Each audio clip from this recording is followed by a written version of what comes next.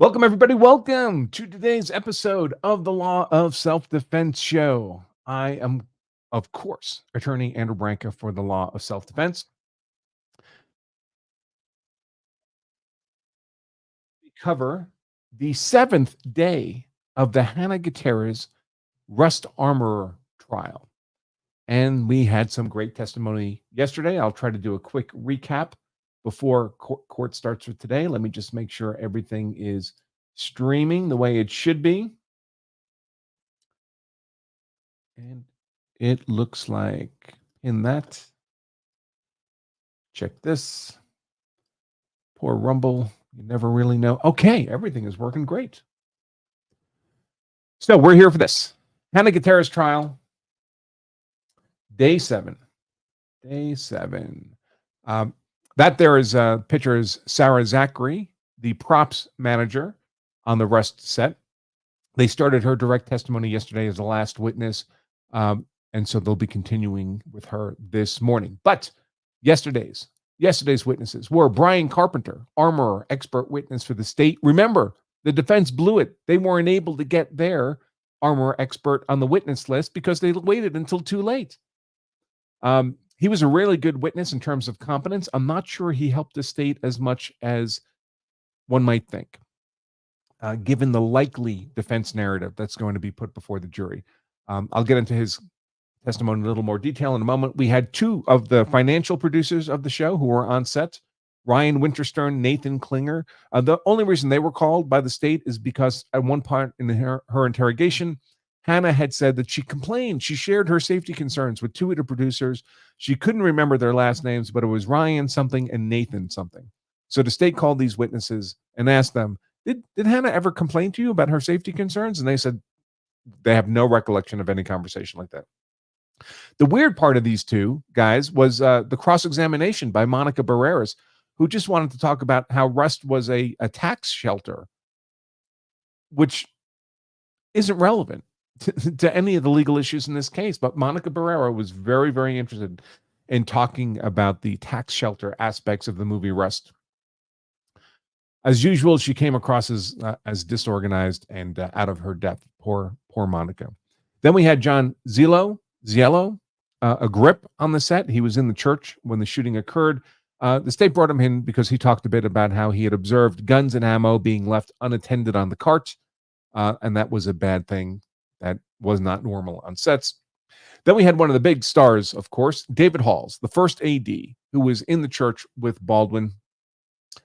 David Halls describes the circumstances as he observed them and shares some of his recollections of the trial. I'll jump into that in more depth in just a moment. And the last witness of the day was Sarah Zachary. Again, we had her on direct, and we'll continue with her today. So let's talk about Brian Carpenter. Brian Carpenter was a very, very good witness in the sense that he's an extremely experienced and competent armorer. And he talked about his background, 30 years doing gun stuff and many years doing armorer work for film and TV. He had a lot of training and experience. Hannah had none of that. Hannah has essentially 0 training. She doesn't even have an NRA certification and very little experience, right? This was her second job as a head armorer. They showed him a bunch of the making of clips from the movie Rust, as well as some actual film shots, and there was lots of safety violations, muzzle sweeping of people, blanks being fired too close to the camera, lots of that, all unsafe. Baldwin pointing with his revolver at people, and there was very little indication that Hannah was correcting any of this. He talked about how guns should not be left unattended, which is what John Ziello and other witnesses have talked about. Guns, blanks, dummies, they should all be locked up, secured when not actually in use by the armorer or an actor. They should be organized, everything in its place, not the kind of jumbo fanny pack, dummies and pockets approach, guns laid out, left on a cart approach of guns left leaning against walls, the approach of Hannah Gutierrez. They talked about how the armorer should stand up to superiors in defense of safety, even if that makes the armorer uncomfortable. Safety has to be the priority. If they try to rush you, you should slow down twice as much, was his response. And that's all true. And that's how we all want an armorer to be. But the defense narrative is likely to be that Rust knew they weren't hiring a Brian Carpenter. They weren't hiring someone with all that experience, with all those safety protocols, with the reputation and fortitude to stand up to superiors. They were hiring Hannah Gutierrez, a 24-year-old with no training, effectively, virtually no experience, the least powerful person on the set, no past reputation to act as a foundation to give her the fortitude to contest her bosses. Also, Bowles asked, shouldn't there have been 2 full-time armorers on this kind of gun-heavy set and not just 1 part-time armorer? And Brian agreed. On the set of Rust, the only time they called it an armorer day was when blanks were going to be fired. But Bowles, defense counsel Bowles, asked Brian Carpenter, well, shouldn't it be an armorer day anytime real guns are out, whether they're being fired or not? And this armorer day thing is important because they were limited, or at least specified, armorer days on which Hannah was acting as an armorer and paid a little more than she was for props. And then there were other days that were non-armorer days when she was expected to focus exclusively on prop duties, because of course she had both half-time prop, half-time armorer job. They asked, should the first AD Halls, who would testify later in the day, at any point should he be in possession of a real firearm? Answer is no. They asked him, well, you developed all your safety protocols where you are today over 30 years. Were your protocols maybe not as robust when you were 24? And Brian Carpenter agreed with that. Baldwin appeared to be ordering people around, like he was the guy who was really in charge, supplanting any efforts towards safety. And wouldn't it be hard for a 20-year-old to challenge an A-list actor like Alec Baldwin? And Carpenter conceded that might be the case. Now, there was a real, remember, the defense narrative is likely to be not that Hannah did it right, that Hannah didn't do anything wrong. Clearly, she didn't adequately check the gun because Hannah Gutierrez is dead. The defense narrative for the jury is likely to be, look, she screwed up, but she was put in a position to fail by her superiors. And can we really blame her for failing? If you had put her behind the yoke of a 737 commercial airliner and she crashed it with zero training and experience, would you be surprised? Or should that be the expected outcome and the responsibility of the people above her? So although Carrie Morrissey brought in this great armor expert witness who showed all the ways that Hannah did it wrong, I don't think the defense is contesting that she did it wrong. So we're there. There was a big missed opportunity here for the defense, and that is, if I were Jason Bowles, defense counsel, I would have asked Brian Carpenter, hey, if you'd been recruited to be armorer on the set of Rust, what would you have charged? And under what conditions would you have taken the job? Would you have taken the job on this gun-heavy set as a part-time armorer, splitting your responsibilities with props? Or would you have insisted that you be full-time? In fact, would you have insisted you be full-time and you have an assistant armorer? And I bet Brian Carpenter would have said yes. And that would have been very compelling testimony for the defense from the state's witness, which is always nice to get. On cross-examination, Morrissey came back. Should Hannah have given the gun to Halls? No. Should Hannah be willing to ruffle feathers of bosses to ensure safety? Yes. And funny line from Morrissey. She goes, should you be willing to ruffle feathers even from a so-called A-list actor like Alec Baldwin? And of course, the answer was yes. So then we had the 2 financial producers. I already talked about them. John Zillow, the grip, I already talked about him. His main testimony was that he saw guns and ammo being left out, guns and dummies and blanks just being left unattended on the cart.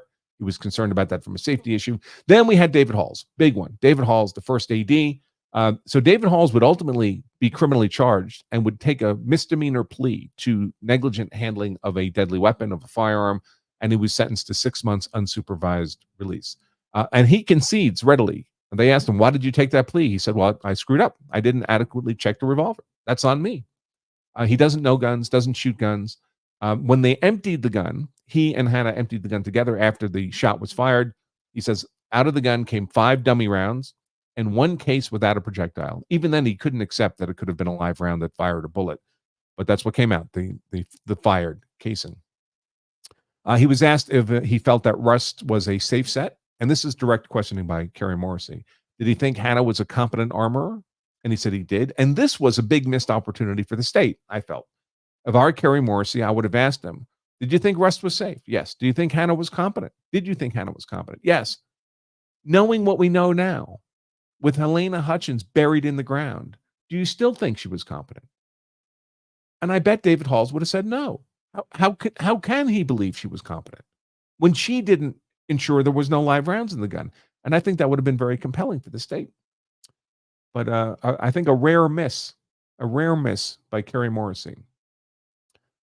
Then cross-examination was by Jason Bowles. He asked about if David Hall. He tried to shift all the responsibility onto David Halls. Isn't first AD? Isn't he the top level of safety responsibility? And he is.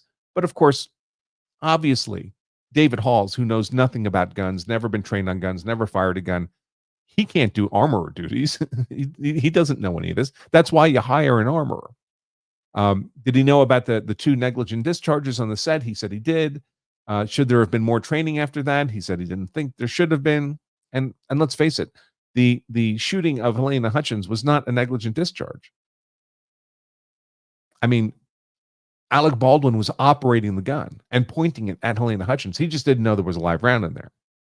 But it's not like he unintentionally cocked the hammer and pressed the trigger. He says they asked Halls about there's a little disagreement here. So about who handed Baldwin the gun. So David Halls says it was Hannah who handed Baldwin the gun. Others have said that it was David Halls who handed Baldwin the gun. It doesn't really matter as far as I'm concerned who handed him the gun. What matters is, well, why was there a live round in there? Why wasn't it adequately checked? And you could blame both Halls and Gutierrez for that. Halls takes blame for that. That's why he took the plea. He also said he didn't know that Hannah had left the church. So he thought there was still an armorer in the church, apparently. In fact, she had left, which she shouldn't have done. Let's see. Yeah, so the defense basically just tried to shift all the blame, safety blame, onto Halls and away from their client. There shouldn't have been on cross redirect by Kerry Morrissey. There shouldn't have been dummies in the gun at all. That was not necessary for this. There shouldn't have even have been a real gun. It was not necessary for this blocking rehearsal that they were doing.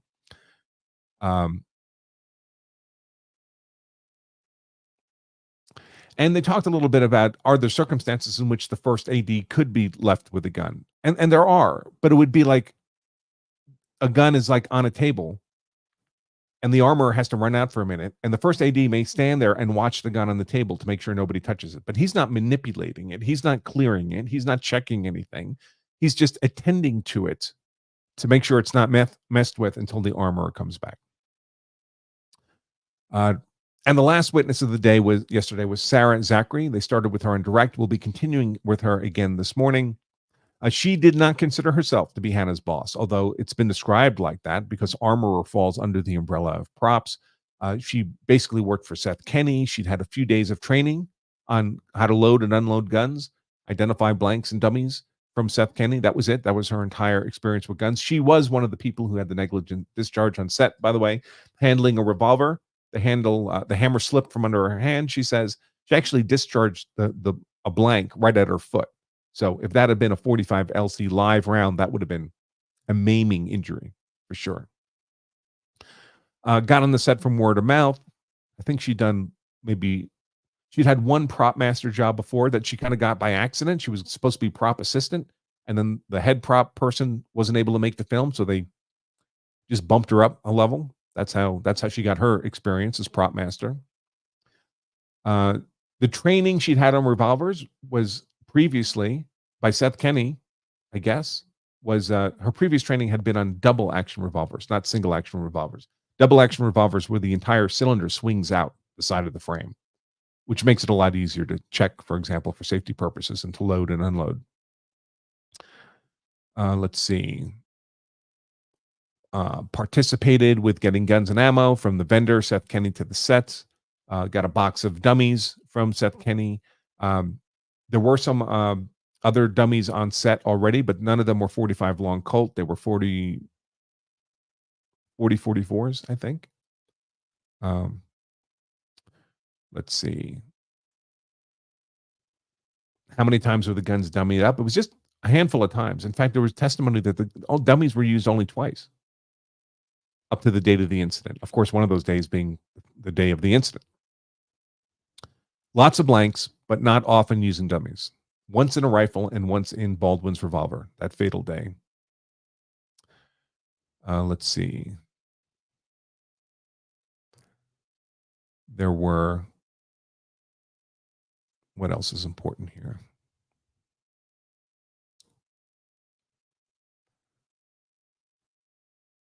Oh, she had taken, so after the incident, she had taken guns from two of the other cowboys on set and taken the dummies out, and just threw them away, like threw them into the grass or something. She didn't have a good explanation for that. She was kind of traumatized and panicky from the event. She says the defense is going to try to make it look like she was tampering with evidence, basically tossing away evidence that would be exculpatory to their client. They mentioned that in their opening statement. Who put the dummies in Baldwin's gun? That was Hannah. And then Hannah went into the church to check in with Dave Halls, and that was the last time that Sarah Zachary saw Hannah before the shot was fired. Let's see. After the shooting, she called Seth Kenny and a couple of other people, said emergency. He wouldn't answer his phone the first time she called, so she sent him a text that said emergency, and then he called her back, and she told him that Joel Souza had been hurt by what appears to be a gunshot. She didn't know about Halyna Hutchins at the time. Did Seth Kenny ever tell her to destroy evidence, anything like that? No. Let's see. Asked about, were there any times when Hannah asked to provide training and the production wouldn't allow her? And the only time was when Hannah wanted to provide training to the child actor and the production said no. And then court recessed for the day. So that's where we are at the moment. I've got court waiting. It's pulled up here. It's now 8:40 local time. Hasn't started yet. And let's see what we have. Law of Self-Defense members in the chat.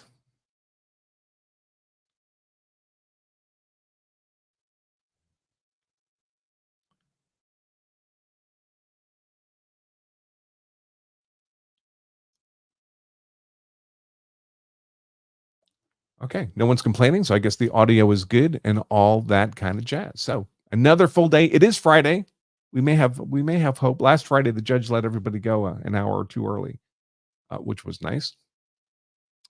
I don't remember now what number witness we're up to. As long as we're waiting, I was keeping count, and then I lost track. Let's see. There's the witness list. So there's through day 3. I think through day 4, we were up to 17. Let me see.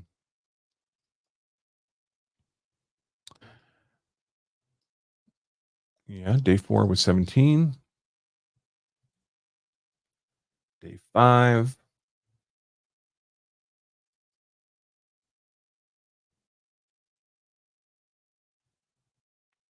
How many was day 5? Day 5 was just 2, right? Detective Alexandra Hancock and Gabrielle Pickle. That was it. Day 6 was yesterday. And that I should have right here. Where's my little summary?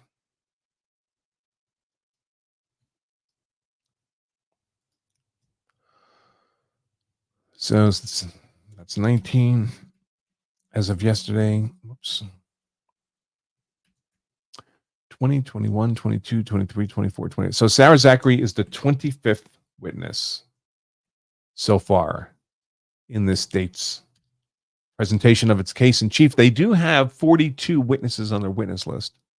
Now, it's very common, it's normal that your witness list is substantially longer than the number of witnesses you actually present, because you want to be over comprehensive in your list. If someone's not on your list, you probably can't get them in as a witness at trial. So you want to overlist who's on your witness list, and then you generally pick a subset of those. And that's where we are today, folks. So we're going to continue with the testimony of Sarah Zachary today. So far, Carrie Morrissey's looked great. Her co-counsel, Jason Lewis, has looked okay. Jason Bowles has varied between mediocre to poor. And his new co-counsel, Monica Barrera, has just been poor. And that's a difficult position to be in for the defense because on the legal merits, Carrie Morrissey has us all locked up. I mean, Hannah Gutierrez was clearly incompetent.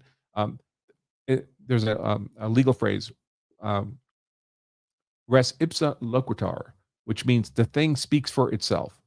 The mere fact that Hannah Gutierrez was killed on the set means Hannah screwed up, right? Absent some weird explanation, like someone had a death wish for Gutierrez, and so I don't know, snuck in a live round in a way that Hannah could never have known about, or some weird theory that Alec Baldwin just knew there was a live round in the gun and just wanted to kill Halyna Hutchins.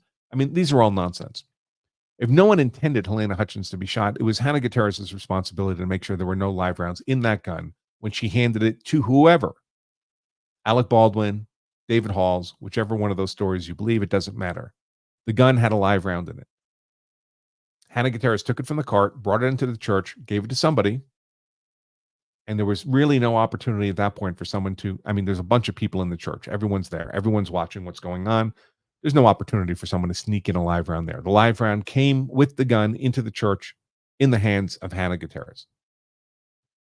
That's on her. How do you get out of that? So on the legal merits, this is all locked out for Carrie Morrissey. The only argument the defense really has is that even though on the merits, Hannah Gutierrez is clearly guilty of involuntary manslaughter, can you really hold her responsible? Isn't the responsibility really the adults in the room? Alec Baldwin, these long experienced producers, the whole production crew. Everyone was more experienced, more senior, had more authority, more control. They hired someone they knew had purple and yellow hair, no training, zero training, very limited experience, one previous job on a very small movie as a armorer. They hired her on a part-time basis for the armorer position on a very gun-heavy set. This was a formula for disaster. They set up this implosion. The more senior people did. And now they're just trying to scapegoat Hannah Gutierrez to take the blame. It's their fault. So that has to be the argument made by the defense, and I'm not sure the defense is up to it. They don't strike me as bringing the intellectual rigor and credibility to the table that you need to convince a jury that's looking at a story of a dead mother and woman to relieve the armorer, Hannah Gutierrez, of responsibility for that just because they're sympathetic to her plight. Somebody died. And I think I assume that Carrie Morrissey will be doing the closing for the state. Jason Lewis, her co-counsel, did the opening for the state. Very mediocre. I see movement in the court, so maybe we're about to start up. I should mention the sponsor of today's show is none other than CCW Safe. CCW Safe, a provider of legal service memberships, what many people mistakenly call self-defense insurance. Whoops. They pay your legal expenses and provide civil liability if you're a member and you're involved in a use of force event. And they do much more. They fly in your own investigative team, very experienced retired homicide detectives. So you have detectives working for you. All the detectives aren't just working for the police and for the prosecution. It makes a big difference. And they do much, much more. Now, there are other companies that purport to offer similar products and services in the marketplace. Some of those competitors just suck. They just suck. Find out why I trust CCW Safe, why I'm a member of CCW Safe myself. My wife, Emily, is a member. Learn why at lawofselfdefense.com/trust. And there you can also get a discount code for 10% off your own membership at CCW Safe, lawofselfdefense.com/trust. And here we are. I'm not getting any audio yet.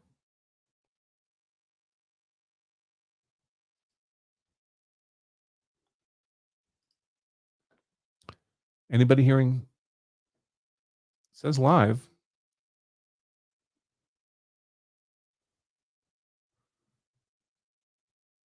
Court TV, are you doing something?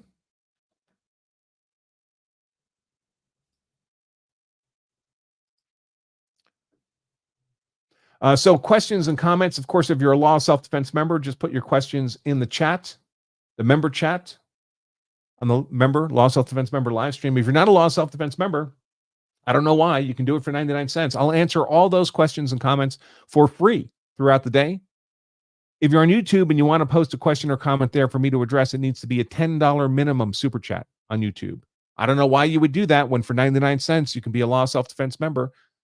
2-week trial, lawselfdefense.com/trial for just 99 cents.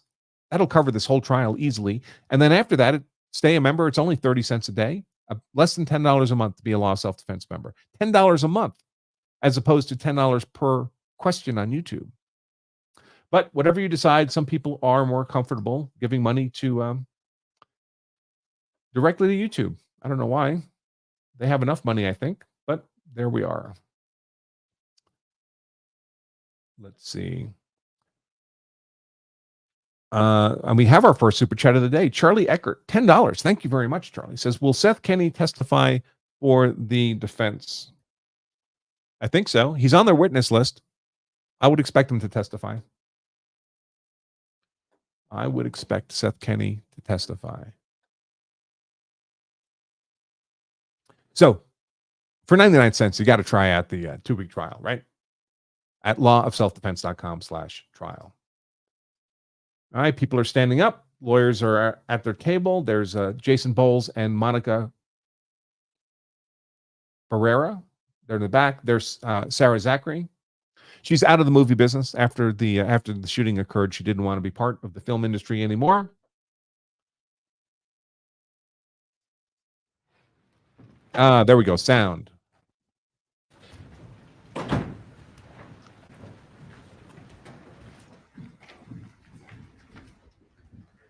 All right, good morning, jurors. You may be seated.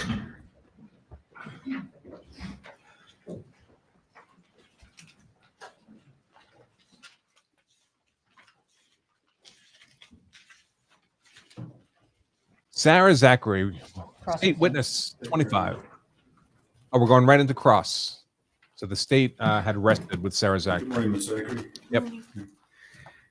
Ms. Zachary, in this case, you agreed to cooperate with the state. Is that true? Yes. And you agreed to come in and testify against Ms. Gutierrez-Reed. Is that correct? Yes. And as part of that, you entered into a cooperation agreement with the state. Is that right? Yes. And that cooperation agreement indicates that if you agree to testify and you have to provide truthful testimony, that you will not be prosecuted for any crime. Is that right? Yes. So as part of your being here, you have a complete immunity from being prosecuted, correct? I guess. Well, Can you speak up, please? Yes. Sorry, I'm close. it's okay. Is that better? Hey, is that your understanding of the document, that you have that you're not going to be prosecuted, correct? Yes. Okay. Now, you testified yesterday that you had, as far as the props roles, you were Hannah's boss in that role. Is that right? I wouldn't say boss, I guess a supervisor. What I said goes with props. And Hannah was a props assistant, correct? Part-time. Okay. And she was also a part-time armor? Full-time. Your understanding, she was part-time props and full-time armor? Armor was her main duty, yes. Okay, but she was also doing props as well, correct? When there was no firing of any guns, yes. Well, didn't you ask her on several occasions, for example, to do things like rolling cowboy cigarettes? That was one day. Well, you asked her to prop up other characters at times, right? The only props that other characters had were the guns. They didn't have their belts? Well, yeah, they had belts.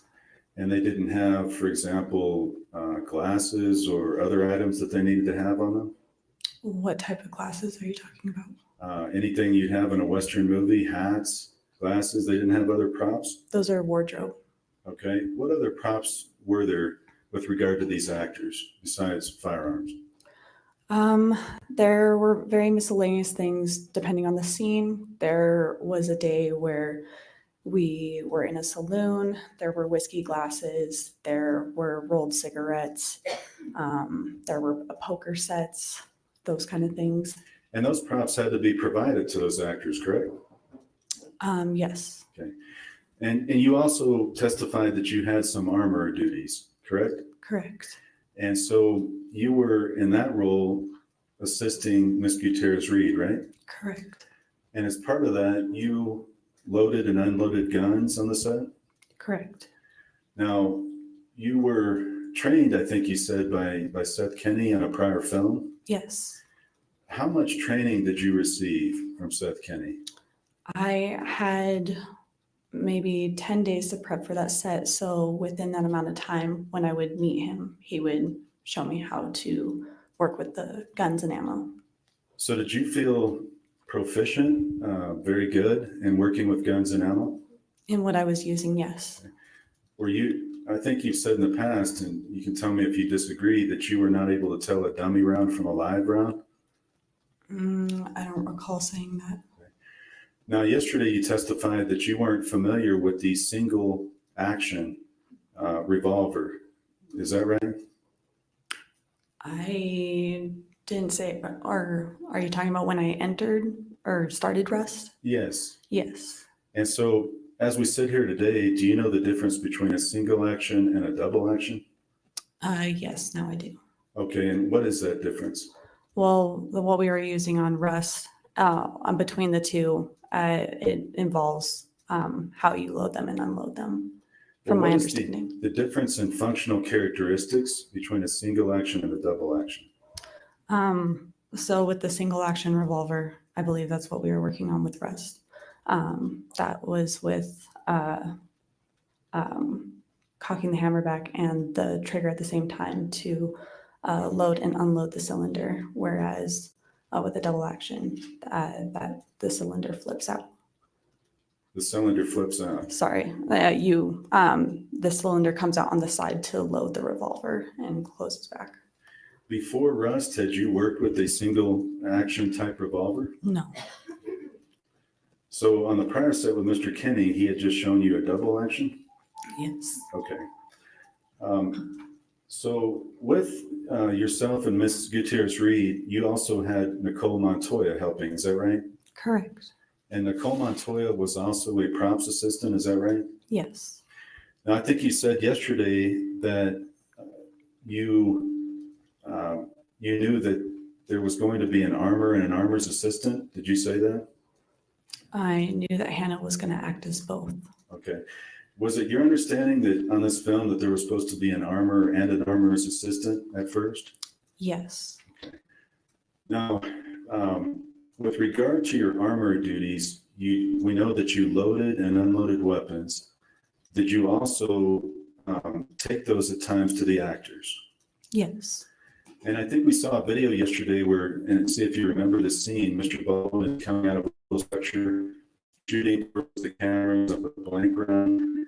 He runs up the hill, the child actor, and then he gets and somebody yells cut, and he still shoots, and then he cusses. Do you remember that scene?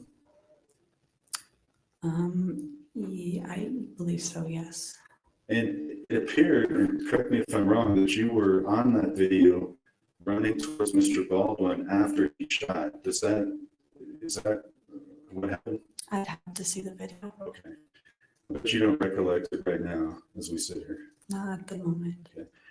On how many occasions did you yourself take firearms to actors? Whenever Hannah needed it. Okay. When she needed assistance? Yes. Okay. You were working under Seth Kenny's license, is that correct? Yes. And that's with PDQ Props? Correct. And as part of that, are you on his paperwork as being an employee? I believe so. And so you weren't actually working physically at his business, but you were on the paperwork, you were working with PDQ Props. Is that fair to say? Yes. Okay. Now, yesterday you indicated that first you said that you had thrown away the revolvers, but that was just you just got ahead of yourself. Is that right? Yes. Okay. In reality, what you did is you threw away rounds from 2 revolvers. Is that correct? Correct. And that was right. That was after the shooting, correct? Yes. Now, after the shooting, do you recall how many minutes went by, just roughly, before you threw away those rounds? I don't recall. In that time frame, you also had a conversation with Seth Kenny, correct? Yes. And on that conversation, you had texted him previously before that and said emergency? After the incident, yes. And then you all talked, and do you recall him giving you any instruction or advice as to what you were calling about? And don't tell what he said, but do you recall him giving you any information? No. Okay. So do you recall anything from that phone call? Again, not telling us what Mr. Kenny said, but you recall anything from that phone call? Yes. What do you recall? Just him mortified. Okay. And don't talk about his words again, but just so your impression was he was mortified. Yes. Okay. How long did that phone call last? As I said yesterday, possibly 30 seconds, a minute. So then in that time frame, you then throw rounds away from the 2 revolvers that you had previously loaded, right? I believe so, yes. So the 2 revolvers that you loaded, again, were the Jensen Ackles revolver, right? And then this Sven. Swen. How do you say his name? Swen. Okay, Swen. So those 2 revolvers, you threw the rounds away from, Yes. and you threw them in a trash can. Correct. Now, you didn't tell anybody at the scene that you had thrown those away, right? I didn't tell anyone, but it was in a public place. If someone saw me, then yeah. Well, you didn't want to let anybody know that, did you? They weren't the rounds in question, so I didn't think it mattered.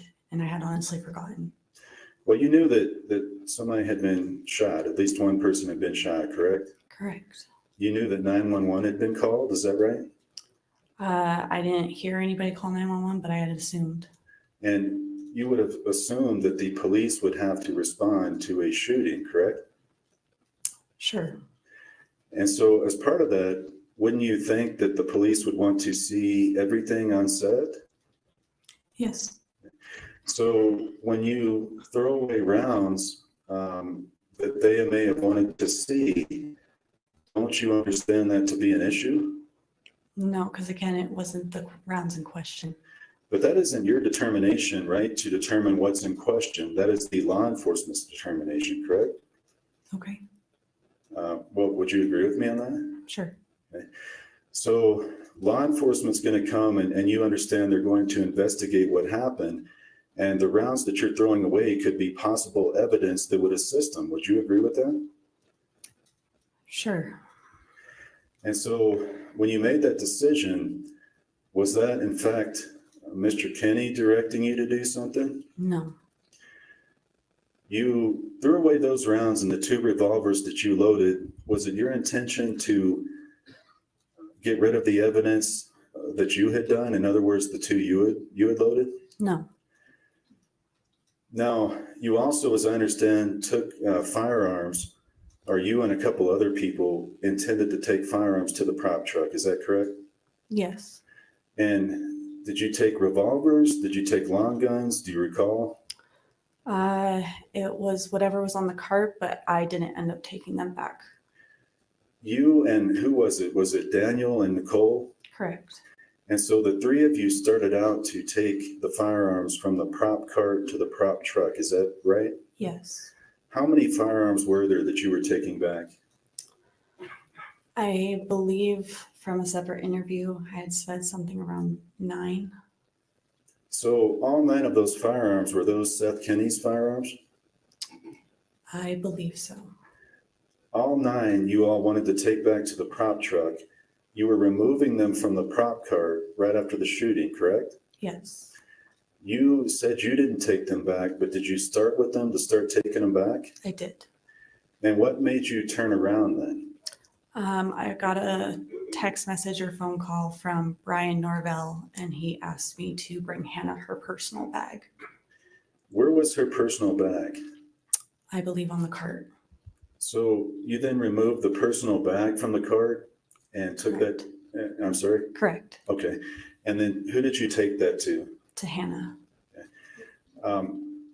When you took it to Hannah, her personal bag from the cart, where was she located when you gave that to her? She was with Brian behind one of the houses in the town. So we have the church, we've seen the church, and we've seen where that was located. Where was the house where Brian and Hannah were staying at that time? It was down the hill a little northeast of the church. Did you know why Brian and Hannah were standing over there after the shooting over by the house? It was my understanding that Brian was consoling Hannah. Okay. So in any event, you walked her personal bag from the cart all the way to where they were at. Yes. Okay. And that was at Brian Norvell's direction. Yes. So you would agree with me, at that point, you didn't have that was somebody else telling you to do something.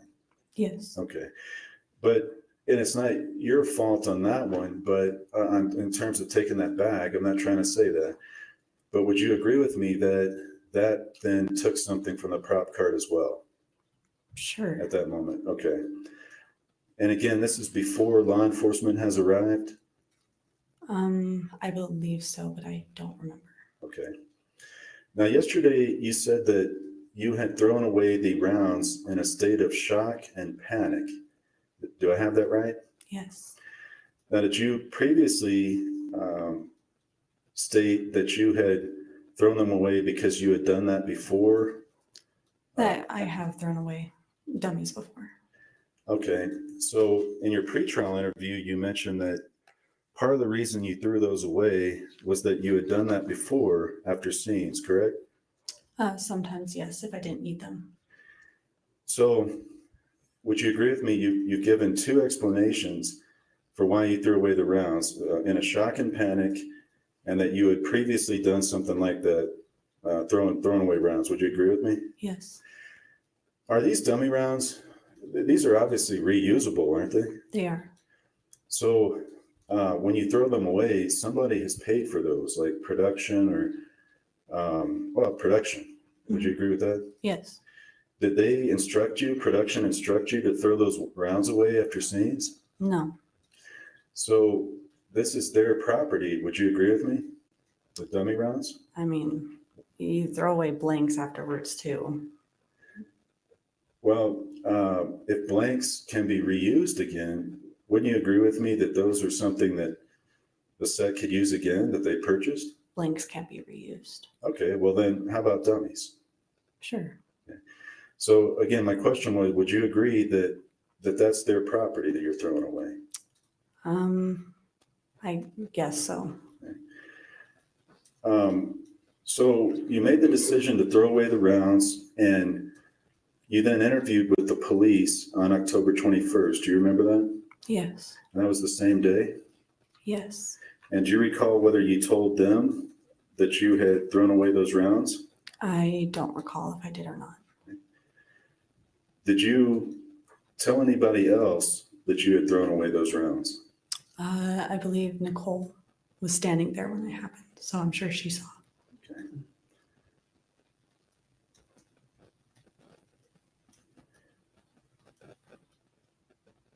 After the shooting had happened, did Miss Gutierrez Reed, did you see the rounds that came out of the revolver? She showed me, yes. And did you see what happened to those rounds after she showed you? No. Did you take possession of the spent casing from Miss Gutierrez Reed? I believe I might have. I know I had said that before. Yes. And so Miss Gutierrez Reed hands you the spent casing, which is the one that's been fired, correct? Yes. And then what did you do with that spent casing? I believe I took it over to the prop cart.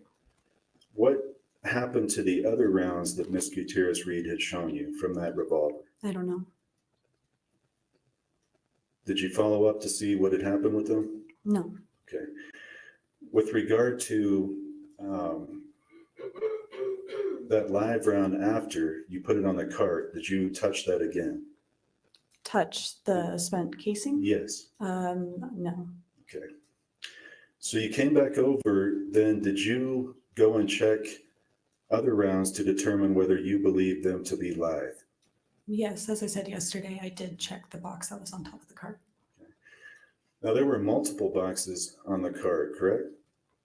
I believe so, yes. And so did you rattle some of those rounds? In the one box, yes, that was on top. And you determined that you believed there were, I think there was a statement that, and you can tell me if I'm wrong, but that you thought maybe half of them might be live? That was an original statement, yes. And in hindsight, do you think that's not correct?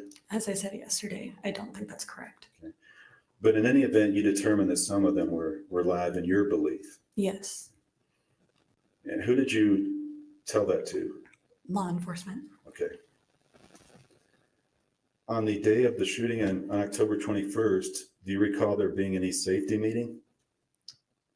No. That same day, there's no safety meeting. Do you remember right before the incident in the church, did Hannah take the revolver to go check it with Dave Halls? Yes. You were not in the church, correct? I was not. And you were located outside. Where were you? I was at the prop truck. Or not, sorry, prop cart. Prep car. And your cart, was it to the right of the church? When you're looking at the church at the front door, then yes, to the right of it. Okay.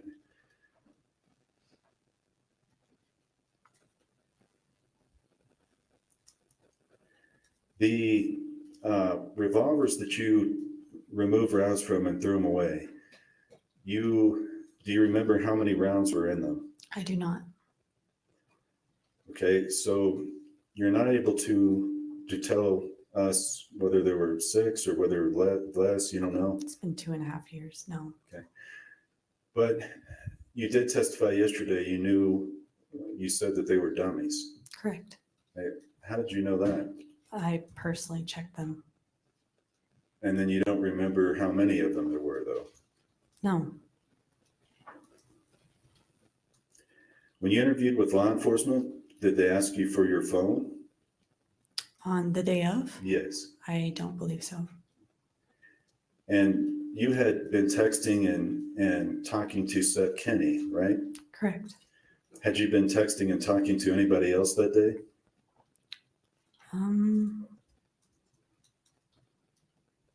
Just, I don't remember. Okay. After the shooting, well, let me back up. Yesterday, I think you mentioned, and tell me if I'm wrong, that you wouldn't talk to Alec Baldwin much on that set. Is that fair? No. Okay. Did you have Mr. Baldwin's cell phone number before the shooting? No. Did you ever text him before the shooting? No. Do you recall that you did text him after the shooting? Yes. And how did you get Mr. Baldwin's number? His assistant had personally contacted me because I was in contact with him while we were shooting, and he had requested to talk to me. Okay, and so after the shooting, you and Mr. Baldwin, do you talk on the phone also? Yes. And you also text? A couple times. Do you recall making the statement on October 31st, 2021, that Alec called me and I'm trying to make sure I keep my facts straight? Yes. And do you recall you made that statement to Seth Kenny? Yes.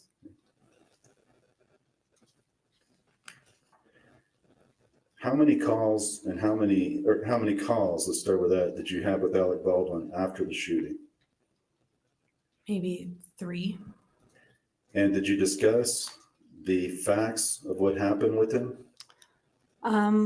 It was more theorizing because we both didn't know what happened. He mainly would call and ask questions that I didn't have answers to. He was asking questions about the events and what might have happened, right? Correct. Did you ask him questions? No.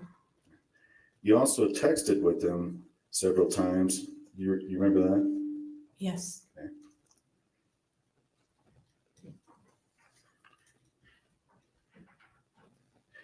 Do you recall also making the statement on or about October 23rd, 2021, that you had talked to Alec and he's having a difficult time recalling things, like most of us, but he thinks that Dave handed him the gun? I don't know who that was with. If I showed you a text message, would that refresh your memory? Yes. May I approach you?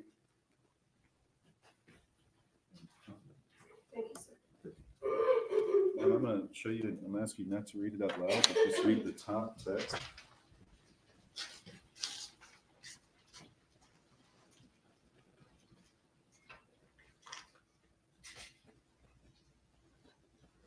And when you're done reading, just let us know.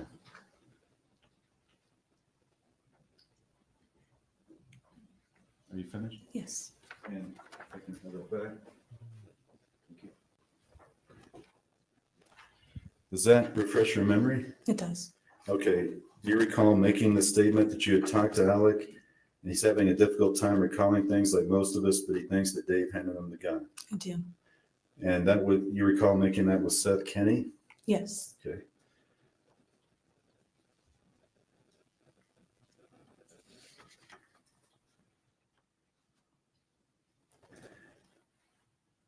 After the shooting occurred and the incident occurred, did you go back on or about October 27th for the search of the prop truck? That would have to be the day that the police were there. And you may not recall the day, but do you recall it being 5 or 6 days after the shooting? I don't recall the day. Okay. Prior to going, did you provide the code to the safe to Seth Kenny? I believe I did. Before you had provided him that code, who had the code to the safe? Hannah, me, and Nicole. You then gave the code to Seth Kenny. Did you give that code to anyone else? I don't think so. The prop truck search happens. Are you present for that search? They were there before I got there. They had already started the process. When you got there, was Seth Kenny there? Yes. Did you retrieve some of your personal belongings that day? Not until after the police cleared out. Okay.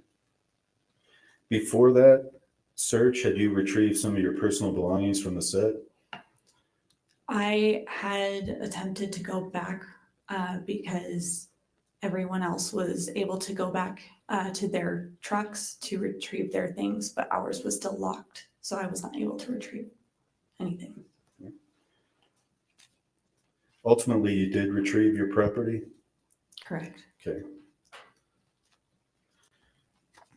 At one point, there was a negligent discharge on set we've heard about, and that involved you handling a firearm. Is that right? Yes.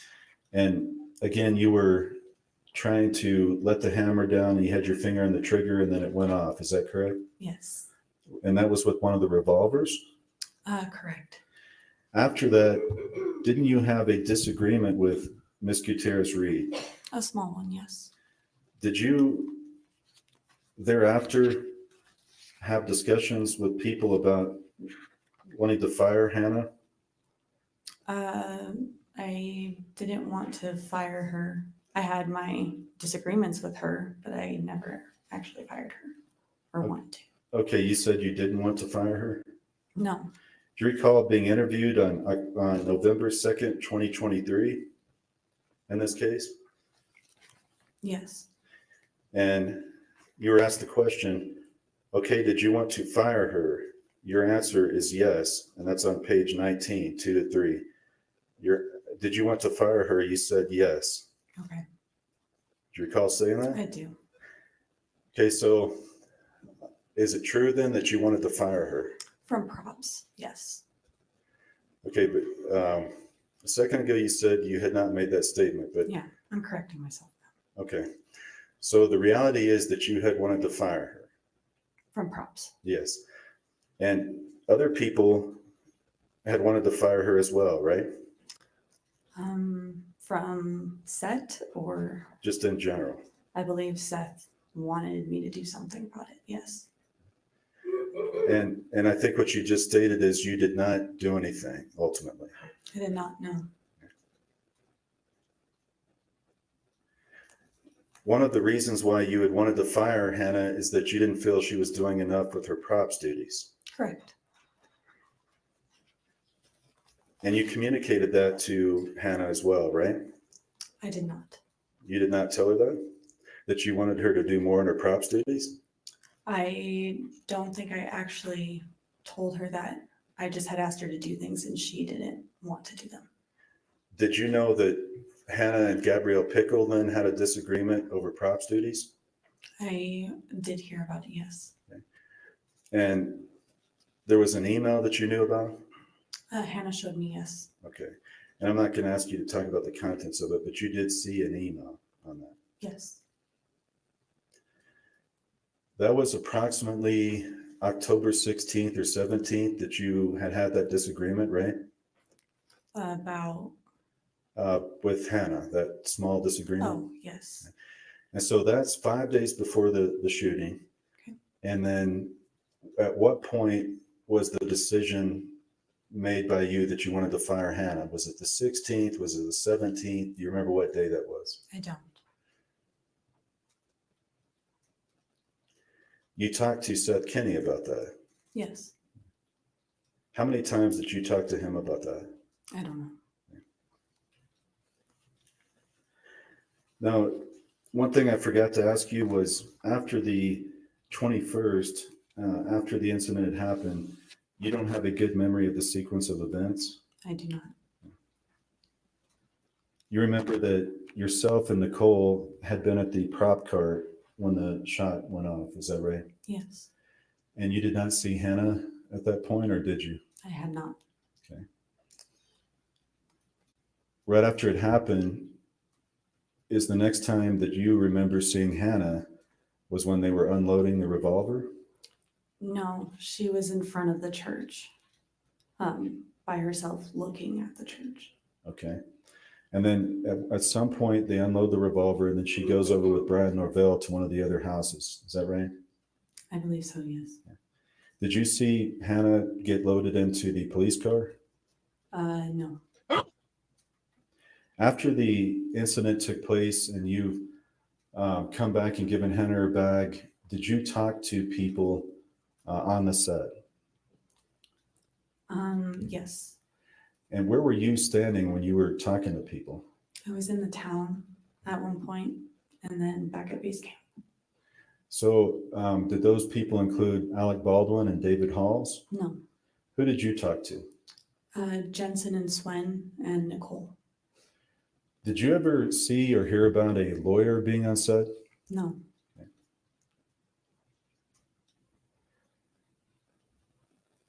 After that, what time did you leave the set?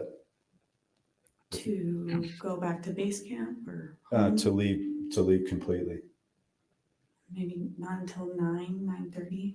Okay, so you stayed approximately 7 or 8 hours. Yeah. What were you doing during that time frame? A lot of it was waiting around.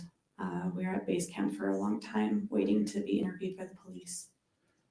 You were interviewed then on site. Yes. Okay.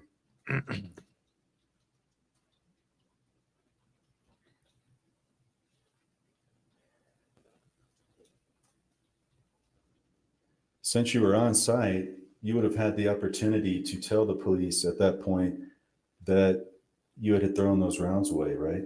Sure. And you don't recall whether you did that? I don't know. Do you feel like that's something that you would remember if you had done it? No.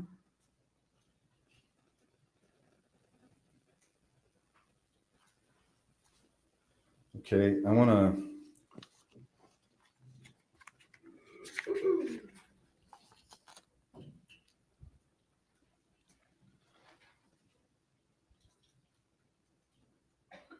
I'm sorry, just a moment, Your Honor.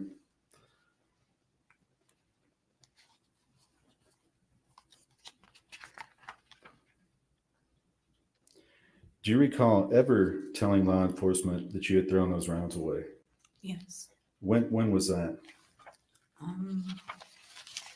I remember telling them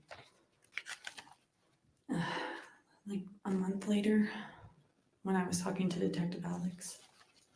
Okay, we're talking about October 21st, 21, when this happened, Yes. and you interviewed then, and you interviewed with Mr. Scott Elliott on November 2nd, 2023, correct?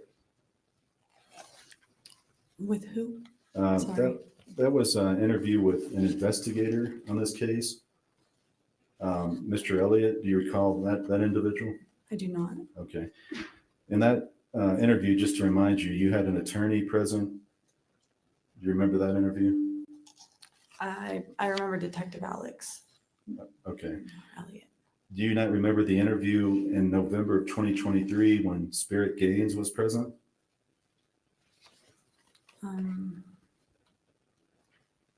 I do not. Okay. If I showed you a copy of this, would it might refresh your memory? Can we approach?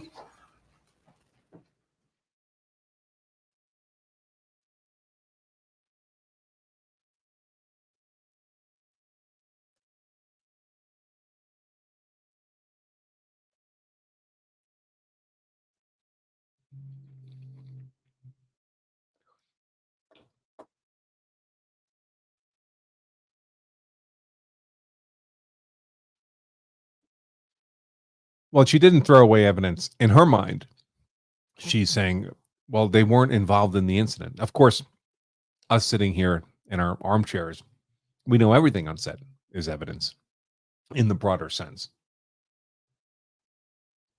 But the guns she emptied were not involved in the shooting incident, obviously. Let's see.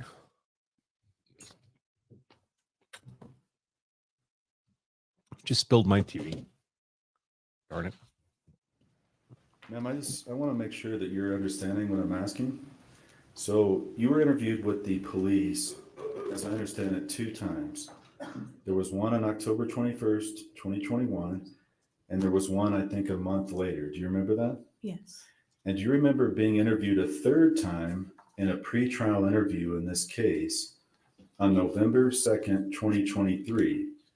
Not with the police, but with other people involved in this case. I believe so. Okay. And again, I'll ask you, do you remember the attorney Spirit Gaines was present? Yes. Okay. So that's the interview I'm talking about. That was approximately 3 months ago. Okay. You recall that? Yes. Okay. And do you recall in that interview talking about whether you had informed law enforcement Of what? about the throwing away of the rounds?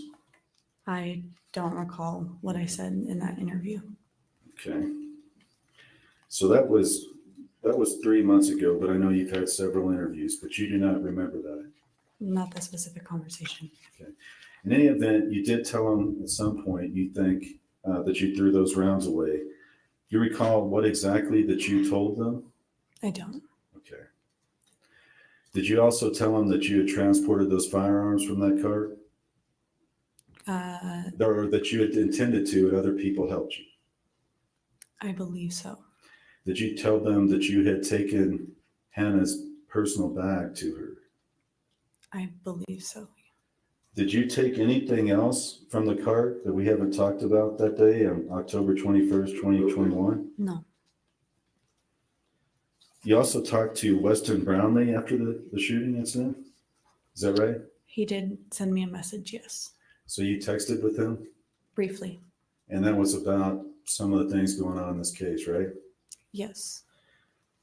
Do you recall being angry at Ms. Gutierrez Reed at one point on or about October 29th, 2021? You said I hope she's put in jail. This is outrageous. I don't remember the specific text message. I'd have to look at it. If I showed it to you, would it refresh your memory? Possibly.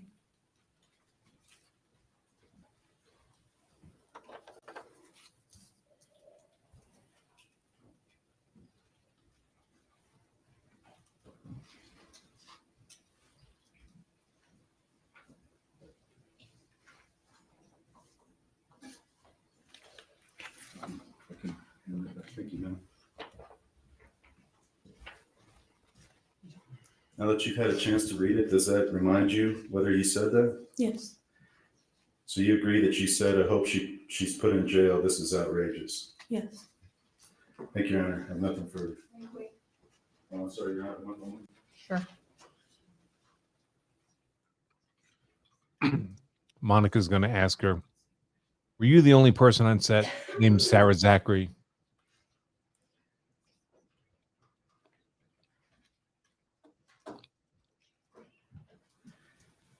Ms. Zachary, you mentioned earlier that you had rattled some of the rounds to check if they were live. Yes.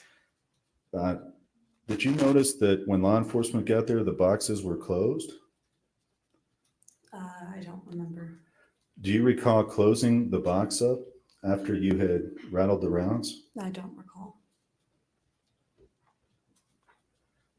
When the prop truck search was done days after the shooting, do you recall the prop cart being inside the prop truck? When police came to retrieve the weapons, I don't remember it being in the truck. Did you go in the prop truck during the search? After police left, yes. Did you see the prop cart inside of it? I don't remember.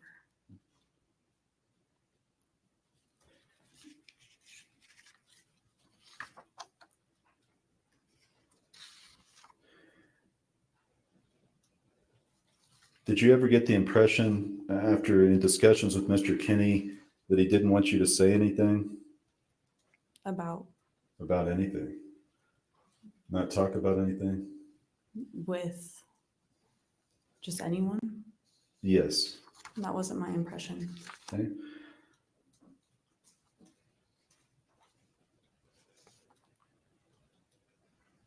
Hit that like Do you button, remember folks. a 1900 of when you were here, 300 texting likes. with Mr. Come on. Kinney, and you had indicated that you were talking to Alec Baldwin, and then he responds with an emoji? I don't recall. You don't recall ever getting an emoji with the hand over the mouth? No. Do you know what that means, that emoji that I'm talking about? One where it's just kind of going like that? No. I mean, Doesn't that mean to keep your mouth closed? it's not what I see that as. Okay. So in your testimony, you don't believe Mr. Kinney ever told you not to talk to people about what had happened. That's your testimony. I don't recall. Okay. All right, I have nothing further.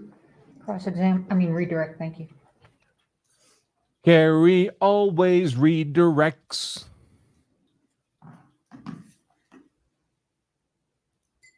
She should. Ms. Zachary, I've got a few follow-up questions for you.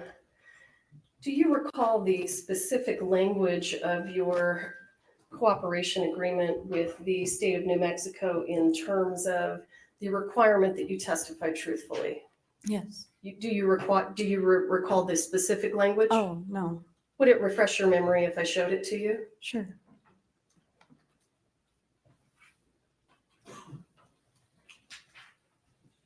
Take your time and review that paragraph, and then I'll ask you some questions about it.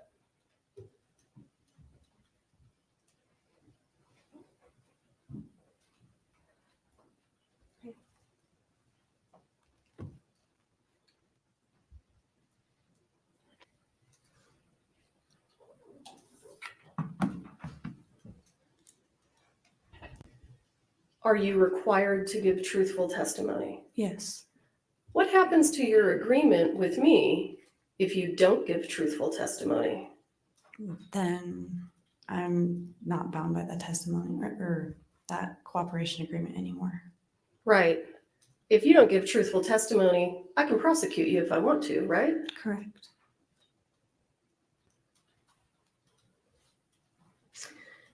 You were asked a variety of questions about whether or not you wanted to fire Ms. Gutierrez. Do you recall those questions? Yes.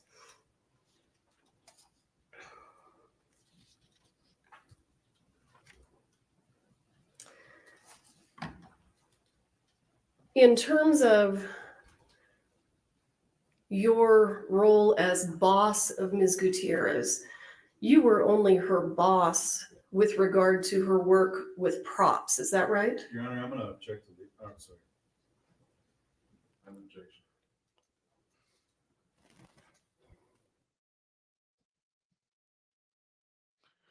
No speaking objections. The judge got tired of it because they were getting all catty with each other. So they have to approach. They can Were say you in charge of objection. firearms on this set? No. Were you in charge of props? Yes. Explain to the jury what your role was with regard to supervising Ms. Gutierrez in her capacity as prop assistant versus armorer.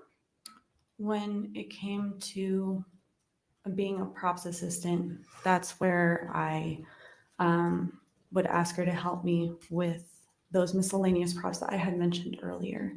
But armor is in a different department from my understanding. And so she was in charge of that. So what she said goes for the weapons, not props.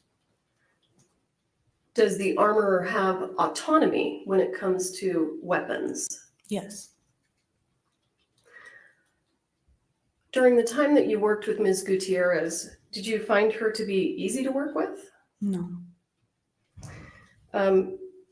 During the time that you worked with Ms. Gutierrez as her supervisor in props, did she call you a cunt?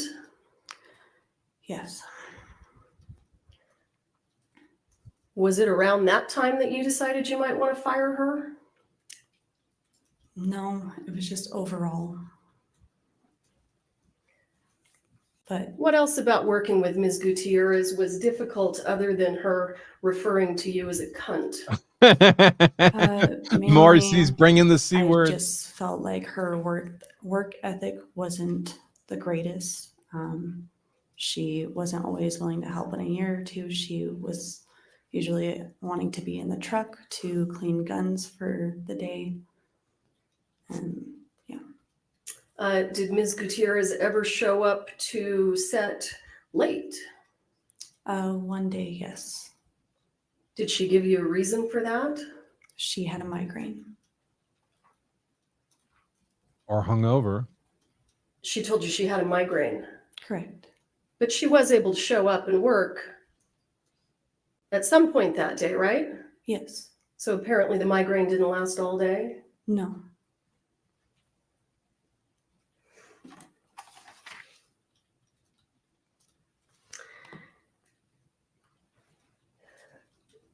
After the incident, did you have contact with Ms. Gutierrez when she was sitting in the back of Mr. Benavidez's police car? I believe so, yes.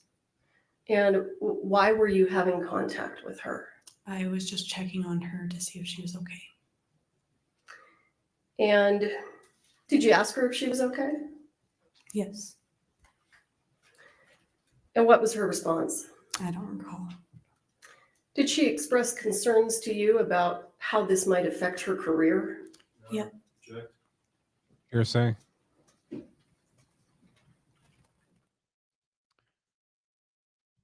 It's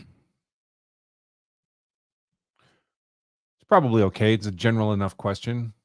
It's not asking what did she say. Hit that like button, folks. 1,900 of you, less than 600 likes. It's less than a third of you. Come on, the like button is free. It's the most important parameter that YouTube uses to spread this content. Also, 189 subscribers from 60,000. 189, that's 10% of you, less than 10% of you. Give a brother a hand. Let's get this over 60,000 today. No excuses. Ms. Zachary, during that conversation, do you recall Ms. Gutierrez saying anything about her career? Yes. And what did she say to the best of your recollection? Statement I against interest. don't remember verbatim, but it was about that this was going to ruin her career. Now, at the time that she's telling you that she's worried about her career, is there a life flight helicopter on the ground waiting for Ms. Hutchins? Your Honor, objection again. Overruled. I think it was before that. It was before life flight arrived. It was right after the incident. But police were on set, correct? I Your Honor, don't. again. Hang on a second. I'm sorry. I agree with you. When you spoke to Ms. Gutierrez, where was she? She was in front of the church. When you spoke to her about her concerns about her career, where was she? She was in front of the church. I'm sorry, she wasn't in the police car. No, we didn't talk about that at that point. You didn't talk about that at that point. Not that I recall. Okay. At the time that you spoke to her and she indicated concerns about her career, what was happening? Chaos. Everyone was trying to figure out what happened. Were people screaming? It was after Joel screamed. And I know that the script supervisor was getting angry at everyone. Do you know, was 911 being called? I didn't, like I said before, I didn't hear 911 call or being called, but I assumed that they were being called. If you know, were people laying on the floor of the church? I saw Joel at that point. You didn't see Ms. Hutchins, I didn't see Halyna at all. but you understand that she was laying on the floor also. Your Honor, objection. At some point later, did you realize that Ms. Hutchins was injured? I was told, yes. And when you saw Ms. Gutierrez after the incident, was she standing at the door of the church? She was a little further back. At any point in time, did you see her standing at the door of the church? No, I don't recall. Okay.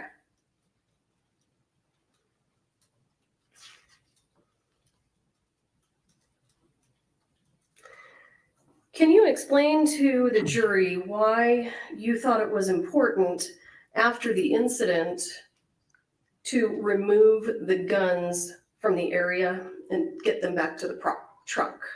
And like I said, Jensen Ackles had told me to get the guns to safety. So that's what we were intending on doing, was to remove them from the set and get them back to the safe on the prop truck.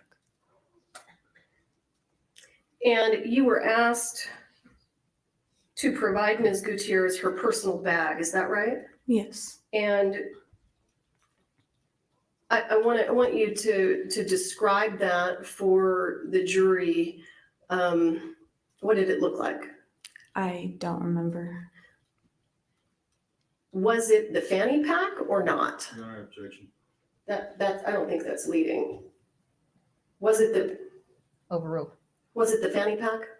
I don't remember. Okay.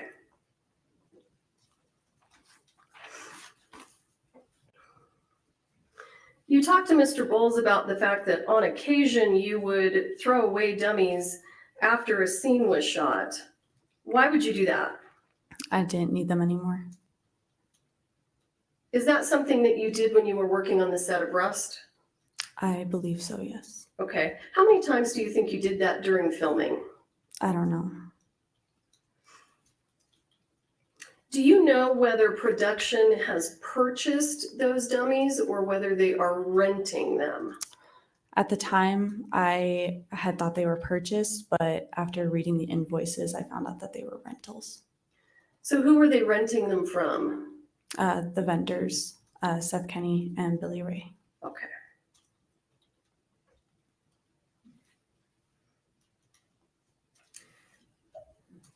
At some point, you were asked by law enforcement to agree to a full extraction of your cell phone, correct? Yes, And did you agree to do that? I did.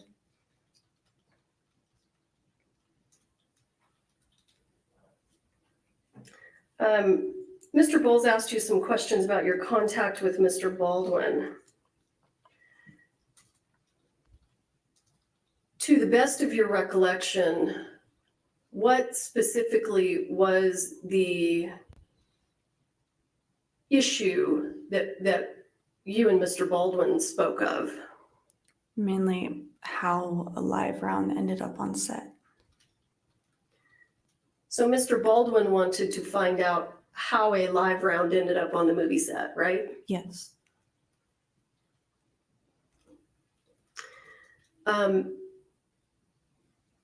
Did you also? I did want to know, yes. And Mr. Bowles asked you about a text message where you indicated you were trying to keep your facts straight. Mhm. What did you mean by that? I was trying to recall things correctly when I was telling people things. Did you have difficulty recalling certain things? Yes. Why? I mean, in a state of shock and when everything is crazy, I couldn't remember things quite right.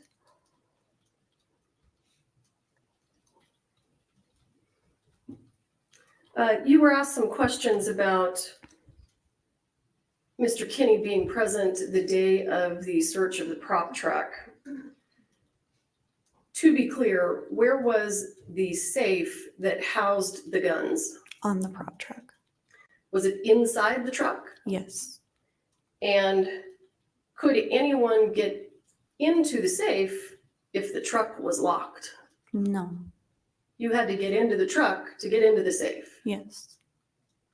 And you understood that the safe was locked, or that the truck was locked. Yes.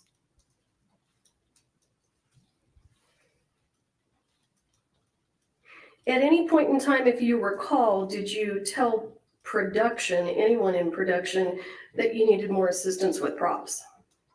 Yes. Do you know whether it was before or after that that Ms. Pickle had a conversation with Ms. Gutierrez? It was before.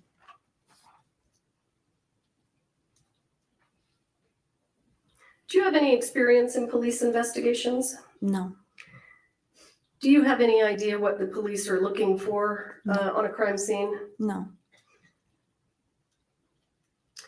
Were the guns or the dummy rounds that were assigned to Mr. Ackles and Mr. Timmel involved in the incident?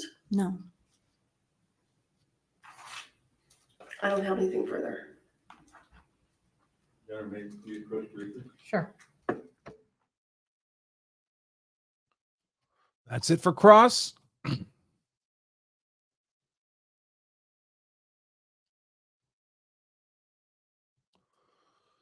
Let's see.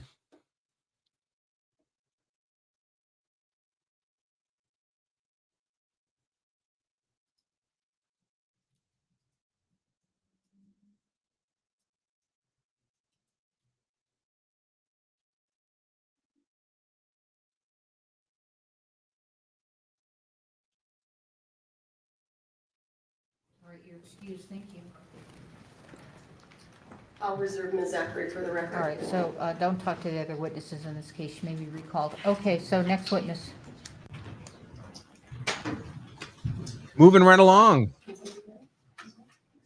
Maybe we'll take a bathroom break, is this gonna, Yes, Your Honor. who is, Whatever you choose. I think he's ready, but if you'd like to take the break now, I don't mind. all right, let's take a bathroom break. Please don't talk among yourselves or anyone Okay. else about the evidence received here in court. We'll be back at 10. Thank you. Bathroom break. Supposed to be 14, 13 minutes. I don't believe it. This court always overruns. Back at noon Eastern time.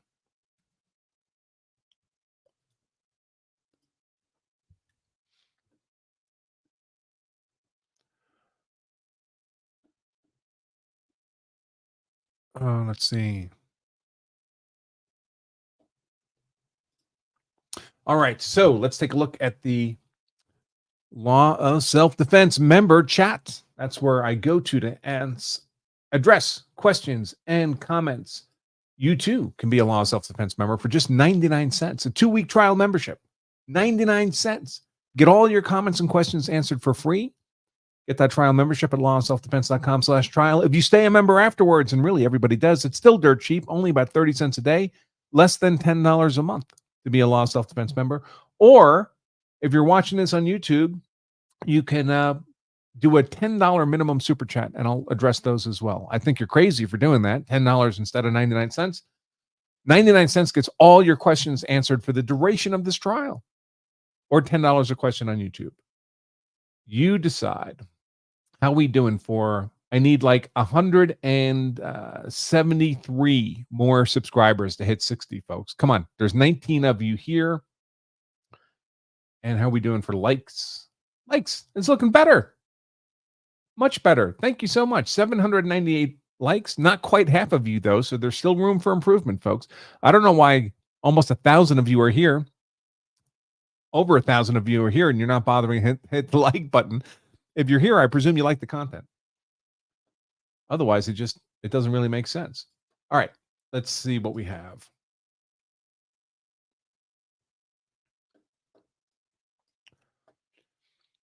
Yeah, the defense is going to make a big deal out of the tossing away of the dummy rounds, but again, the dummy rounds were not involved in the incident. Now, the defense would need some way to connect those dummy rounds as a link between Seth Kenney and live rounds on set. And I don't think they can do that, because I think the live rounds on set were sufficiently distinct from the Seth Kenney dummies that you can't make that connection. Let's see. Law Self-Defense member Jeffrey says, considering the legal expenses, this is no longer a low-budget movie. And it's doubtful to recoup its budget. Even bigger tax write-off. Was it really an accident? Another conspiracy theory. Let's see.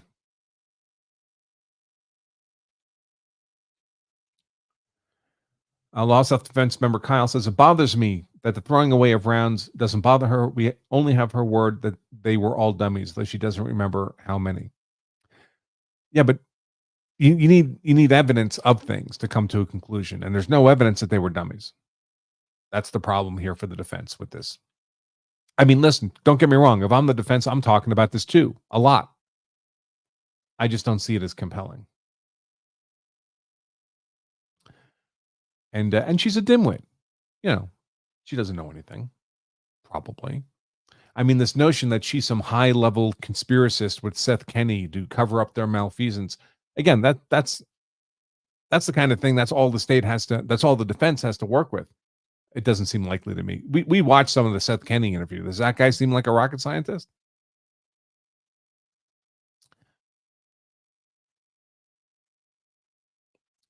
Kyle, Law Self-Defense member Kyle asked, I wonder if the immunity, the cooperation agreement, covers obstruction of justice or tampering charges. I would assume it covers everything. Otherwise, you can't risk testifying. A partial immunity, you need use immunity, that the state can't use anything you say against you. It would have to be comprehensive, just like the truthfulness has to be comprehensive.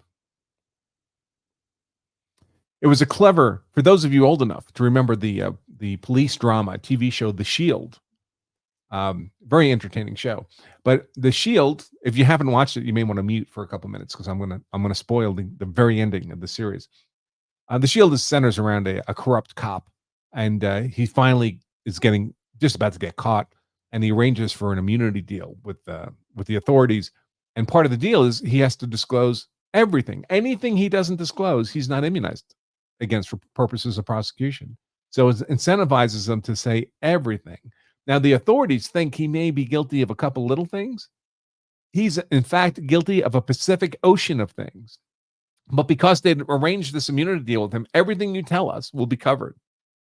He tells them everything. And they are shocked, to say the least, that they ended up caught in this deal. They can't go after him for any of the stuff he talked about. Bum, ba-dum, bum. That was the theme music to The Shield. Vic, was that his name? Vic? Vince? I forget. Let's see. Lawful to shoot, law self-defense member, lawful to shoot says, I think it's safe to say at this point in the legal proceedings that everyone hired by Baldwin and Company was of the lowest quality, least experienced in the industry, who agreed to the low pay contracts because they wanted the name brand of Baldwin in their resumes. Some of these people, they just didn't have much work history. Like even this woman, she didn't have a long career in props. No, I think a lot of this is people were, you're in the industry, you're looking for gigs. Here's a gig. You're going to get paid. The union guys are getting paid union scale, regardless of the low budget of the movie. And where they could cut corners, they did. Philip says, the lack of moral courage by these people is disgusting, and not taking action with regard to the unsafe firearm incidents and the performance of people dealing with that. Well, I think it's a reflection of living in a low competence society. I mean, what we're seeing here is incompetence everywhere. David Halls, in a gun-heavy movie, assistant director, zero experience with firearms. The only firearms course he ever took was part of his plea agreement, a gun safety course. Hannah Gutierrez, really zero experience, zero training. It's ignorance. But when you're dealing with inherently dangerous objects, ignorance doesn't help you. It's strict liability. You know they're dangerous. Everyone knows real guns are dangerous. If you know it's a real gun, we don't care if you're trained on it or not. And we ought not care. People don't like Sarah Zachary. I'm not sure why. I don't have a big problem with her. She struck me as a credible witness. But law self-defense member Sheepdog of Virginia says she's not a good witness for the state, in my opinion. I don't know. I don't know why. I didn't think the defense got anything more than vague innuendo out of her. The suggestions that there was some conspiracy, the emoji with the hand over the mouth. I mean, I didn't make much of it. I mean, maybe that's all true, but where's the evidence of this conspiracy of silence? Let's see.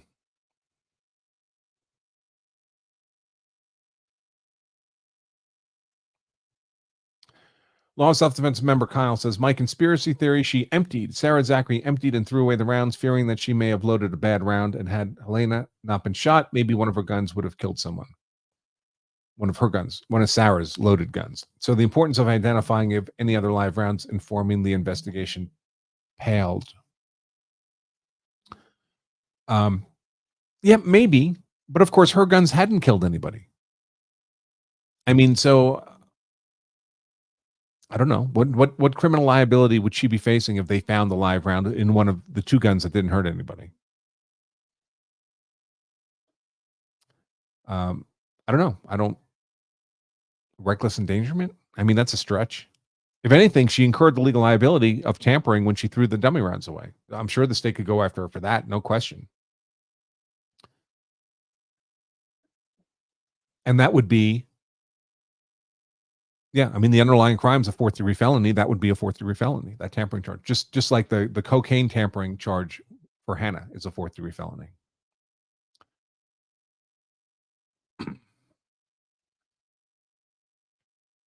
Let's see. Law self-defense member Lawful to Shoot says, ultimately Baldwin and Company enabled these other individuals to interact with the armorer, which ultimately caused her to not care as much for her performance because she was not the one through all actions were being managed. So in essence, the armorer was not in control. Well, I think Sarah Zachary would say she was never in charge of Hannah for armorer purposes.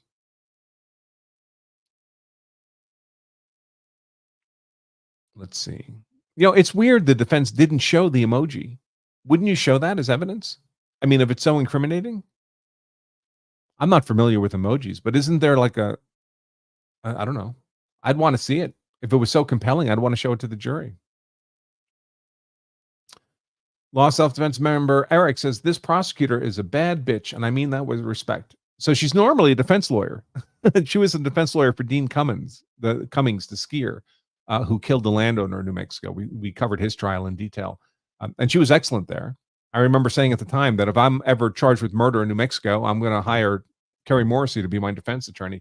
But in this case, she's appointed as a special prosecutor. And yeah, she's doing a great job. Just like she did a great job on the defense for Cummings. Law of Self-Defense Sheepdog in Virginia says, let's see, with so many people handling the firearms, it's a possibility that the director or Alec himself loaded the live round after the weapon had been adequately checked. They were in a room full of people. There's no evidence of that happening. And it wouldn't be normal. There's no evidence of the actors or AD ever like loading blanks or dummies or anything in the guns.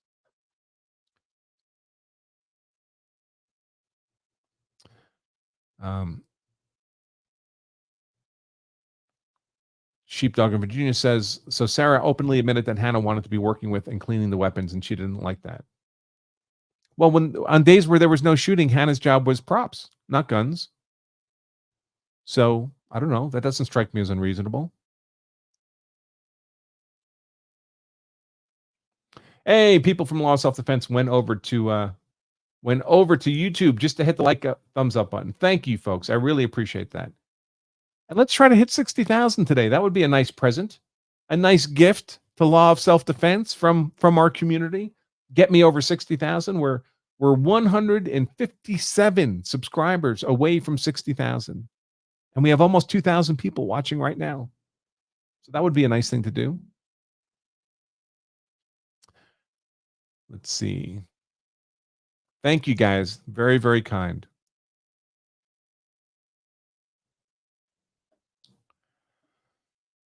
Yeah, so there is an argument for intervening cause where that's where there's you did something wrong, you did something bad, but nothing bad would have happened but for some unforeseeable intervening cause. In this case, Hannah could say, yeah, all right, I was criminally negligent in not ensuring there were no live rounds in the gun and half-assing the safety inspection of the gun. But there's another rule that actors are not supposed to ever point guns at other people. And I know Alec Baldwin knows that rule. They're not supposed to have their finger on the trigger. I know he knows that rule.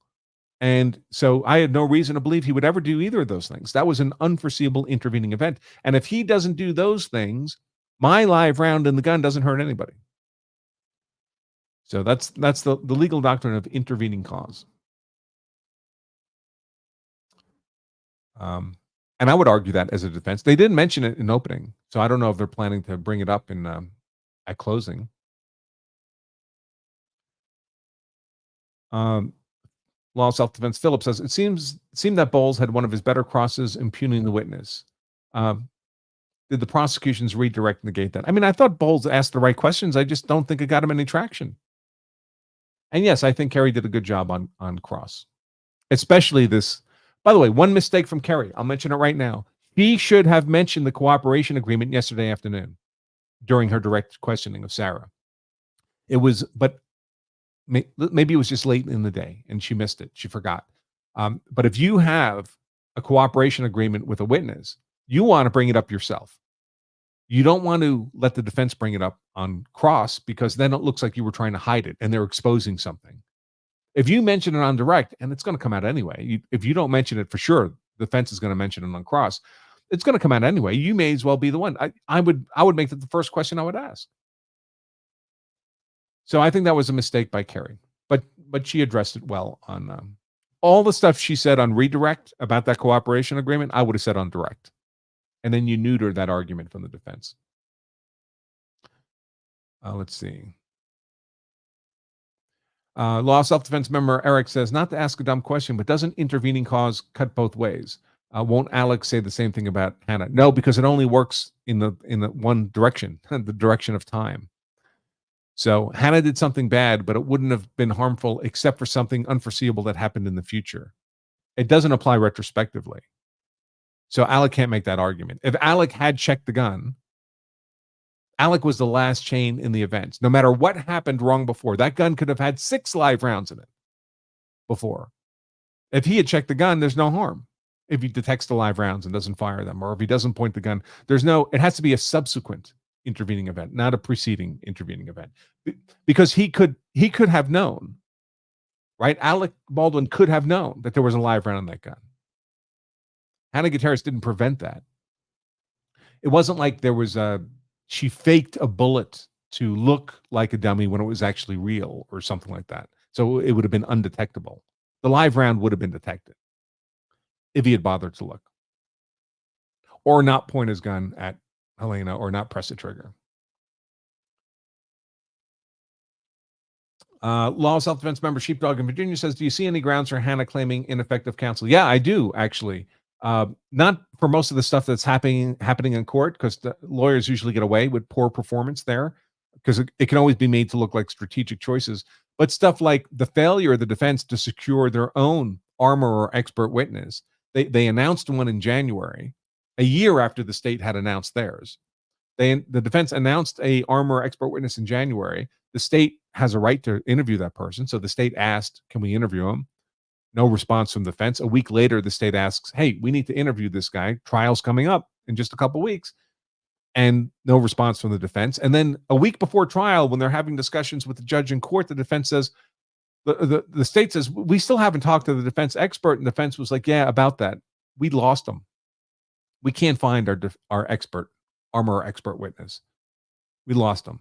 But we found the new guy we'd like to put on the witness list as our armor expert witness. And the state said, Your Honor, we're a week from trial. In this last week of trial, we're busy prepping. We don't have time to interview their expert now and then have the result of that interview go to our expert so our expert can prepare. And the judge was like, yeah, the state's right. Too late, defense. You waited too late. And this is an armor case. So the defense not to have their own armor expert witness, there's no strategic reason for that. That's just a blunder. All right, take a quick look at Super Chats. 138 subscribers away from 60,000, folks. Come on, help a brother out. Help a small town lawyer out. There was a lot of bad gun handling in evidence yesterday, mostly by one stuntman swinging a shotgun around everywhere, but also Hannah holding a shotgun in a weird way, like holding it up by the muzzle, but the muzzle was at or below her head level. I mean, that's not safe. Alec Baldwin using his revolver in his hand like a pointing mechanism to point at people. I mean, that's crazy. He knows it's a real gun. There's no reason for that. No reason for that. All right. Well, now we're just waiting for court to come back. Don't forget, you can become a Law Self-Defense member for just 99 cents and get all your questions answered for free. You'll be instantly emailed with instructions for how to access the live stream on the member dashboard and how to access the member chat. And the folks in there are having a great time, not just asking me questions, but interacting with each other. No offense to YouTube audience. I like you guys too. But I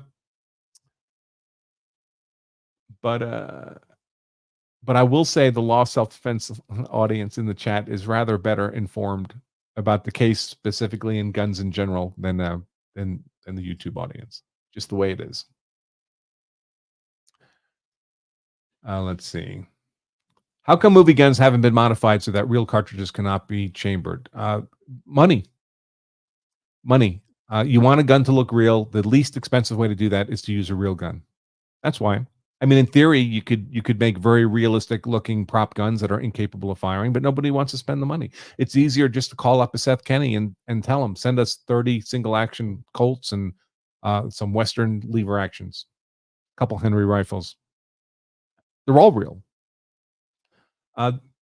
Especially for close-ups. If you want it to look real, that's the easiest way to do it. Just use a real gun. That's a simple answer. Now, sometimes with extras, people who are not going to be close at the camera, they have rubber guns they use. I've seen rubber ARs, like if you have in the background, there's a bunch of SWAT cops. Often those guys will have just a rubber gun. Sometimes you can see the barrel is bent because it's been dropped in some other use. It's pretty funny. Sometimes on TV shows, I mentioned Banshee yesterday. Some of the guns in that show, when there were close-ups, you could tell they weren't real. They weren't rubber per se, if I recall. Maybe one of them was. But often they'll use like BB guns. There's a lot of BB guns now that are made to look like replicas of real firearms. And if you know guns, you can tell that's not a real gun. Sometimes it's kind of ridiculous, ridiculously obvious. But often it's good enough for a naive audience that doesn't really know guns. And a big benefit, of course, is you eliminate the risk of anyone actually getting shot and killed on your set. I would imagine the insurance cost would be reduced if you didn't actually have live guns on the set, real guns on the set. Am I at 1,000? 1,000 likes now? 1K. You folks are awesome. Thank you so much. Sometimes airsoft guns. Yeah, I saw somebody on YouTube say that. Sometimes airsoft guns are also used. But for movies, usually they have budgets big enough that they just bring real guns in. You can't remove the firing pins because they need to fire blanks. So they need to be able to discharge an actual cartridge. Law Self-Defense member Philip says, we watched Die Hard 4 last night and stayed while the credits rolled to see how many armorers were used. 2. Wow. I don't remember how many guns were in Die Hard, but Die Hard 4. But more than a few, I would expect.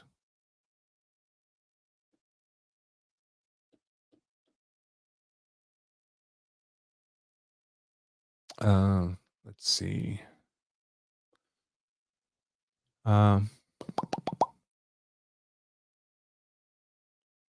What else? Thank you very much, folks. 1,000 likes is much appreciated. That will encourage YouTube to make other people aware. To suggest today's live stream to their audience. What did I do? I did the wrong thing. Back to my YouTube studio. Are they back? They're still not back. Yeah, the court always runs late. They were supposed to be back at noon. A 10-minute, 14-minute break. Yeah, Baldwin, I think he probably was rushing people. David, because we saw a video yesterday of Baldwin going, let's go, wanting to reshoot a scene, in which case the guns need to be reloaded with blanks and all that kind of stuff. David Hall says that was just an actor in his moment. He doesn't want to lose the moment. That's why he wants to go quickly. I think it's reasonable that they were incredibly pressed for time. I don't think they had enough shooting days. Their budget only allowed for a certain number of days, and I think they were realizing they didn't have enough days. And you run out of days, you run out of budget. You have 90% of a movie. That's not a movie. You did all that effort for nothing. So I think they were rushing because there were time. The camera crew had just resigned the night before. Were picking up all their crap that morning. They had to bring in another camera crew. Although I think they planned the replacement camera crew. I think that was already in the works because they'd been having difficulties with the existing camera crew for a few days. But they were a couple hours late just on this day alone. And it's not like the production was being run efficiently in a timely fashion before then, according to testimony we've heard. So yeah, I think they were rushed. I think that was a part of it. But we heard from Brian Carpenter, the state's armor expert. If you're being rushed, what do you do? As the armorer, handling real guns. He said you slow down twice as much. You slow down twice as much. I didn't catch who the next witness was going to be. I don't know if they said. Yeah, on YouTube, I only respond to $10 super chats, folks, $10 minimum. And that's to encourage you to instead become a Law Self-Defense member for 99 cents. I don't know why anybody would do the $10 super chat on YouTube. Become a member for 99 cents. You'll get emailed instructions to join us, join the Law Self-Defense members on the live stream chat there on the member dashboard, and I'll answer all your questions for free after the 99 cents at lawofselfdefense.com/trial. Danny Hardesty says John Wick producer has more money, but he says no operable guns allowed on set. I find that hard to believe, Danny. That was not a $10 super chat. That was from YouTube, but it mentioned John Wick. I have to say, so the first John Wick movie was amazing, and the precision of gun handling is incredible. It's almost too good, right? It's too smooth. It's too precise. And of course, that's part of the training that John Wick character did with Terran Tactical. The other movies after the first one were a little too comic booky for me. That got kind of weird. Let's see. We'll smash the like button for 99 cents.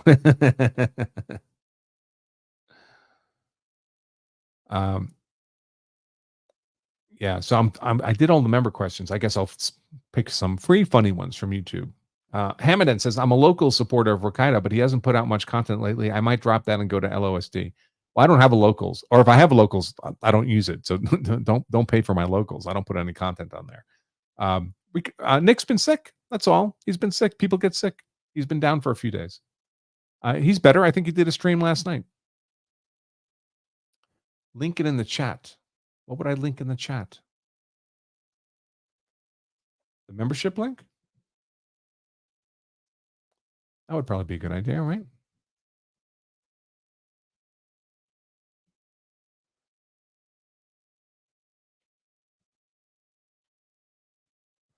Will they let me do that? Can I put a URL in the chat?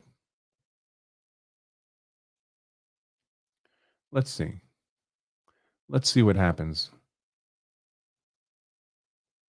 I actually don't know myself.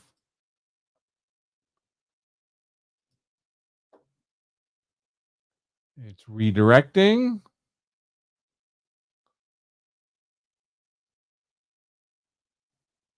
Oh, it does. It does work. Oh, the image there is from my old office, my home office. I should probably refresh that. Yeah, I linked it. Should have worked. Everything was sloppy, especially Hannah Gutierrez was obviously very sloppy. Kind of. Listen, if you're lucky, there's no live rounds on the set. And then it doesn't matter whether you do the checks or not, right? And it looks normal to everybody. Nobody's getting killed. But of course, the safety checks are supposed to be in place in case you don't get lucky, in case there's a point of failure somewhere along the line. And then the safety checks catch that point of failure. But you can probably do this for a long time and not get in. Like, for example, I expect Alec Baldwin has been pointing guns at people on sets his whole career. His whole career. That's why he was comfortable doing it here for Rust, pointing his gun at Halyna Hutchins. So this is not the only time this has ever happened, I would expect, but he's been doing it his whole career, creating that risk of death to whoever he's pointing the gun at in an environment in which he had competent armorers. So they saved him from himself. And he talks about, he says, I've been doing, I've done whatever it was, 75 movies, been doing TV and movies for 50 years, been trained on guns 1,000 times. I've never had a problem before. But it's kind of like, the alcoholic who goes into the bar every night and drives home drunk. And 999 times in a row, he doesn't have a problem. And then that 1,000th time, he runs over the old lady and kills her.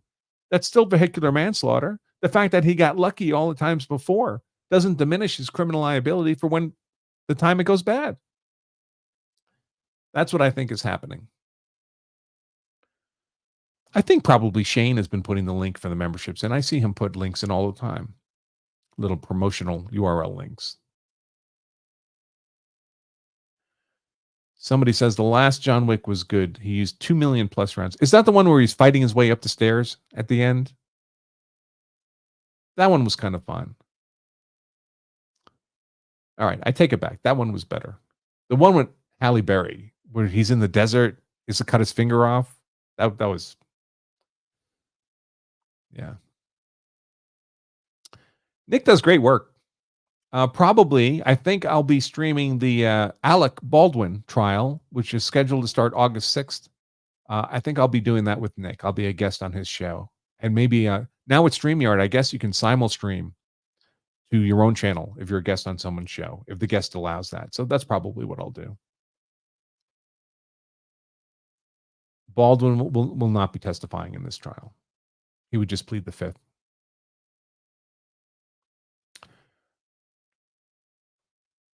Let's see. Nick's not always great about responding to text messages. I will say that. But he's a busy dude, man. He works his ass off. Let's see. Yeah, people don't like Sarah.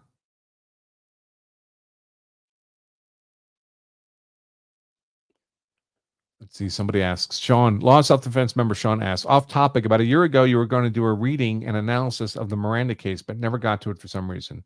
Would you consider revisiting that? Did I never do Miranda?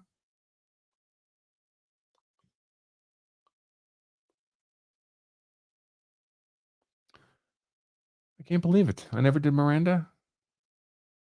Oh, I have the case on the Law Self-Defense website, but I guess I never did a reading of it.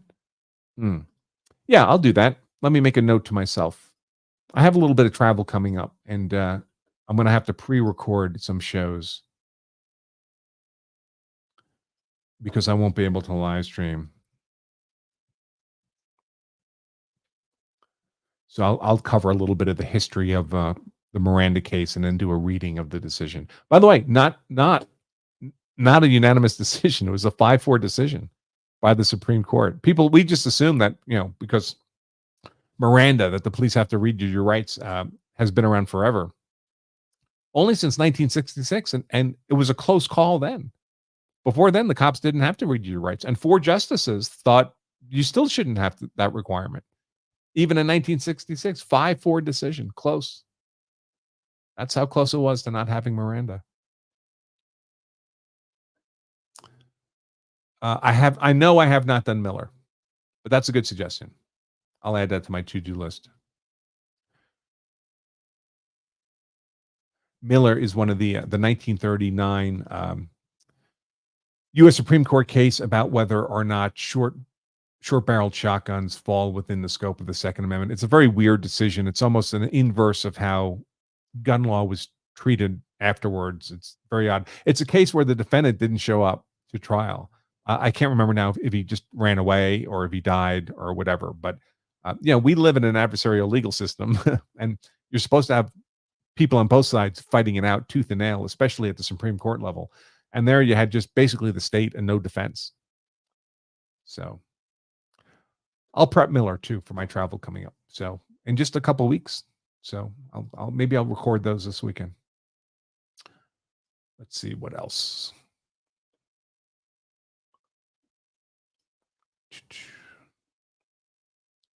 Carmen Miranda. No.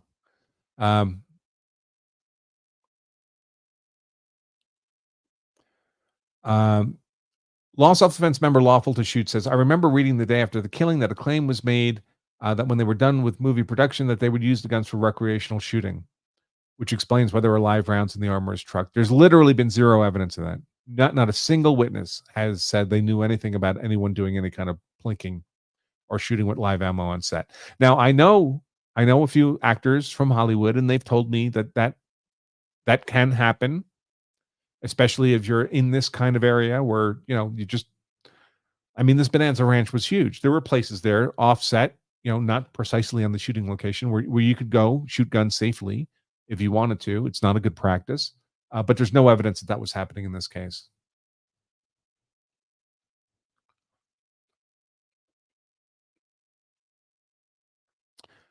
Benjamin says, Branka said the party is here, so I went through the trouble of logging in. Well, thank you. Thank you. Law Self-Defense member Kyle says, at least in some cases, the Wick movies use gas-cycled replicas and CGI in the glass and brass. It looks so good because of the level of training.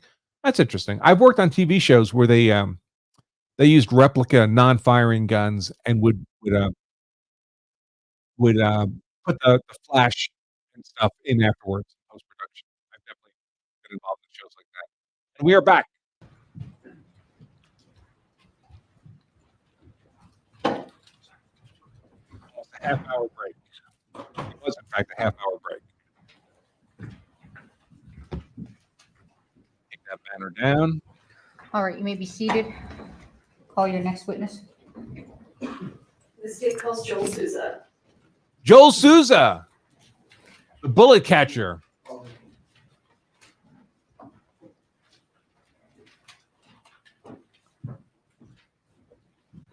Stand before the judge, raise your right hand.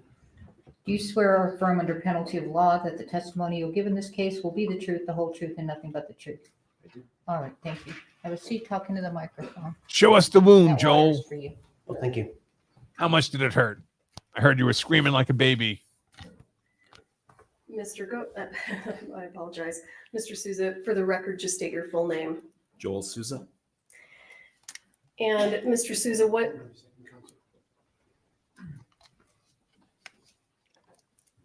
Oh, I apologize. Testing. Okay.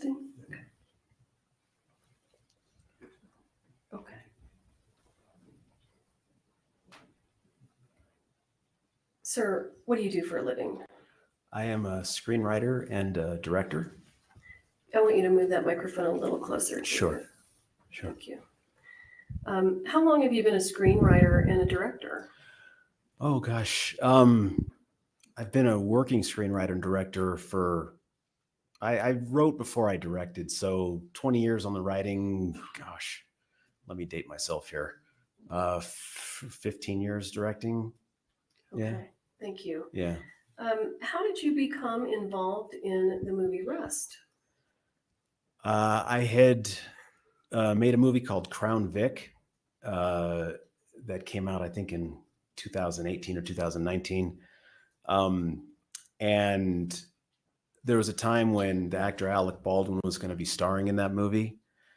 And as happens with independent movies, you get ready to go, your financing falls apart, you push the boulder uphill again, your financing falls apart, you rinse and repeat endlessly. Sometimes it seems like, but the schedule sort of ran out on us and he wasn't able to star in it. He stayed on as a producer. After that movie, he liked it and I think he felt like he missed out or something. So we talked about doing another project together with him as an actor. And I had a couple of things in mind, one of which I wanted to make a Western. And he thought that sounded interesting. And so he hired me to write the script. Okay, so you actually wrote the script for Rust. Yeah. And then at some point, did you begin preparations to actually turn that script into a movie? Yeah, and it was sort of a similar situation with what I talked about before. You meet with a lot of different people who hopefully can put financing together for you for the movie, and you get close and then it would fall apart and get close. You have these different iterations and you start thinking about where you're going to film. But eventually, yeah, a group of producers came on that was able to secure financing for it. And so then the discussions began about where you would film. New Mexico has a pretty robust tax incentive and works for many reasons for a Western. And then, yeah, so from that point forward, it was sort of, we would kind of in earnest begin to start preparing to go into what's called pre-production, which is just a period in the months before you actually start filming. And how did Ms. Hutchins become involved in the movie Rust? So over time, just generally as a director, if I would see the work of a cinematographer that I admired, I would just make a note of it, make a note of their name. And I had seen a trailer for a movie she did. I think it was called Arch Enemy. And I just was impressed visually. It looked like something that was sort of it fit my style. And so I looked into some of her other work and I had added her to a list of other names I had put together over the years. I can't remember what publication, if it was an American cinematographer or something like that, but they had named her one of 10 cinematographers to watch. That's a big deal. And so when the time came, generally I would ask one of the producers to start, if you could reach out to their agents and I could start talking to people and, these are the people I'm most interested in. And they would do that and see who's available and who's not. And then I can't remember the exact number of people I spoke to, the exact number of cinematographers. It was a decent amount, more than 7 or 8. And, but it was all over Zoom. We were in the middle of COVID still. We had a very long Zoom conversation where it's those kind of great conversations where first you're sort of talking about what are your influences, what are your that, and by the end, you're just enjoying a great conversation. And in the end, it had come down to her and a few other women who I was a fan of. And they were all excellent, but something about Halyna we were really, really, really in tune with what we both thought the movie should be. She had some really interesting references she would make. And my references would always tend to be a little more mainstream, and she would be talking about some avant-garde Russian filmmaker, and that's a hole in my game, and she was going to fill it, and I loved that. And so that's how I asked the producers told them that's who I wanted. Please don't botch the deal, and because she's great, and so that's how we came to work together. So. And during the time that you knew Ms. Hutchins, did you get to know anything about her background? Yeah. I mean, she has this backstory that you don't forget when you hear it, right? I mean, she was born in the Ukraine, and But she'll tell you, she says, "Oh yeah, I grew up in this naval submarine base in the Arctic Circle," and you don't hear that generally every day.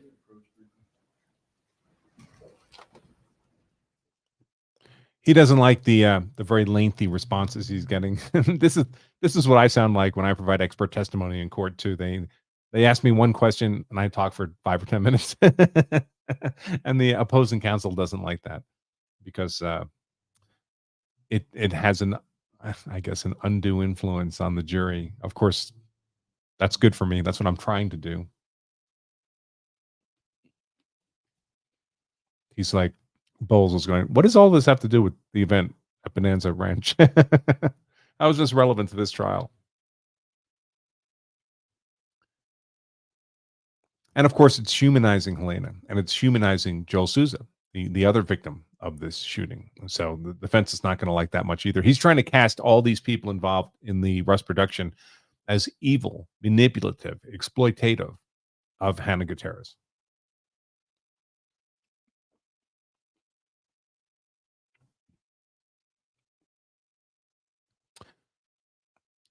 Yeah, 18 months is the maximum for that's the most that Baldwin's looking at, and the most that Hannah Gutierrez is looking at if convicted. 18 months. Maybe not that much. It's at the Mr. discretion of the Souza, sentencing without judge. saying anything that Ms. Hutchins said to you, can you give the jury an idea of the kind of education and training that Ms. Hutchins received after she came to the United States? Yeah, I know that she had spent a little time at the University of South Carolina. It's my understanding that's where her and Matt actually met. And who's Matt? Her husband. Okay. She would have been her husband, Matt Hutchins. I know she did the program at UCLA. I think it was the producer's program. I know she did the master's program at AFI, American Film Institute. And do you recall when she completed the master's program through AFI? Oh, that I'm not sure. Gosh. No worries. Yeah, I'm not sure when. I know she did. She was very, very interconnected with AFI. Okay. Yeah. Did her background and training, did that go into part of your decision to bring her onto this project? Yeah, it's, I'm always impressed when AFI is a prestigious name in our business. I think it's always impressive to me when someone goes through there. I think as a woman cinematographer, I think that's doubly impressive, just because if you look at the numbers in this business, they're sort of atrocious in that regard. But yeah, I think, and that coupled with the work I'd seen from her, and just, she was very keen to do a Western. He's a feminist ally. All filmmakers are, because it's just a really interesting thing to do visually. Okay. And, but I think between those things, between her work and her, her background, I think she was kind of a no-brainer to me. At some point, did you and Ms. Hutchins come to Santa Fe to begin pre-production work on Rust? We did, yes. Approximately when was that? Oh gosh, let me think back about this. We filmed sorry, I don't want to conflate it with the second go round. We were filming in October that time, so I believe we would have come out, if I go back, September I guess it would have been late August. Yeah, or the tail end of August or beginning of September. But yeah, we both came out around the same time. She came from Los Angeles. I live up in the San Francisco Bay Area, so I came from there. And I think she might have gotten there either the day before or after me. Can you explain to the jury how other members of the crew are hired? What goes into hiring camera people and armorers and prop assistants? Sure. I think the department heads will sort of pick their team. Like for the camera team, Halyna would put the word out. She'd go to people she'd worked with before. She would, through the union maybe, or, she would basically collect resumes of people, collect, recommendations from people. She would make the choices of who she would hire on a camera team. In terms of, the production designer is the head of the art department. So he would pick his prop master, his set decorator, his and then those people would also then pick armorer and prop assistants and people like that. The department heads would generally sort of hire their own, or at least interview and then recommend the hires to the production office.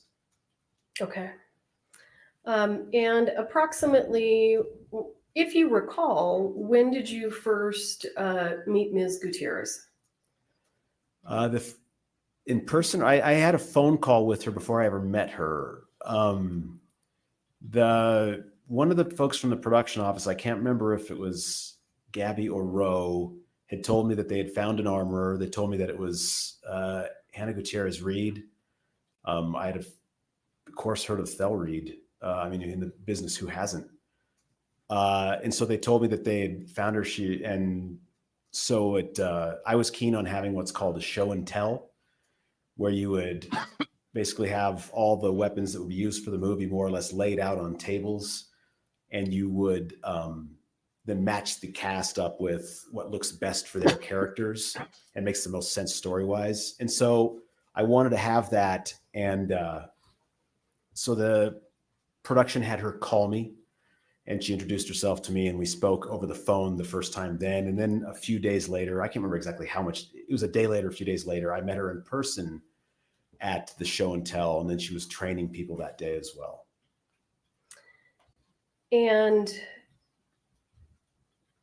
at some point, I presume that filming begins and a lot of work begins. Is that correct? Yeah. Oh, yeah. I mean, the pre-production itself is an enormous undertaking as well. But we eventually got to our first day of filming, yes. I want to ask you a couple of, prior to your work on Rust, had you worked on any other movies where there were real firearms and an armorer? The movie I had done before Crown Vic was a movie about police. And although most of the movie was spent with the two characters driving in a car, so they didn't have anything on them, there were a few occasions we had some armorer days where, there were police weapons and then an armorer there with that. Do you recall how many days you got to experience an armorer on set? Maybe 3 or something, like 3 or 4. It wasn't an enormous amount of days, but we Okay. didn't have it. There was not a lot of gunfire on that movie, frankly. Okay.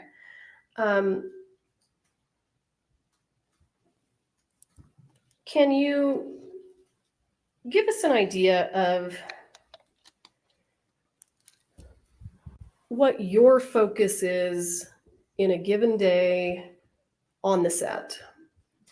Yeah, it's mostly about like who you work with and interact with most. My most direct interactions are with my director of photography, and there's a byproduct of that, the camera team. But you're also talking to wardrobe and production design a lot because you're moving from set to set. They're asking you, is this right? Is this okay? Is this okay? So in general, I would work, my script supervisor is always there with me as well.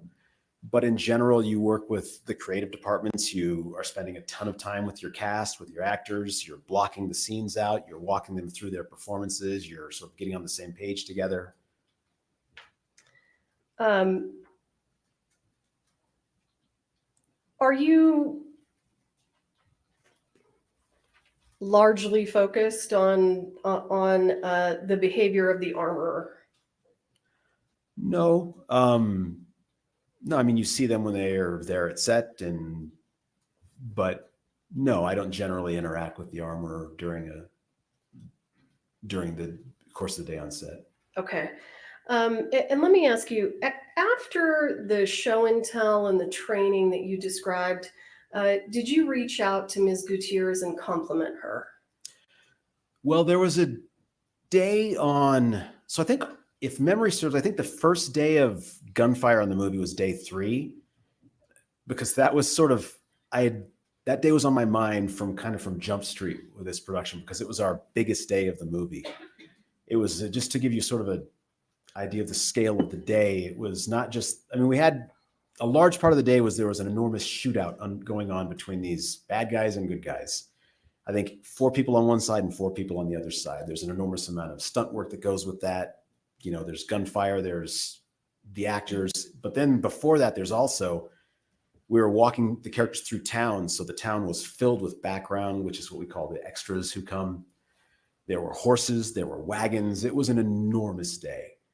And at the end of the day, we had made it. And it was a tough day.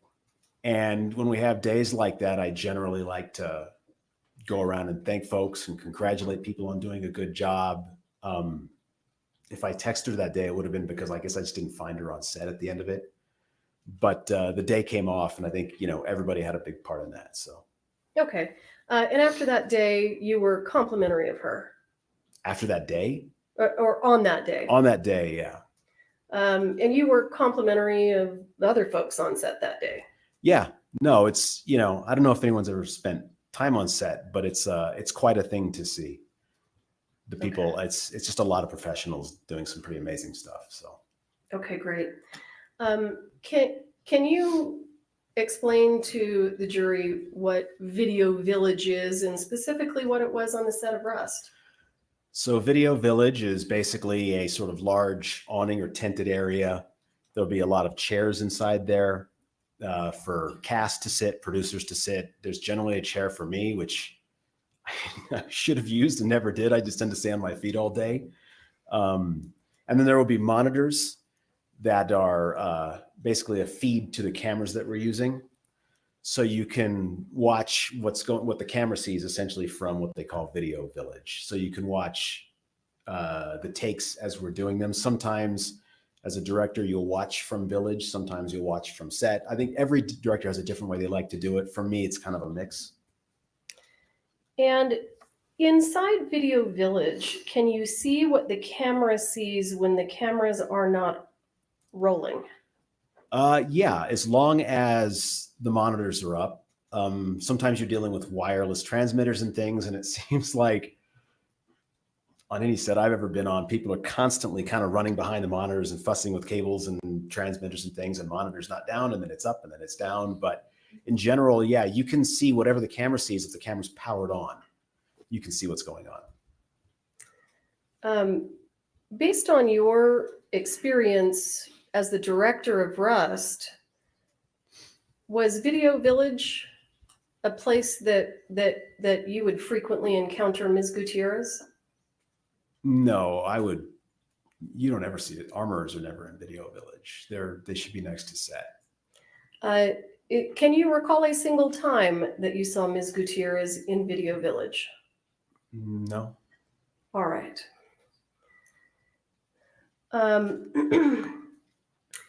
And can you tell the jury generally what your understanding was of where the armor is supposed to be if the actors are using their prop guns that are real? They're real revolvers that they're using as prop. Where's the armor supposed to be? Basically off camera. I mean, there's crew on set, so you'll sort of behind the camera, there are grips, there's the operators, there's sort of the people that are sort of where the camera can't see them, and you would generally expect the armor to be just sort of standing off screen, ready to hand or retrieve when we're starting or finishing the weapon. Okay. Yeah. Were you ever under the impression, based on your experience, that it would be appropriate for the armorer to leave real weapons with actors and then leave the area? No, that wouldn't be what an armorer should do, at least in my experience. Okay. And can you give the jury an idea of, at the beginning of the filming of Rust, did you even understand what a dummy round was? Not really. Like I said, I didn't have a lot of exposure to that kind of stuff before. I wonder, I don't exactly have a clear memory of it. I have a feeling the first time I heard the word dummy is after everything happened, to be frank. Okay. Yeah. I'm just wondering, during the time that you were the director on Rust, and to be clear, you are directing the scenes. Yes. So when the actors are outfitted with their revolvers and their preparing to film the scene, you're the person that's there directing. Is that right? Yeah, I'm talking it through with the actors. Yeah.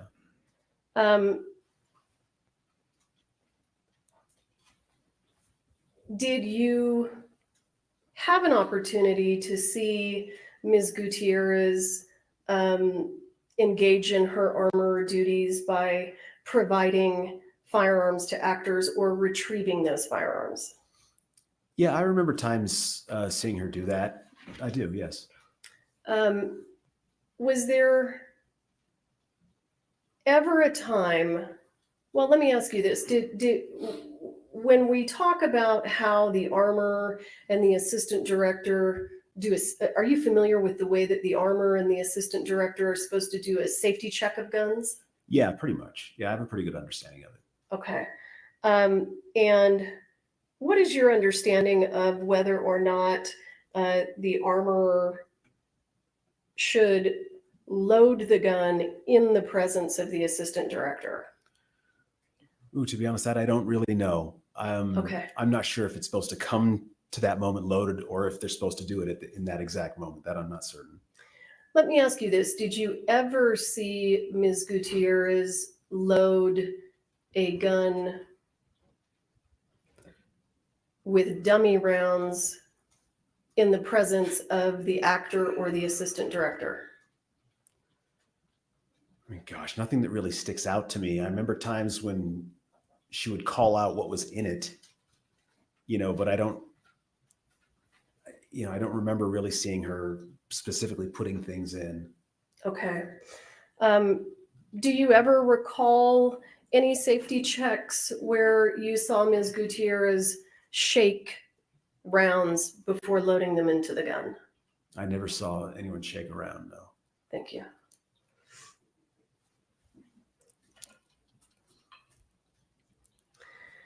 What is your understanding of the overall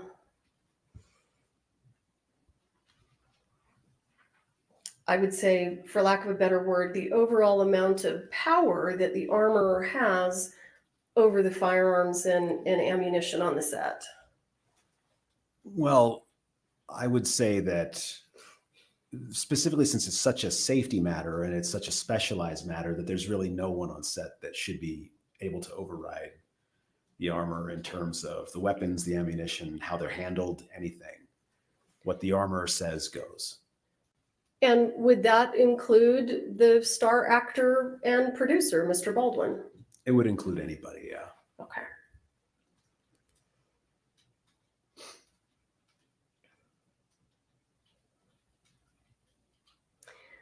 I want to ask you a little bit about the COVID protocols that were in place on the set of Rust. We understand that this was during COVID. Tell us how that worked.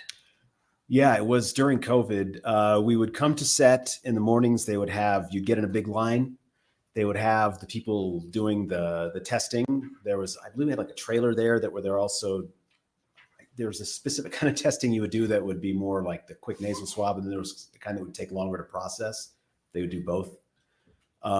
People would mask, particularly indoors, were encouraged to, I think, everyone tried to be extremely careful. And to my knowledge, we never had a positive test on the show.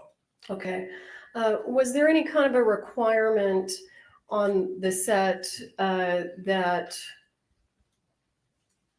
people needed to leave, let's say, the church or another indoor filming area to reduce the number of people inside due to COVID? Nothing I ever heard of. No, there was the people who had to be there. So.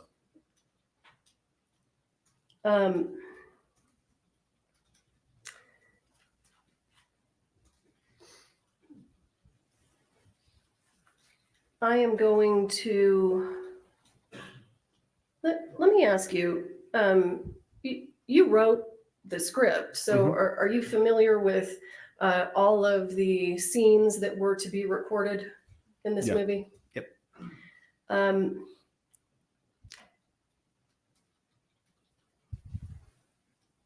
You understand now what dummy rounds are used for? Yeah. They're essentially, you put them in so that if there's a close-up on the gun, there is something that is in the gun that is inert that can't do anything, but looks like there's a bullet in the gun. To the best of your recollection, was there ever a close-up scene of an actor or a stuntman loading or unloading the lever action rifle that was assigned to Mr. Baldwin? No, there was not. Based on your understanding of the scenes in the script, can you think of any reason that dummy rounds would have been placed inside that rifle for filming? No, I think if my memory serves, I believe the only thing that rifle was going to be used for it was there's one scene where it fires and accidentally kills somebody, but we were never going to have the rifle fire in any way because it's an underage actor in that scene holding the weapon. And so we were just going to CGI the gun blast. Okay. And when you say CGI, Just computer effects. You put a fake gunshot in digitally in the special effects process after you've filmed. and hypothetically, if that rifle was going to be used for actual firing, would it have blanks in it and not dummies? Your Honor, object. Approach.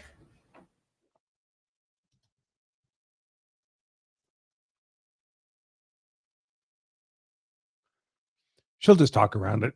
If you were going to use it for actual firing, how would the rifle be set up?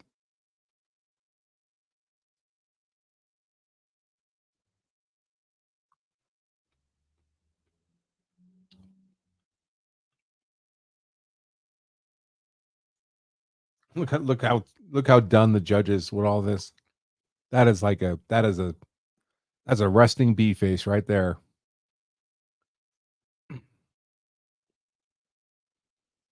I hope she's not taking this out on her husband when she gets home at the end of the day.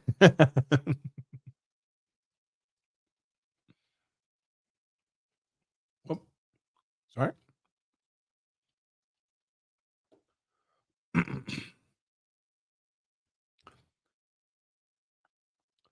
How are we doing? I am 119 subscribers away from 60,000. That's about 10% of all of you watching right now. Hit that subscribe button, folks, and hit that likes thumb up. How are we doing for likes? 1.1K. That's not bad. We can do better. To be clear, can you think of any reason, and I mean in terms of cinematography and what you understood about the filming of the scenes, that rifle needed to have dummy rounds? You wouldn't see them. I mean, dummies are purely visual. If they go into the rifle, they disappear into the rifle, so you wouldn't see them. So you wouldn't need dummies in the rifle. Thank you, sir. I'm going to take you to October 21st of 2021. Can you explain to the jury how that day began? Yeah, we got there early as we always did. It was still dark. Gaffer was waiting there for me with mittens and a hat for both me and Halyna, as he always did. And who was the gaffer? Serge Svetnoy. Okay. And we had realized that I think it was 6 members of the camera team were going to be leaving. And so we knew we were going to not get started really.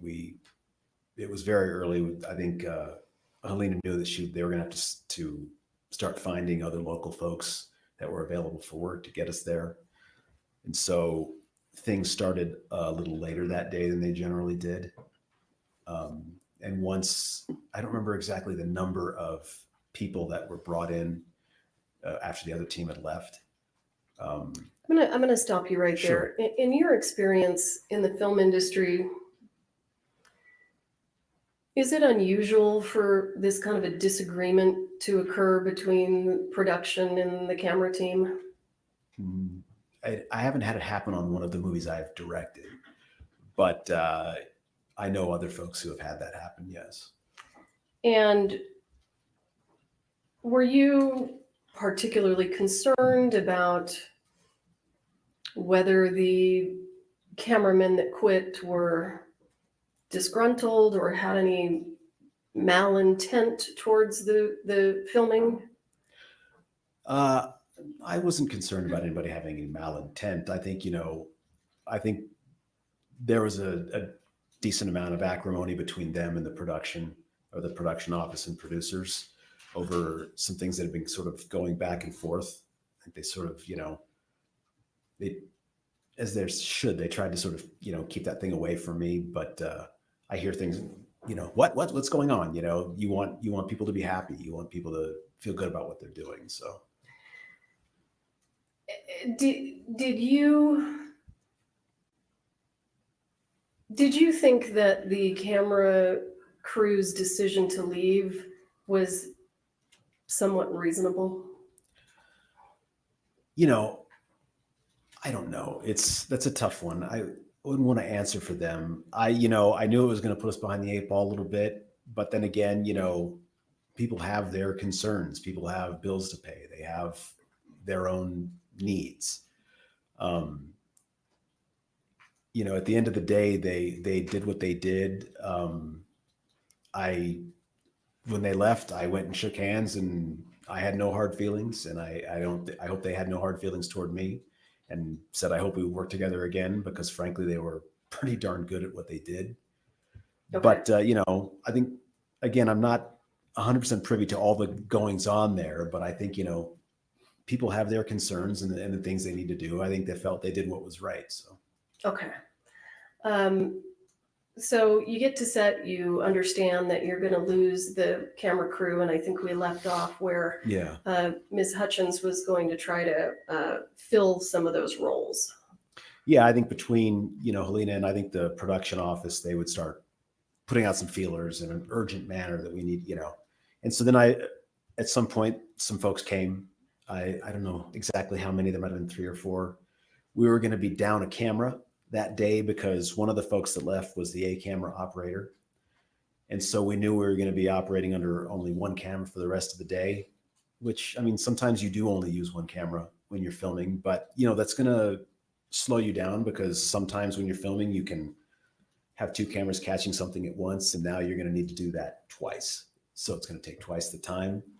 And so, we were sort of gearing up and girding ourselves for that, and talking about our plan for the day, how we were going to go about this, because it was already, schedule-wise, it was already going to be a difficult day. So what was the plan for the day? The plan for me, as I saw it, I sort of took Dave, our first assistant director, aside, and Halyna, and just said, look, I think we all understand when you look at this day as schedule, we're not going to make this. This is not going to happen. And what I don't want to do is start short-changing the scenes that we have in front of us. What we're going to do is we are going to do the scenes that are in front of us. We're going to do them properly. We're going to work our way through. And whatever's left at the end of the day, we can't control that. That's left at the end of the day, and we'll have to figure out tomorrow. But today we're going to do what we can. Okay. And so if you recall, approximately what time were you able to get filming underway? It might have been like 9 something. I seem to remember 9 something, because that's, you're getting going a couple hours late at that point. Okay. Yeah. And if you recall, what were the first, what were the scenes that were filmed in that session before lunch? Yeah, we were sort of tucked into a corner of the town. It's a scene where the head lawman in the movie, character's name is Wood. He brings a few other lawmen into town. So it's a decent sized undertaking in that you've got animals. I think we had a mule or a donkey there, and some other animals. We had horses, wagons, a lot of extras. And you have these 3 characters riding into town at a decent pace and then coming in. It was essentially, it's before a scene and after a scene, if that makes sense. We were filming the first part of a scene where they ride into town. At a different time, we had already filmed the scene where they would walk in to have this business they were dealing with. And then we were filming again their exit. And during the filming of those scenes, were there any close-up shots of revolvers that would have made the use of dummy rounds appropriate that you can recall? We did no close-ups in those. It was wide versions of them riding into town and then getting off. It wasn't a lot of shots, to be honest, because you have something that big and pretty, you sort of tend to back up a little bit and show it off. And then when they were leaving, it was the character, I'll tell you exactly what it was. His foot goes into the holster. We come up with camera to reveal him getting onto his horse and two men behind him, and then they ride out. That starts at what's sort of more termed as a medium shot and then becomes a wide shot as they leave. And were there any other scenes that were filmed prior to lunch other than that one? After we finished on that end of town, we moved up the road to the church and filmed a good amount of interior stuff in the church. And the scenes inside the church, did those involve Mr. Baldwin? Yes. And if you know, were those scenes filmed in such close proximity that dummy rounds may be advisable? I think a few shots, yes. Okay. Yeah, and for other characters too, because we had also filmed the marshals coming in. Essentially, the scene is the young boy helps his grandfather in. We filmed that a few times. He sits him down in a church pew, and then the boy runs out to get help. And let me stop you. Yeah. The grandfather of the young boy. I'm sorry, is Alex. The character's name is Harlan Rust. And that's Mr. Baldwin's Yeah, character. and the boy his character is called Lucas. Okay. So Lucas brings Rust in. Rust has been shot in a previous scene. He's bleeding. The boy's going to go try to find help. He runs out. Then the lawmen come in, which we filmed, them coming in, fanning out around the church, talking to the Rust character, and the Rust character is slumped over in the pew. So we filmed most of, if not all of the pieces of the lawmen coming in, looking that way. We filmed a good portion of the pieces of the characters, the Rust and Lucas coming in before that. Okay. We did that all before lunch. Okay. And after the filming of those scenes, what happened? After the filming of that part of the scene, it was time for lunch. They called lunch. When they call lunch, where do you go? We had, everyone tends to get in the vans and go back to base camp. I remember Alec was still there as people were clearing out, and he and I and Halyna talked a little bit about what was still to come, because we were going to pick literally right up where we left off after lunch. And people would go to get in the pass vans. It wasn't very far, but there was a decent sized hill they would have to go over. So they would just it would be faster to drive them in vans over to where we would have lunch. Okay. And what happened when lunch was over? Lunch was over. Everybody migrates back to the church, and you pick up where you left off. Were you inside the church immediately after lunch was over? Yeah. Yeah. Did you stay inside the church the entire time between when lunch ended and when the shooting occurred? No. I, at a certain point, went outside of the church. And why were you doing that? So when we were setting up the camera angle, we were talking about what the shot was supposed to be. And forgive me if I over-explain this, but the scene is very tense, right? And so you achieve that through editing and camera angles. And so you want to see Rust sitting there. Is he dead? Is he alive? The men coming closer, they're ordering him to give up. And then you cut to close-ups, and you're cutting from the character to the lawmen back and forth. And the first shot was supposed to essentially be the first moment we might realize that Rust is not, in fact, as injured as we might have thought. And so it was going to be a close-up on the weapon coming out of the holster. And so we talked about that a little bit. Halyna and I had talked, and there's Reed there, Serge was there. They're talking about the lighting. And then at a certain point, it's time to set the camera angle up. It's not a rehearsal yet. You're just sort of what they call auditioning the shot. Like, do you like this camera angle? Okay. And so once they do that, the camera was on the dolly, which is a gigantically heavy piece of equipment. And it was in the middle of an aisle between pews. So the pews were here and the dolly's in the middle. And when you're in a tight space like that, I generally, when they start moving the gear around, feel like I'm in the way. And so I got out of the way and went outside, and I figured, well, we still had one monitor. There was no village anymore that day, or that I'm aware of. Not in the traditional sense that there would be monitors lined up, but there was still a monitor that I could see the camera through. Where was that monitor? That was outside of the church. I don't remember if they had it on a stand or if it was on a cart. It was not a big one, but they were trying to get image up on the monitor having come back from lunch. And after a time, the image was just not coming up. And so I decided, before they get too far afield, if they're sort of setting this up in a way that I think isn't going to work, I would like to at least stop them and say, no, let's move it here. And so that's when I went back inside to have a look.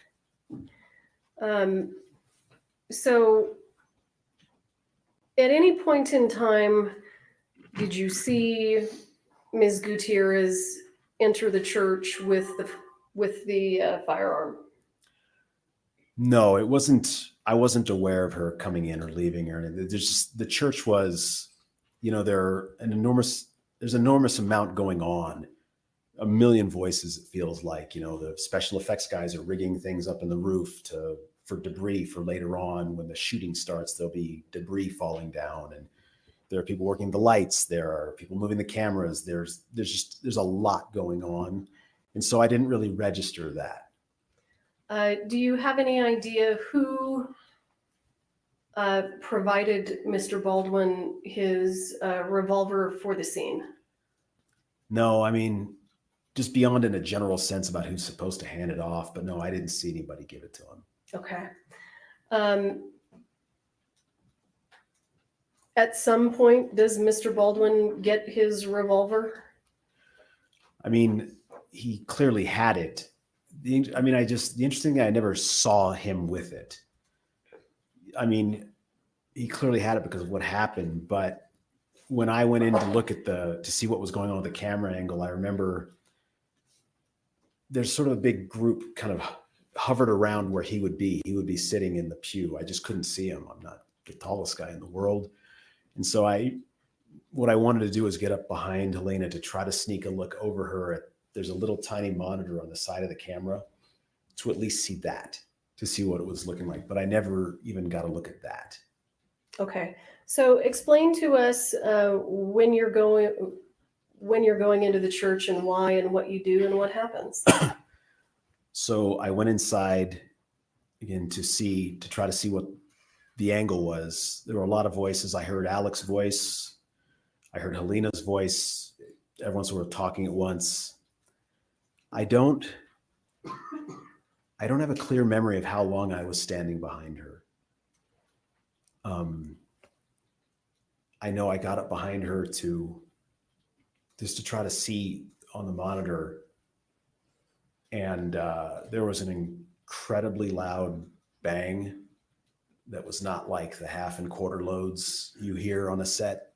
Those are they're loud poofs and pops. This was deafening.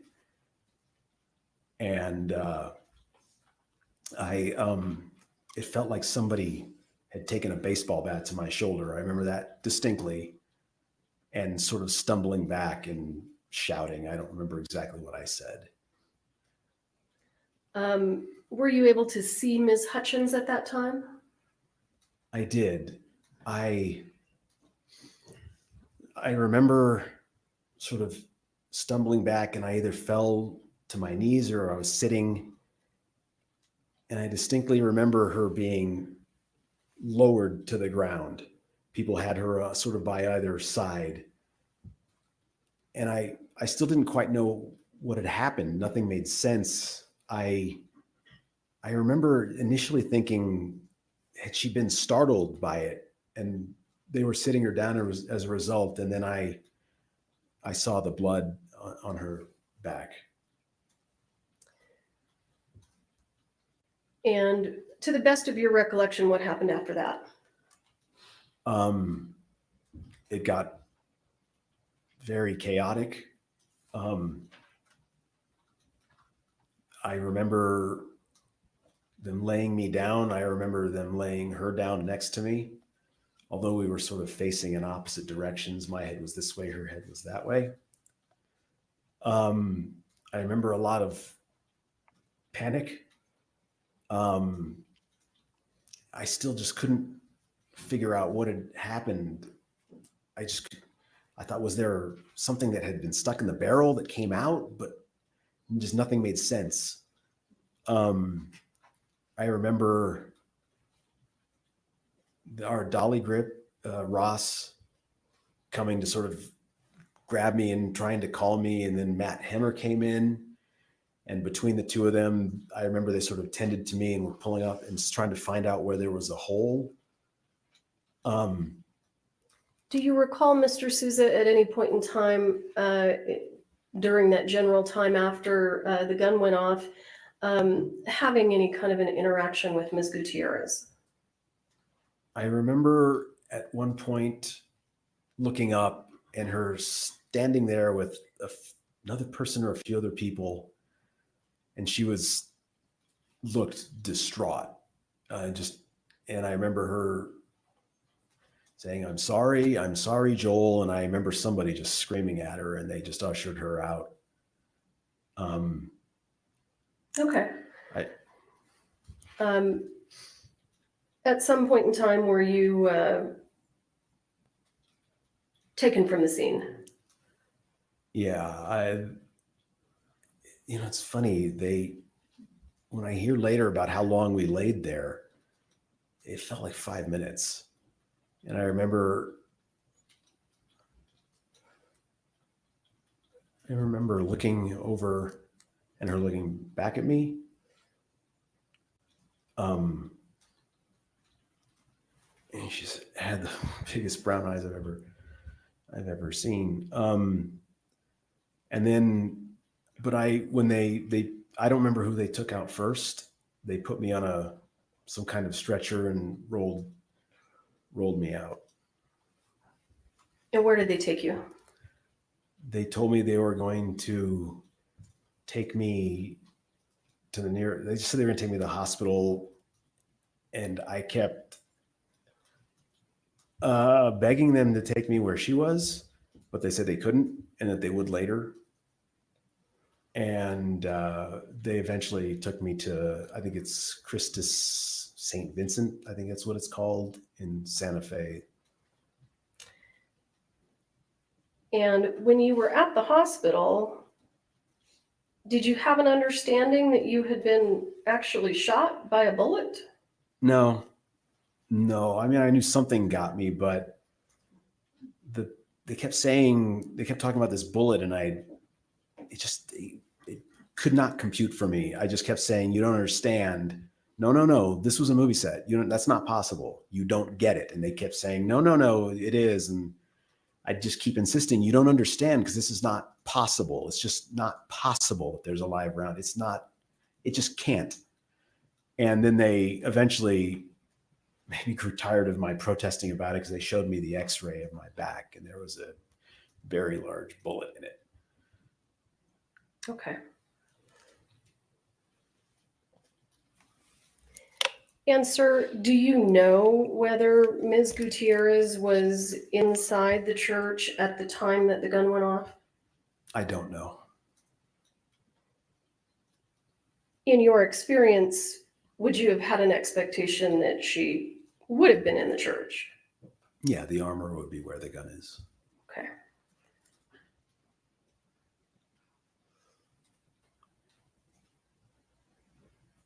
I'll pass the witness.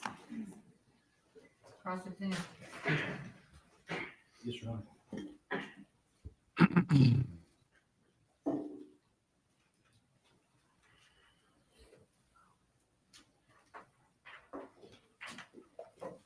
Was this a tax shelter? Good morning, sir. Morning. I have a few questions for you. Sure. So, Mr. Souza, I think before you testified that before the Rust movie, your experience with firearms was on Crown Vic. Is that correct? Yeah, more or less. Yeah. Okay. And that was a movie you directed. I directed and wrote Crown Vic. Yeah. And you wrote that. Okay. Yeah. And that, I think you said, had a couple scenes involving firearms. Is that right? Well, in where guns were fired, there wasn't. Yeah, there were a few. Yeah. So you had an armorer on that set. Was that armorer full-time? He was there for the days that the guns were going to be used or fired. Yeah. Is that the only occasion you've ever worked on a set with an armorer? Yeah. Okay.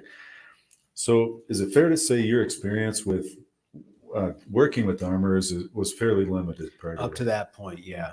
Okay.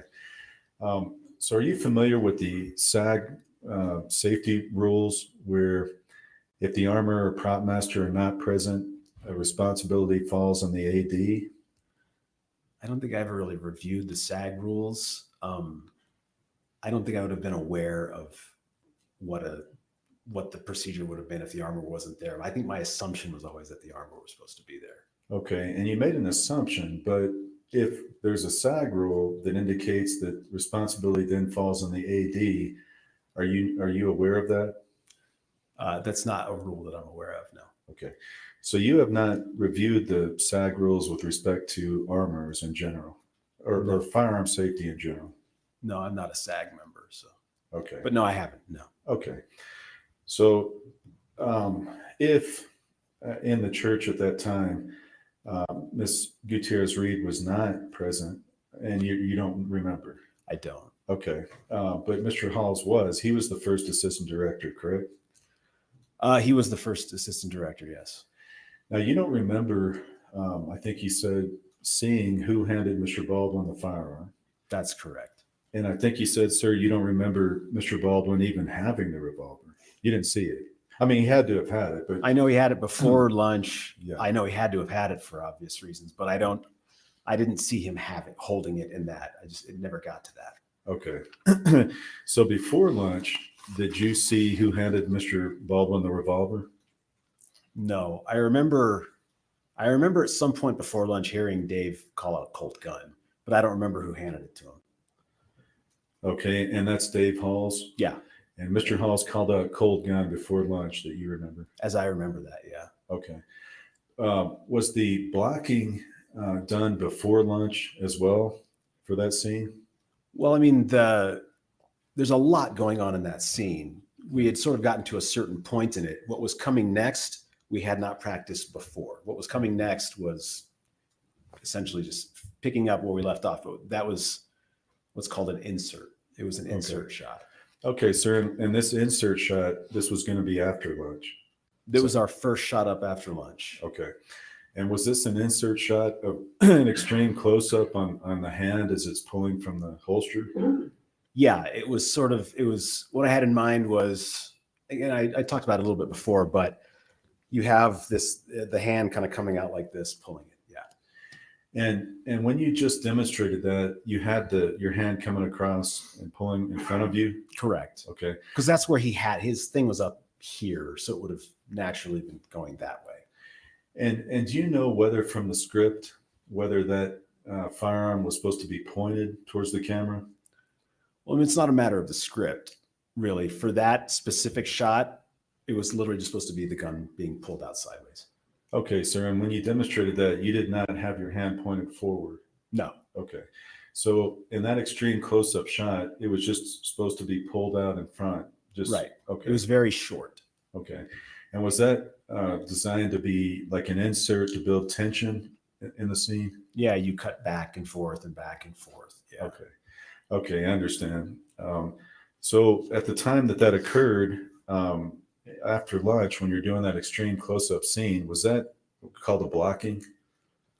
Yeah, it's sort of blocking for camera. Yeah, to see, they want to see where the focus needs to be, and how it's going to look, which way the camera's going to be oriented, essentially. When I said auditioning the shot, it's essentially the same thing as the camera blocking for the shot. So in essence, that scene is just setting up. There's not even filming going on at that point. Correct. Okay. So with regard to that, did you ever hear Mr. Baldwin insist on having his revolver for that scene? Not that I'm aware of, no. Okay. Were you aware that generally during the movie he liked to have his hero guns?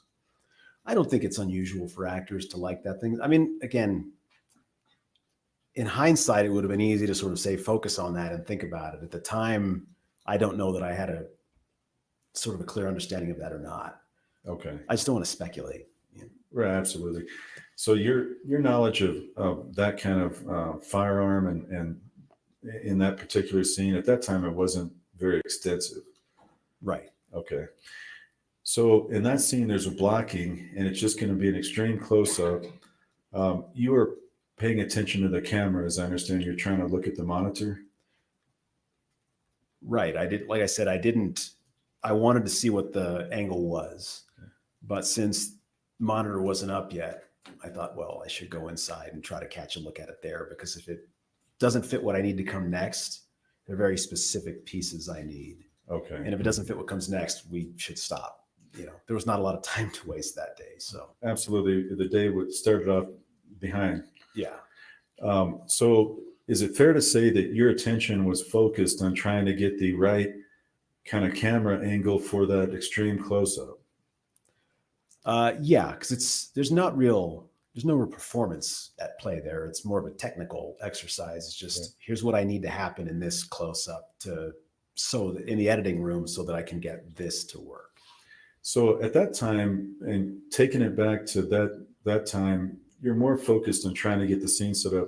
Your focus is not on looking around to see if Miss Gutierrez Reed is in the church. Is that fair? I'd say that's fair, correct. And so at the time, did it occur to you at all to look around and see if the armor is there, and if not, to call her, semi-call her? No, I wouldn't say that it did. Okay. And because at that time, there wasn't even going to be more than just pulling out of a holster, right? That's correct. Okay. So you didn't hear, well, you didn't know she was in the church, so obviously you didn't hear anybody go get her or call her back in. Like I said, there were so many voices going on. I'm just trying to focus on what I can focus on at that point. Absolutely. You described it, and I kind of get the picture in my head. It was a little bit, all kinds of things are going on at that moment. There's people trying to set up the cameras, and tell me if I'm wrong, or why don't you tell it in your words?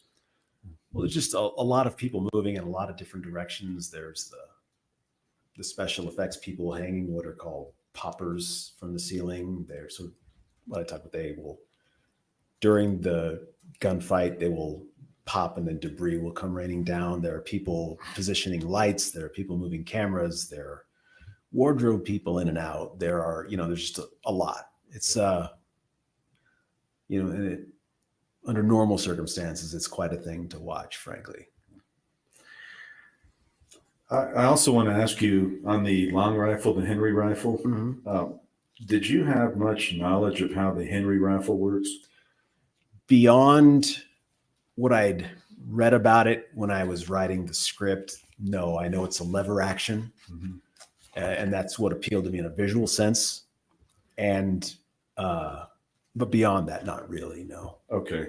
Do you have much experience in general with knowing types of firearms, how they function?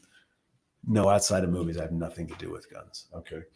Now, on that Henry rifle, there was one scene in the script where Mr. Baldwin's character is supposed to come out of the shack or whatever the structure is, and he's firing at the lawman. You remember that, sir? Right. And that involved, did that involve his hero gun, the Henry rifle? He was carrying it. He was not going to be firing it. It proved impractical. Okay. Yeah. So do you know that the Henry rifle is made such that there's a plunger on the bottom, and when the rounds are loaded, you can see or not see if rounds are in that rifle? No, like I said, I'm not any kind of expert on a rifle. Okay. Part of the armor's duties, would you agree with, there to be there also for if the particular weapon Mr. Baldwin's holding needs to look like it's loaded, that's their job. Would you agree with that? Yeah, I would agree with that. Okay. Because you got to have a realistic feel for the audience. Would you agree with that? Yeah, I think that's the entire reason dummies exist. Okay. And so if the Henry rifle, if you can see at the bottom whether rounds are loaded or dummy rounds are loaded or not, that would be something that you would want the armor to handle. If it was required for the scene, yes. Okay. And in that particular scene, Mr. Baldwin is going to confront these lawmen. Mm-hmm. Okay. Now, with regard to dummies, I think you said before this, before Rust, you weren't very familiar with dummies either.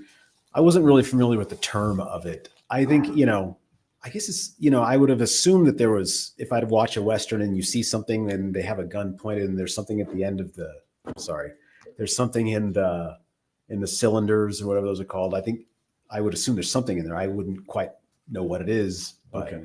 yeah. And you talked about on the second go round in your direct, you completed the Rust filming. We did. And on that second filming, did you use wooden dummies? I wouldn't even call them dummies because they didn't ever get loaded into anything.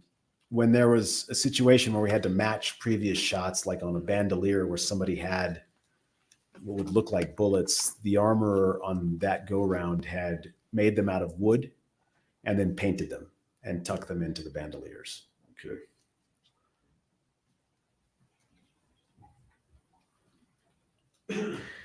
And the purpose of a dummy round is to look very like a live round. Yeah. Okay. When it comes to safety on the set, who is the person in general that's responsible? Well, I think in a general sense, I mean, the first assistant director is the safety officer on set. But beyond that, I think it also, there's a set is generally a reel. If you see something, say something, things. So everybody is responsible to some degree to try to make sure there's a safe work environment. In terms of our safety officer, and generally the first AD is the safety officer. And what you just said, and first AD is in charge of that. But if anybody on set sees something unsafe, they should say something. Yes, I think an example would be if there's a extension cord that's not taped down, or there's something that someone could hit their head on or something. You want to try to head those things off. There are a lot of sharp corners on movie sets.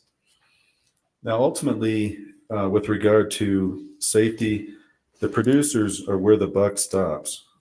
Do you agree with that? I think the producers are the people who write the checks are generally where the buck stops on everything in life. But I don't think a movie set is any different.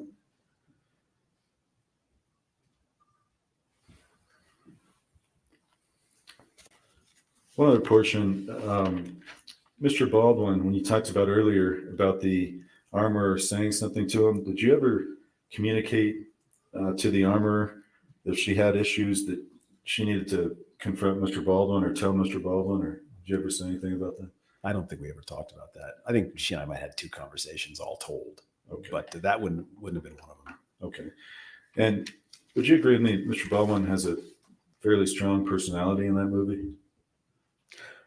Sure. I think, yeah. And we saw some clips on that. Finally, you mentioned that the day 3, you felt good about how that went. And it was an amazing team of professionals, I think you said, that pulled together and did a good job. Is that fair? Yeah, I think we had a very strong crew. And Ms. Gutierrez Reed also performed very well that day. Yeah, on that day, I didn't take any issue. Yeah. I was happy with everybody. Okay. All right, Your Honor, may I have just a moment?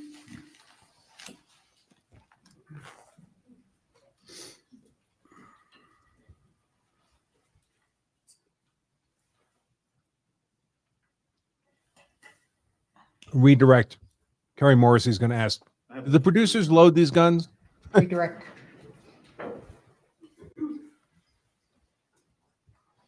Just briefly, Mr. Souza, do you recall a single scene that was going to be filmed in the movie where anyone was loading the rifle with ammunition? No. Do you recall a single scene in the movie that was going to be filmed where anyone was cycling ammunition through the rifle? No. I don't have anything further. Thank you.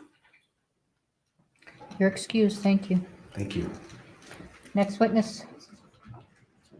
Can we approach real quick? Yeah, but we're not taking a lunch break. What's that? No lunch break yet. The judge wants to keep moving. Not taking an early lunch break. Bye, Joel. I might have to check out that movie, Crown Vic.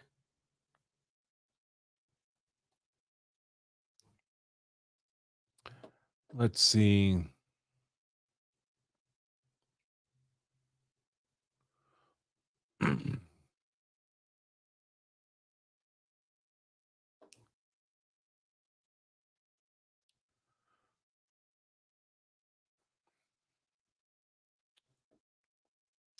Yeah, so that's why it worked.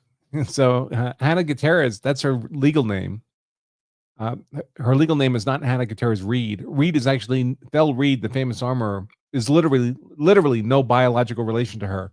Apparently, the story goes Reed's wife stepped down on him when he was working on a set somewhere and got knocked up with some other dude's baby. But she attached the Reed to her name to facilitate her ability to get these armorer gigs, and it worked. People heard Hannah Gutierrez Reed. They all know Thel Reed. Impressed. There's nothing the director has to do with the armor. Just you wouldn't even notice the armor. As he described, the armor is invisible to him.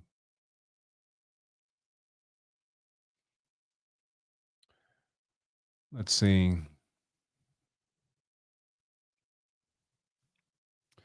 Law of Self-Defense member Jeffrey says the minor actor couldn't hold the rifle, but it's fine for extras to muzzle him.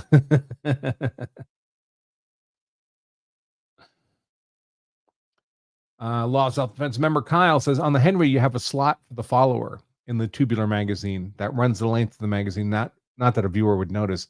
I mean, you'd have to rotate the rifle 90 degrees, right? So the slot would face the camera. Even then, they would see the blanks in there.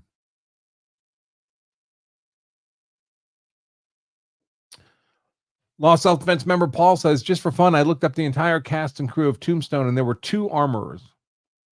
And Jeffrey says, probably both full-time. Paul said, I think so. Paul says, one thing I like about this guy is he doesn't seem to throw people under the bus. Yep, that's true. I thought he came across as very just credible and honest, just answering the questions.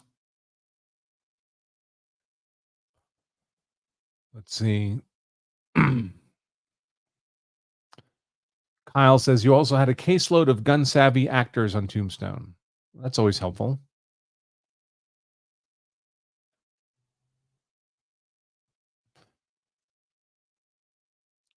Let's see. Bump, bump, bump. On Tombstone, Kyle says, I think it's interesting how they had to fire the first director and Kurt Russell temped as the de facto director. A lot of good stuff ended up on the cutting room floor, though. That can happen. And Paul shared a link. Tombstone behind the scenes. I'll put that in the... I'll have to save that. I'll put that on my notes, and I'll include that when I do the write-up, the replay version of today's blog post.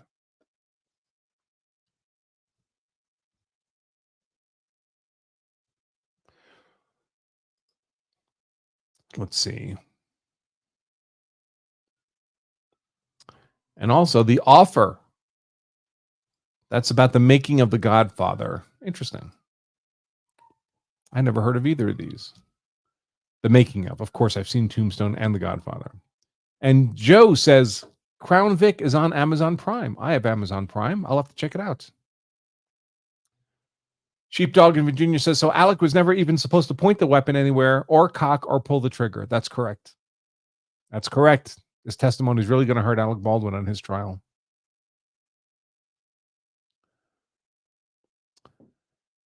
Let's see. And that's all. That's all the member questions. Let me take a look at the super chats.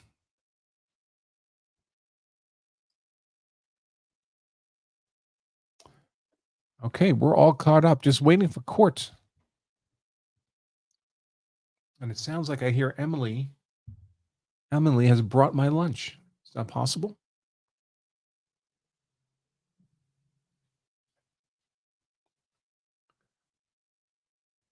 What did you bring me? All right, great. All right.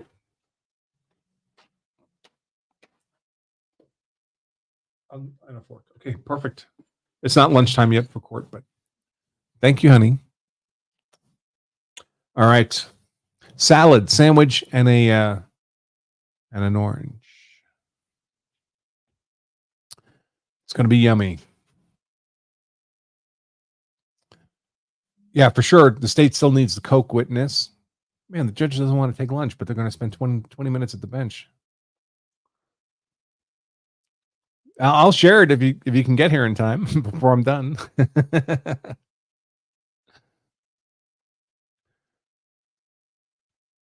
Yeah, I don't know why Carrie's not asking. And if that's what you thought of Hannah then, what do you think of her now? Where do I find one of those types of women that bring you lunch? I found her on Charles Street in Boston, outside a pub. She was walking along. I was coming out of the pub. I found her looking at my motorcycle parked at the curb. And we had a conversation. And I invited her out for a drink, and she said yes. And here we are, 20 some years later.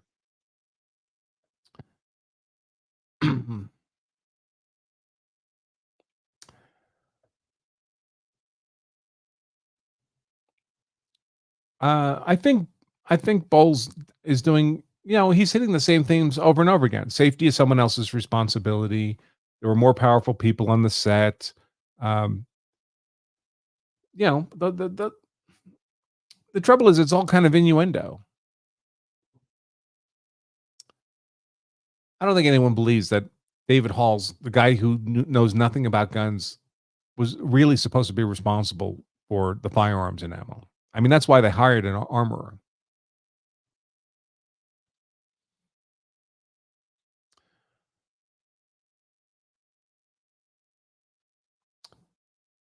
Jeffrey says, most people on public ranges can't safely draw and shoot. I have a range where myself, fellow instructors are allowed to do some risky practices, and we usually have to stop pretty fast because others try to do our drills. Yeah, I mean, you don't want a novice drawing a hot pistol at speed. That's a skill that has to be developed. It's why I used to love my old action pistol range in Massachusetts, because they had a lot of 3-sided berms. They were always, during the week, they were free, freely available. You had to be a member of the club, of course, which was not free. It was rather expensive. But I would just go there with, a couple hundred rounds of ammo and set up a few targets and, just draw from the holster like we do in IDPA. And you could do spins and shoot on the move and whatever you wanted, as long as you weren't shooting, over the berm or ricocheting over the berm, shooting too close into the ground. But as long as you were being responsible, it was fine. We never really had a trouble at that range. Any trouble? It was awesome. 15 minutes from my house. It was during the week. It was like my personal action pistol shooting range. It was fantastic. Let's see.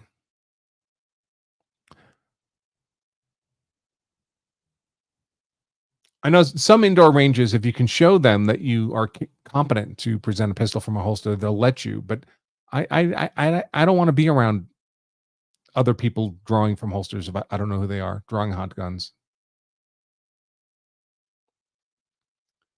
There's plenty of ways it can go wrong. They could bang the gun off the counter in front of them, bringing it up, and not interested.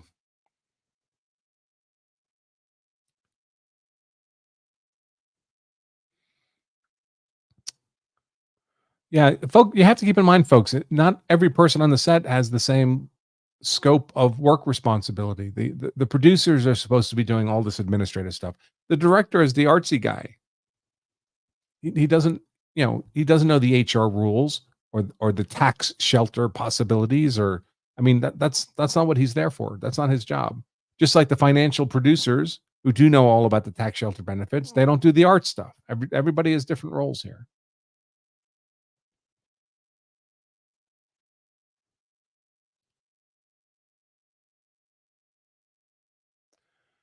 Yeah, they're kind of loosey-goosey with the term props. So the way Brian Carpenter would describe it in his testimony, Brian Carpenter being the state's armorer expert witness, he would describe props, replicas, and then real guns. Now, in a sense, all these things are props in that they're objects being manipulated by the actor on set. But in his mind, props were like rubber, inoperable, quote unquote, guns. And replicas were things that resembled real firearms and could be cocked and mag dropped, and they would slide move. They would function more or less as if they were a real gun, and they would resemble a real gun, but they were not actually capable of firing around. And then you'd have real guns, and the real guns might be used as if they were, just props in holsters or whatever, not actually presented or fired. Or they might be presented and not fired, or they might be fired.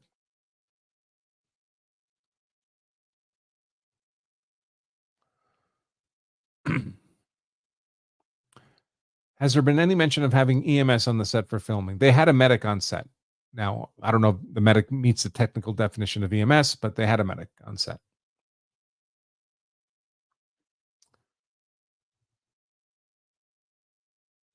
I mean, nothing would have helped Halyna Hutchins. She was mortally wounded the moment she was struck with the bullet. Are the SAG rules? I don't know that the SAG rules are in evidence. I mean, I've shown them. Right? This is one page from Safety Bulletin number 1.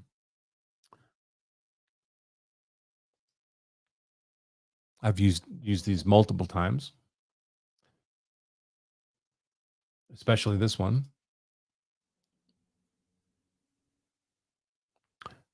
All right. How are we doing? I am 106 subscribers from hitting 60,000, folks. 106. There's almost 100 of you here. And we're back. All right, state your next witness. The state calls Emery Chacon. Please, the judge, raise your right hand. Do you swear or affirm under penalty of law that the testimony you'll give in this case will be the truth, the whole truth, and nothing but the truth? I do. All right, thank you. I missed his name. He'll say it again. Good morning. Good morning. Can you just move a little closer to the microphone and speak into the microphone, sir? There we go. Thank you. Would you state your name? Name is Emery Chacon. And in October of 2021, how were you employed? I worked the front desk at the Inn at Santa Fe. And during that same month, did you befriend Hannah Gutierrez? I did. And during your friendship with her, did you have an opportunity to be, well, let me back up. How did you get to know Ms. Gutierrez through your work at the hotel? Well, I work the second shift, so I check in guests. It's my job to be polite, friendly to guests. So being polite, friendly, started small talk. Was Ms. Gutierrez a guest at the hotel? Yes. Do you know if other crew members from the set of Rust were also staying at that hotel? There were other crew members. And at any point in time during your friendship with Ms. Gutierrez, did you have an opportunity to be in her hotel room? Yes. And if you recall, That's against the rules. approximately how many times would you have been in her hotel room?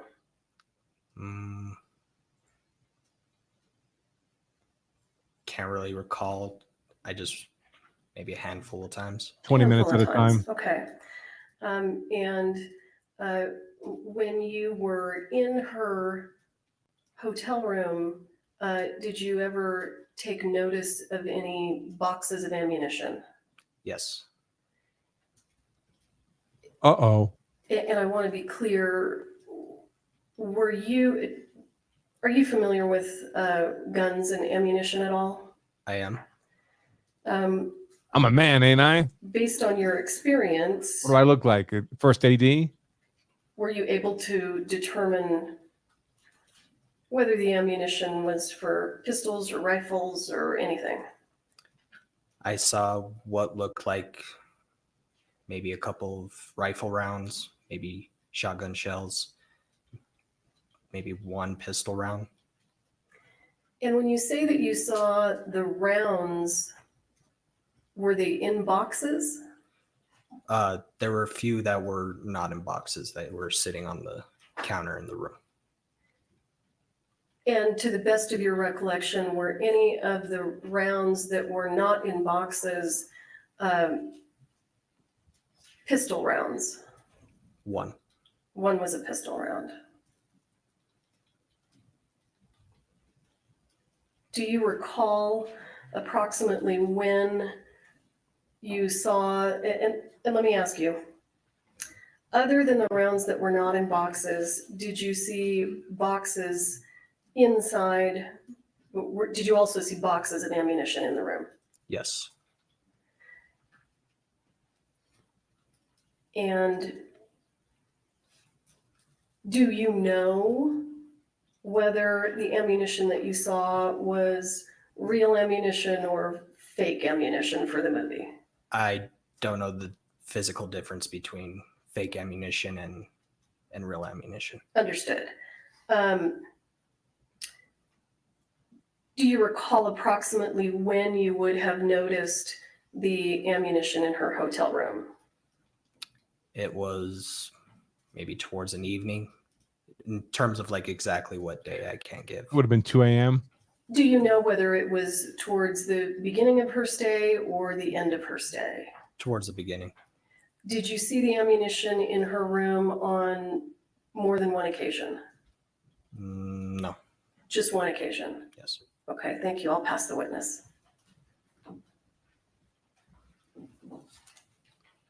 Cross exam. Thank you. So, Mr. Tricone, I think you said you were a hotel desk clerk. Yes, sir. And sir, what hotel was that? The Inn at Santa Fe. Okay. As part of being a desk clerk at the hotel, did you check Miss Gutierrez Reed in when she started her stay? I did. Now, you did not know her before that, right? No. So you just came acquainted with her from her being a patron and coming to the hotel and you checking her in to stay there. That is correct. You said she at the start of her stay is when you believe you saw the ammunition. What day was that? I can't recall. Do you recall if that was in September of 2021, October of 2021? Do you have any idea?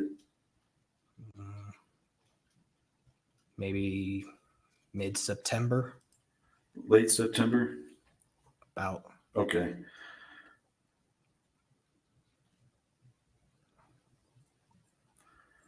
Okay, and you were up in her room. I know that you all texted, that you had texted Miss Gutierrez Reed, is that right?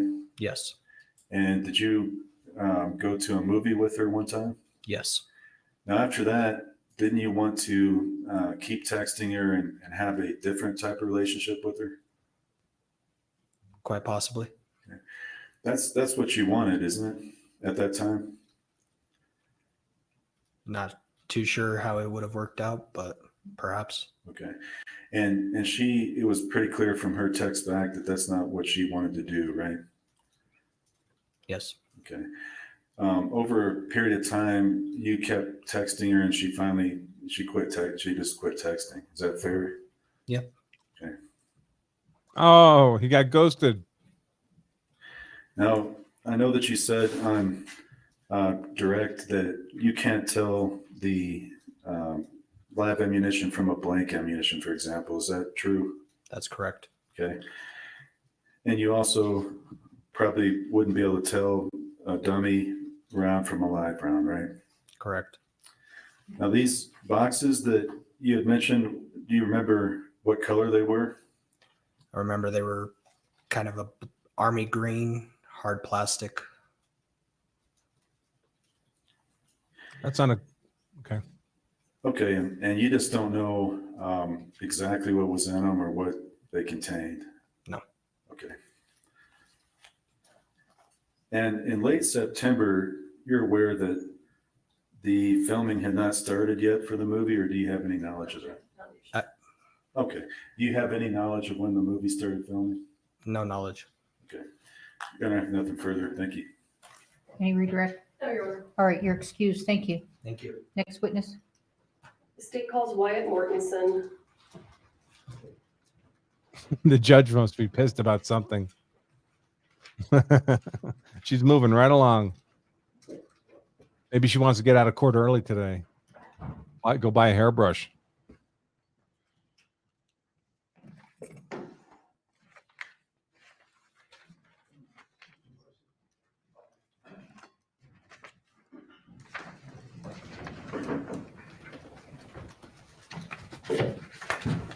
Stand before the judge, raise your right hand. Do you swear or affirm under penalty of law that the testimony you'll give in this case will be the truth, the whole truth, and nothing but the truth? I do. All right, thank you. Have a seat. Talking to the microphone. And they put everyone's email in the witness list. All these people are going to have to change their Good emails. morning, sir. Morning. Go ahead and state your name for the record. Wyatt Mortensen. Mr. Mortensen, what do you do for a living? I'm a wrangler and stuntman. Explain to the jury what it means to be a wrangler. We take care of the horses on the movie set. We give actors riding lessons, and we make sure that nothing bad happens to the horses or anybody that's around them. Were you employed as a wrangler on the set of Rust? I was. In your capacity as a wrangler on the set of Rust, how frequently were you on set? Pretty much every day. Okay. And in addition to taking care of horses, were you also in some of the scenes that were filmed? I was. And in what capacity were you in those scenes? I would dress out and drive wagons or ride horses in the background. Some stunts. Okay, great. Can you give the ladies and gentlemen of the jury an idea about your background and experience in the film industry as a wrangler and or stuntman? Yes. I just got in the industry when I turned 18, which was 4 years ago. And since then, I've been working pretty frequently on 24 films, give or take. As a wrangler and stunts, I've worked with numerous actors and many different people that are big in the movie industry. Mr. Mortensen, prior to working on the set of Rust, did you work on any other movies that had guns and armorers? I did. Do you recall approximately how many films you worked on that had guns and armorers prior to Rust? About every movie I've worked on. Okay, every movie. Yes, Can ma'am. you give us an idea of how many movies that would have been prior to Rust? Prior to Rust, maybe 5, I'd say. Okay. And did you have an opportunity while you were on set to see Ms. Gutierrez perform her work as the set armorer? I did. And was there anything about the manner in which she performed her work that caused you concern? Nothing directly. Let me ask you this. Do you recall, can you describe to the ladies and gentlemen of the jury how she brought the guns and ammunition to set from the prop cart? Just carry them by hand. Did that seem unusual to you? Nothing too unusual. No. Mr. Mortensen, do you, hang on just one second. Do you recall an incident where a rifle was lost on the set? I do. Can Can you explain to us how a rifle was lost or what you recall about that? We were doing a stunt in the middle of town, and after we were done, I was asked if I've seen a rifle anywhere on set. Do you recall who asked you that? I do not. Okay. Do you know whether the rifle was found? I don't. Mr. Mortensen, did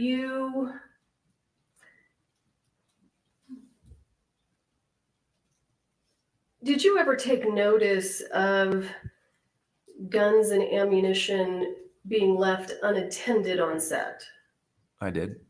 Can you explain to the ladies and gentlemen of the jury what you saw with regard to guns and ammunition being left unattended? I seen guns and ammunition on a small cart that was left on the set periodically. And when you say periodically, how frequently do you think you saw guns and ammunition left unattended on that cart? Most days that we had guns. In your experience with armorers on movie sets, did that seem unusual to you? Yes. And if you recall, or if you can estimate, approximately how long would the guns and ammunition be left unattended on that cart? I can't truly recollect. Sir, do you recall in this case having a pretrial interview where you had to show up and talk to us about your testimony? Via Zoom, yes. Yeah, that's right, via Zoom. Do you recall specifically what you said during that interview about approximately how long the guns and ammunition would be left unattended? I can't remember. Would it refresh your memory if I showed you a transcript of our conversation? Yes, ma'am. Okay, thank you. May I? Yes.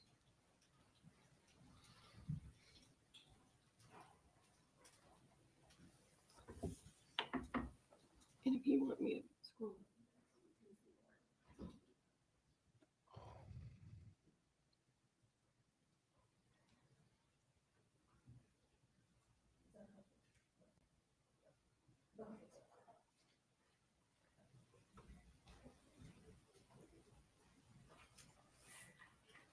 Did that refresh your memory? Yes, it did. Okay, can you answer my question now? Close to an hour or so. Yeah, sometimes more. Do you have personal experience with firearms? Yes, ma'am. Can you tell the difference between real firearms and replica or fake firearms? If I'm handed one and I can see it closely, yes. Do you know whether the firearms that you saw regularly left unattended on the prop cart were real? Yes, most of them seemed real. Okay, and when you say they seemed real, how would you know that? Just because most of the guns on the movie set were real. And did you see scenes that were filmed on the movie where the guns would shoot blanks? Yes. Do fake guns fire blanks? No. Okay, only real guns fire blanks, right? Yes. Okay. And sir, did you take note during your time on the set of Rust? Did you notice whether or not Ms. Gutierrez's conduct as an armorer with regard to handing firearms to actors and taking firearms away from actors when a scene was over? Do you recall taking note of that? Yes. Can you explain to the ladies and gentlemen of the jury what, if anything, you noticed about the manner or how quickly Ms. Gutierrez would remove real firearms from actors when a scene was over? It would depend on the scene and who the actors were. Do you recall taking note that when a scene would be over, she would not immediately collect the firearms from the actors? Yes. Did that stand out to you? Yes. Why? Every other show I'd been on previous to that, the armor would hand the gun right before the scene and take it away right after. And that was not Ms. Gutierrez's practice? Not that I can recollect. Okay. And sir, do you have personal knowledge and experience with revolvers? Fairly decent. Do you recall taking note of the manner in which Ms. Gutierrez would conduct the barrel check of the revolvers? There was a few moments that I did notice. Yes. Okay. But first of all, I want you to kind of explain to the jury what your understanding is of why a barrel check is done and how it should be done. Well, from my experience, the reason Sure. Objection, because he's not an expert on this. He's a wrangler and a stuntman, not a gun, not an armorer.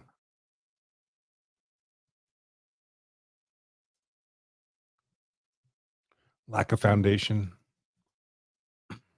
It's too bad we can't hear the objections.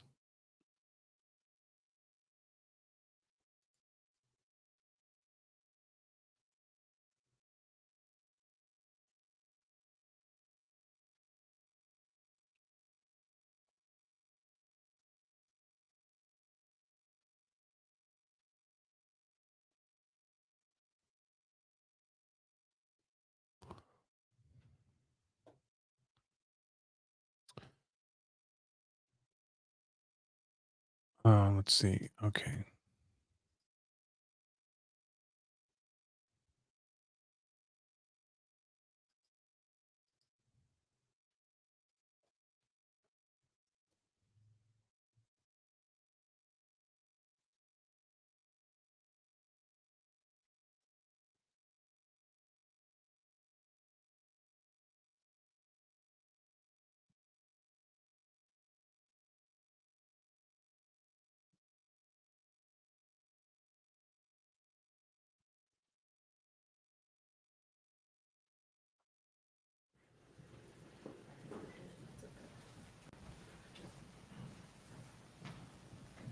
Mr. Mortensen, let's proceed.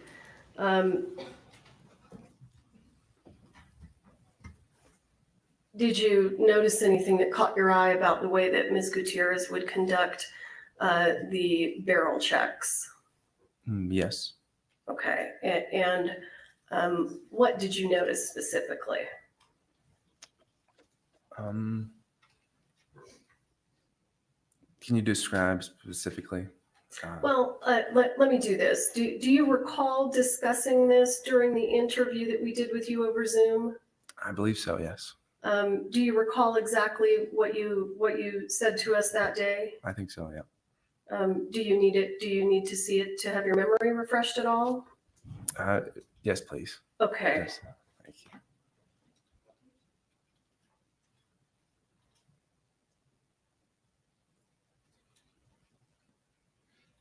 This guy seems like he might be just smart enough to be level with Monica Barreras. Tim? They should swap Snapchats. May I?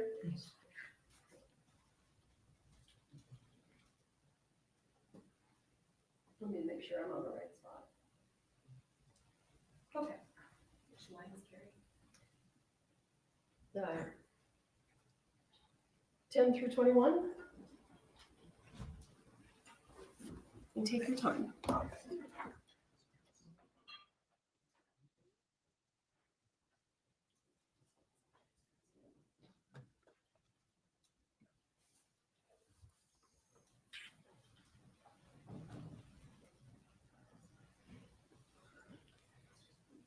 Mr. Mortensen, did that refresh your memory? Yes, ma'am. Okay, can you answer my question now? I can.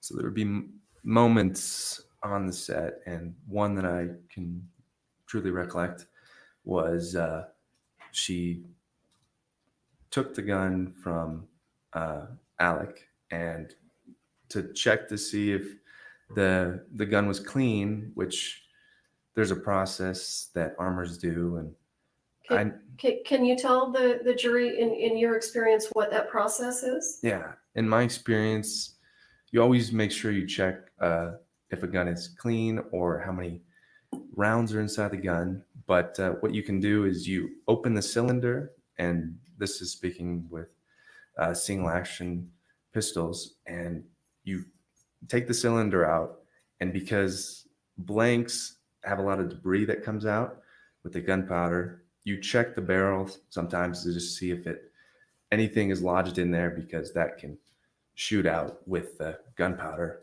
And you open the cylinder and you can look down the barrel, and if the cylinder is open, it's impossible to be shot or anything bad happen, because you can see straight through and you see daylight through the barrel of the gun. And what caught your eye about the way that Ms. Gutierrez did those barrel checks? When she looked, the cylinder was closed. And so in your experience, when she looks and the cylinder is closed, what would she be able to see? Nothing. I'll pass the witness. Ouch. Cross-exam.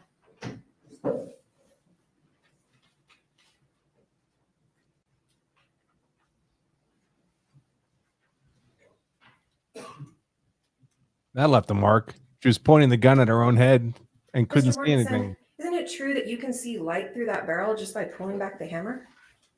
No. Not that I know of. No. Not that you know of? No. You're No. not an armor, are you? No, ma'am. And you've never worked as an armor on any movie, have you? No, ma'am. In fact, in the filming of Rust, you were a wrangler, right? Yes, ma'am. Your responsibility is animals, right? Yes, ma'am. Horses, Yes, ma'am. donkeys. No. You weren't responsible for the donkey? I thought we heard testimony about a donkey. That wasn't you, right? Not that I can recollect. Okay. And in fact, during the Rust filming, isn't it true that you didn't even wear a real firearm? You had a replica rubber gun, right? Not that I can recollect. You don't recollect if you wore if you had a real firearm on Rust? Is that what you're saying? I can't remember if I had even a gun belt on. Okay.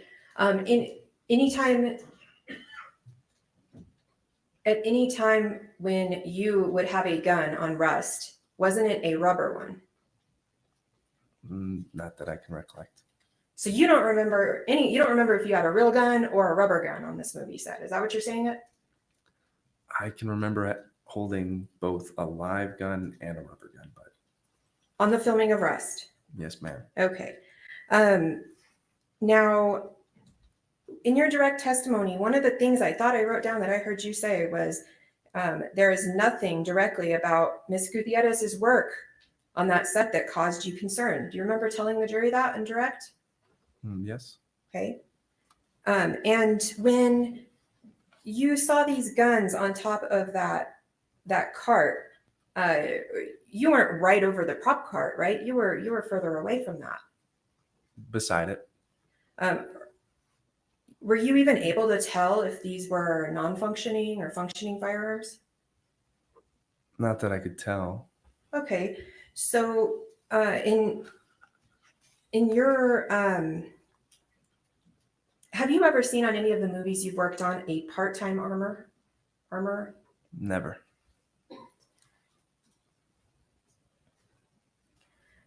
And in this filming on Rust, was there a time when horses ever got loose? Yes. And would you agree with me that that was an extremely dangerous situation? I'll object to. Oh, I'm sorry. Let's approach.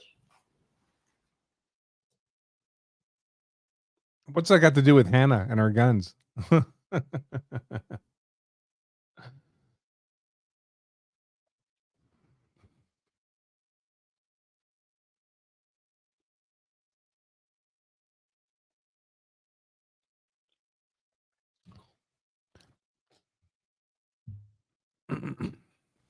Mr. Mortensen, do you need me to repeat the question? No. Okay, so can you answer the question? Yes. So, horses, it is a dangerous thing to have horses on set, right? Yes. And you were the one responsible for wrangling those, right? Yes. Okay. Do you recall a time on Rust when you had a problem getting paid on time? Can we approach?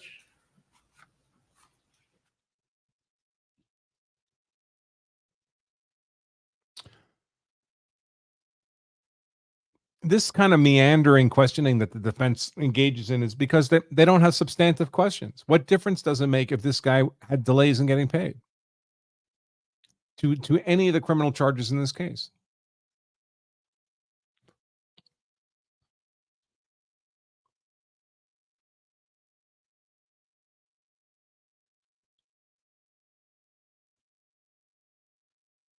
Are they going to ask him about the quality of craft services? How was the food?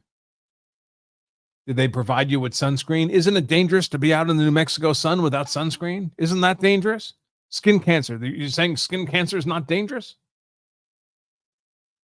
How dare you, sir?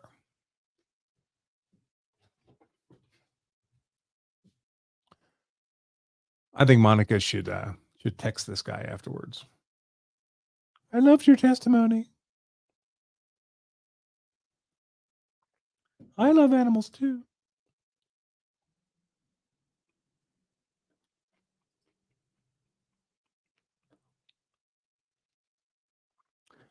Kyle says we have a private club locally, Dallas Pistol Club, that you sign away all liability and you have private 3 burn ranges you can move and shoot on.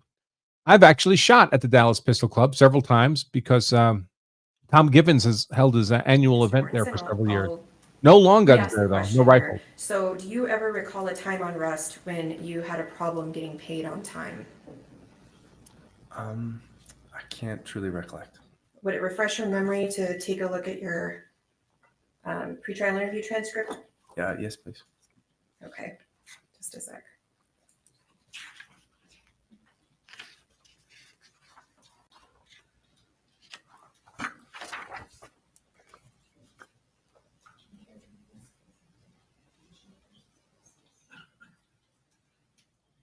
Other than that, Dallas Pistol Club is a nice setup. You want to make a first witness?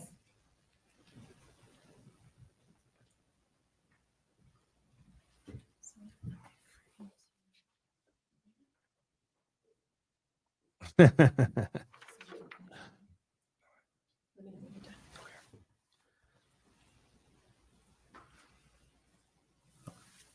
that refresh your recollection? Yes, ma'am.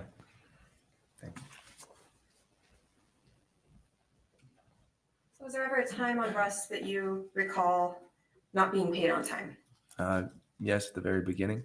Okay, just a second, Your Honor.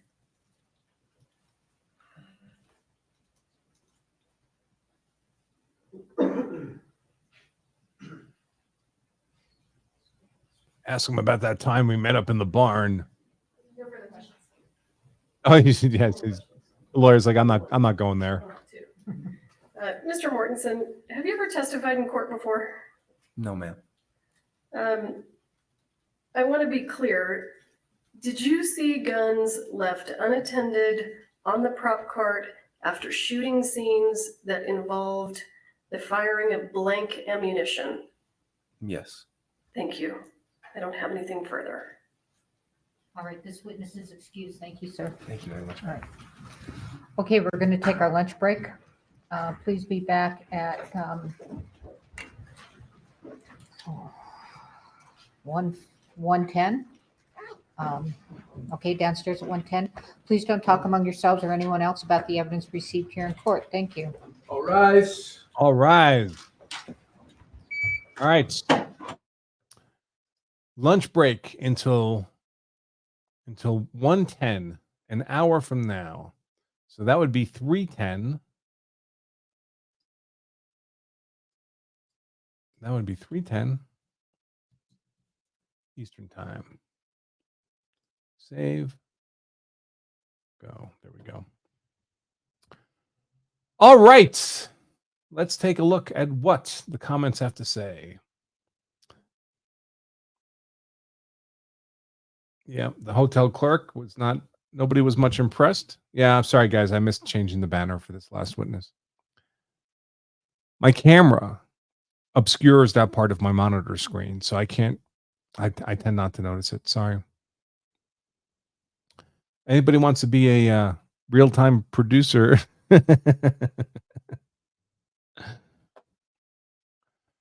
Let's see.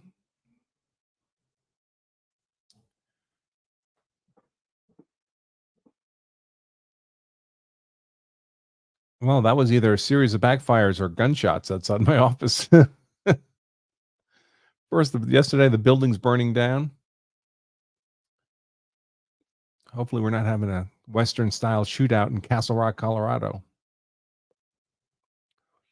He says, while we aren't privy to the details of each of these objection conferences preserved for possible appeal use later. Yes, yes.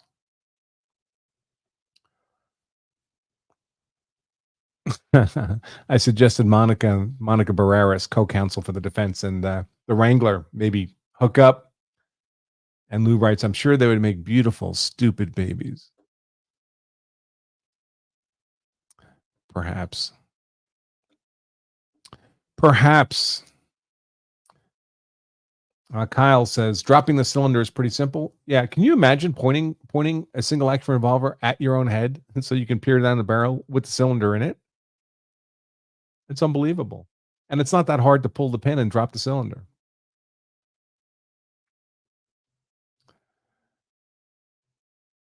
Let's see. Most of New Mexico I find pretty unpleasant.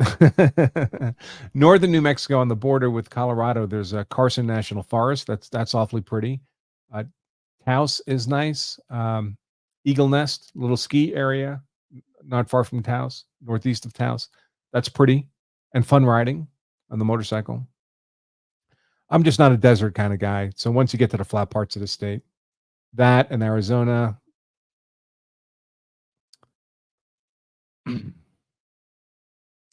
not really for me. Well, again, northern Arizona starts pushing up towards Utah. It gets pretty again.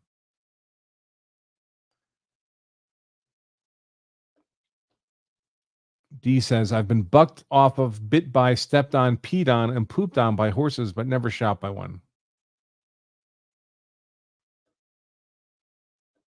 Philip says, I think the prosecution should have stopped after Souza. These last two were worthless and wasted time, probably distract from what previous witnesses provided. I don't know. The pointing of a gun at her own forehead, that's pretty alarming. The hotel guy, I don't really understand what the point of him was, to be honest. So he saw some ammo in a room. For all he knew, it was dummy ammo. So I don't get it. Unless they, yeah, I don't know. I don't know what that was all about. All right, so that's all the member comments. Let's take a look at super chats, if there are any. I think you're crazy, folks, for going the super chat route when instead you could be a law self-defense member for 99 cents.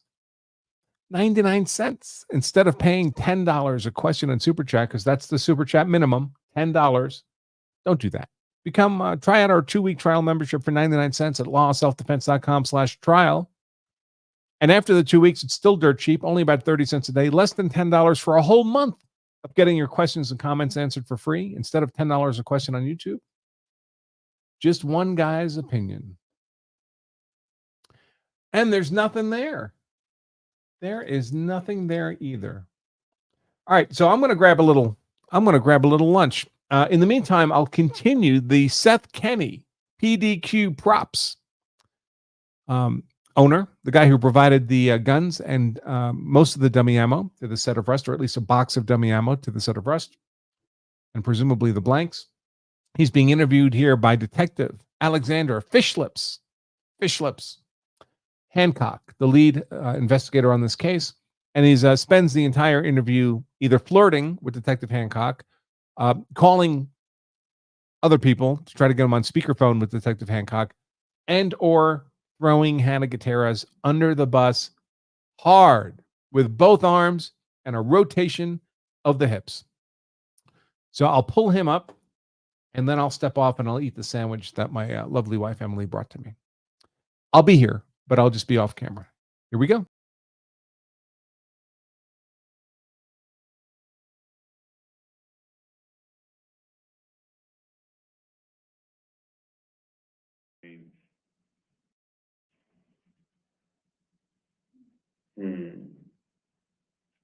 Bugger. She still didn't do her job.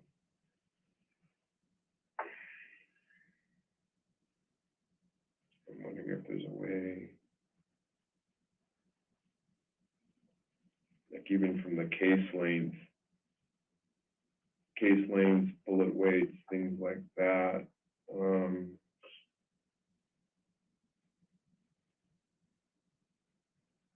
I mean, these were loaded. There's no doubt these were loaded on a machine. Like we'd see scarring on there, on the bullets. So they were properly loaded. Okay. So there's no way, and there's no way to say like, oh yeah, we know she's gonna pick from this section when we've got this kind of crap going on. Mm-hmm. And certainly what Sarah's memory is not accurate, because they said, so the box was full. I asked her, I go, so the box was full, and oh, maybe that's why those ones were just thrown on the cart, because she rattled them. And then maybe just. And then she was like, these aren't rattling. Set them, throw them aside. So where does she start from? So that's So 6, 1, 2, 3, leaving 3 spaces here, but this is crazy too. Huh.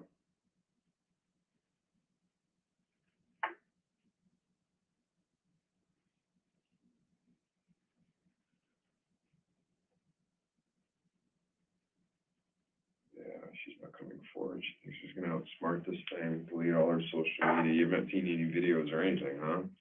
Nothing. I've found like one TikTok of her. What is she doing? She's like, I think in her bedroom or something of the sort, and with like some hair flip. My daughter giving me the bird. Nope.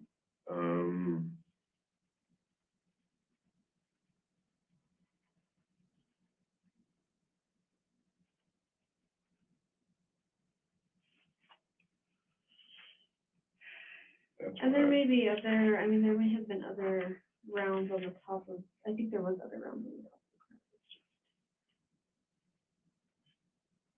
the These guys were our primary focus.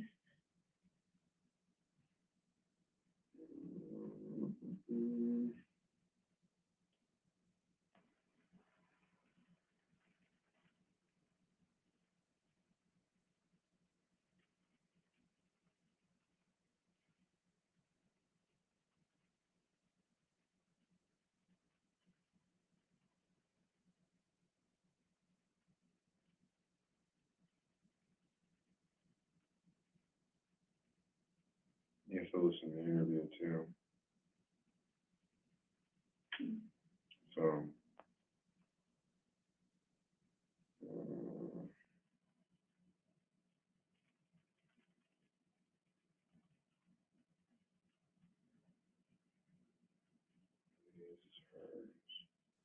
What did that come off? Or did she just send it to you like? I took it. Oh. It was when Dale and she were up prepping for the Nick Cage movie. Okay. Somewhere I'm thinking there's, I don't know, something she sent me. I haven't even read the text stream between the two of us. I'm just so like, you know. Has she reached out to you at all since this? No, not after she sent me the F-bomb laced text messages. Was that after the incident? It's before the incident. Oh. Yeah. Yeah. What was that about? She was just being an idiot. I wanted Sarah to get rid of her. You know, I was like, she's not doing what she's supposed to do. Not on the gun side, it was on the prop side. And I'm like, bullshit. She's got 5 days when the guns go bang. What is she doing the rest of the time? And like, she wasn't helping Sarah, like even like run and grab stuff. I'm like, Sarah was just like overly nice. I'm like, dude, get rid of her. We'll find you another armor. You know? So. So was she mad that you were? Well, basically, what happened was when Sarah had the accidental discharge, which by the way, she did not shoot herself in the foot. I called her this morning. I'm like, did you shoot yourself in the foot? She goes, no. She's like, I think I pulled the mag out, like I could feel it, you know. Okay. So what it was is that she was trying to take advantage of that situation to like punch down on Sarah to say, oh, I don't even think they're going to have you handle the guns anymore. Like they're not going to want to, you know, you had an accidental discharge. Mm-hmm. And she wanted to tell the producer, oh, you know, it was just, she was making a mountain out of nothing. And do you know if Hannah loaded the gun when that accident happened? no, it was Sarah. Okay. She was loading it. And so basically I said, I'll tell you what I wrote her. And I was just tired of it because Sarah's like she's like a super gentle, she's like a Bambi. She's the Bambi of the, you know, but she's also got a great work ethic. And Hannah's just kind of like, you know, rough and like, dude, just put it away, you know, attitude and the rest. And I'm like, you're not gonna try to run over. I go, and I had to make it real clear, you know, hey, Sarah's your boss.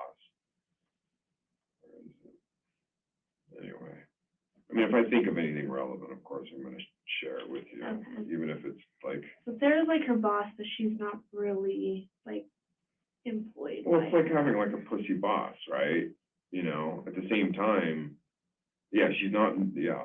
She's not her employer though, and neither are you guys. Exactly. She's just licensed under you. Yes, exactly. Okay. Yeah. And this is how it is just not like something I invented. This is something that's just been that the ATF came up with, and they're like, yeah, this is how we like it. But she's not really employed by a company either. They're full-time employees of the production company. But once that production's done, then that's it. She's done. It's done. You're done. And then a lot of the film companies, they'll start up a company, do the project, and then kill the company, and then they'll start it up again. So as employees of all these different production companies, you never have the same employer. It's just like total gypsies. Yeah.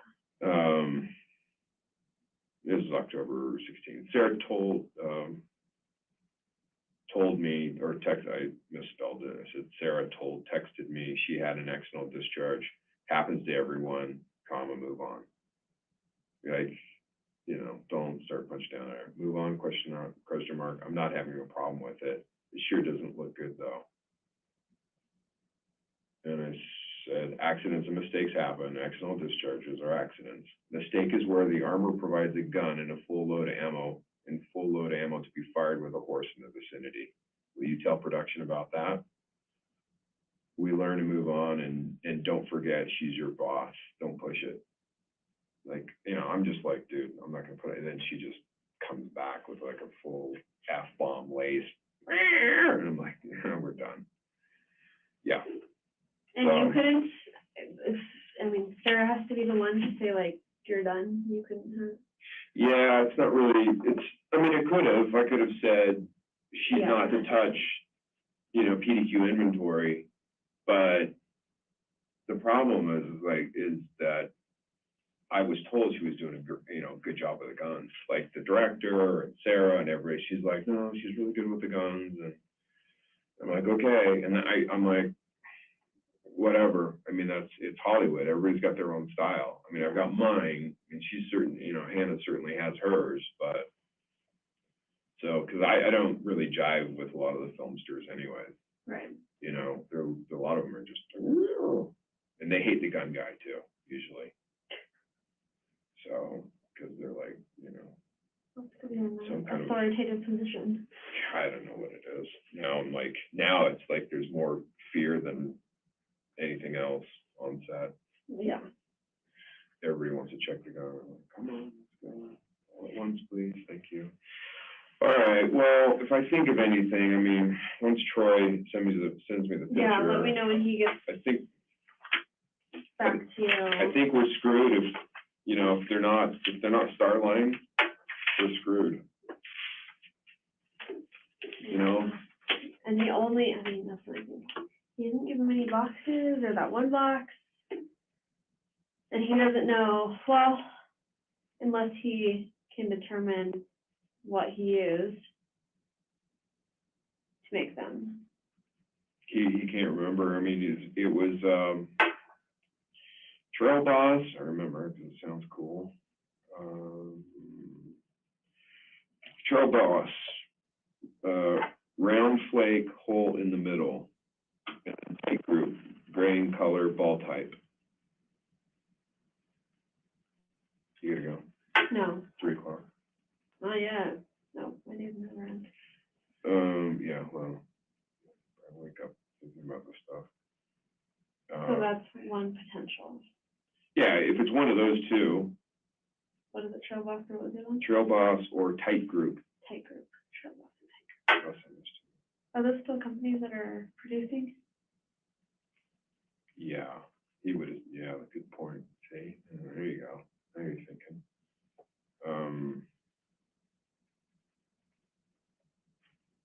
Let's see. There's no doubt we can definitely 100% trust Joe's memory. There's no doubt about that. The guy's super sharp. Okay. 70-something years old, but like I said, I have to ask him, hey, what am I forgetting?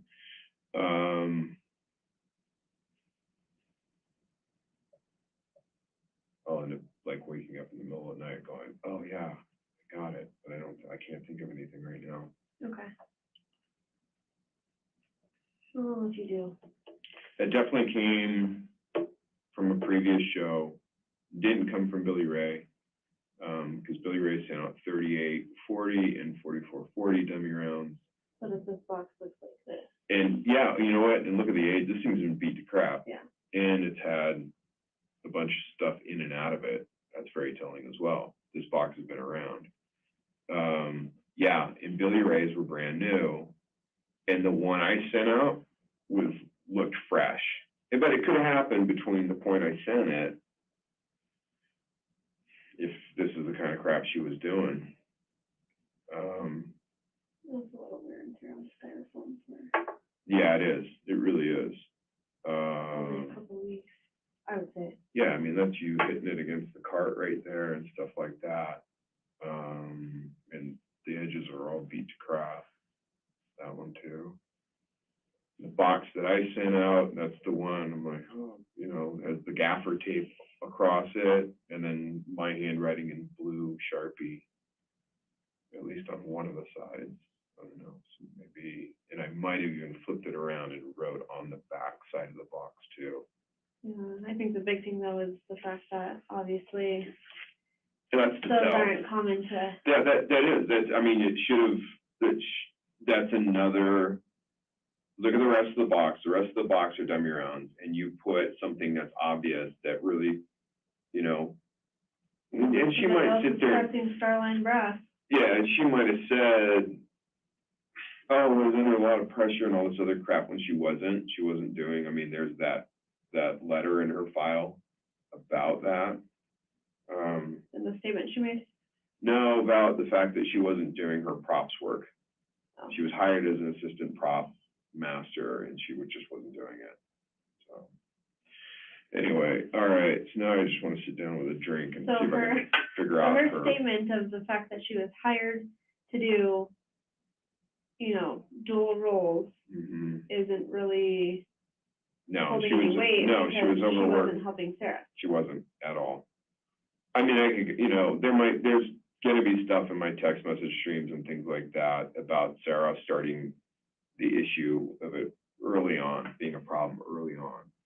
Yeah. Well, hopefully Sarah will come in this week. She said I talked to her this morning and she said, she's calling her attorney to say she wants to come in and talk. I'm like, dude, I told him, why are you getting an attorney? This is just you're wasting your money, Doesn't make any sense at all. Yeah, and that's because she was gonna come in on Friday and speak with me, and then her attorney called me. So we'll see when she. Where did they put their social media? Where did they put it? It's crazy. Yeah. Okay, anything else for me? I didn't cry, so I didn't need that. I looked at that, I walked in, okay, depressing. Well, there's unfortunately many people who have very difficult things, so might as well just keep it in here. I'm not saying I haven't had nothing but dry eyes, but, so. All right, well.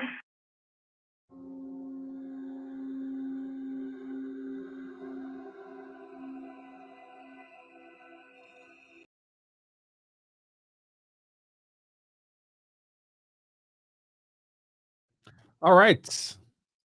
So that's it for the for the Seth Kenny interview. Scintillating stuff. I had my sandwich and I had my salad. Let's see what's new.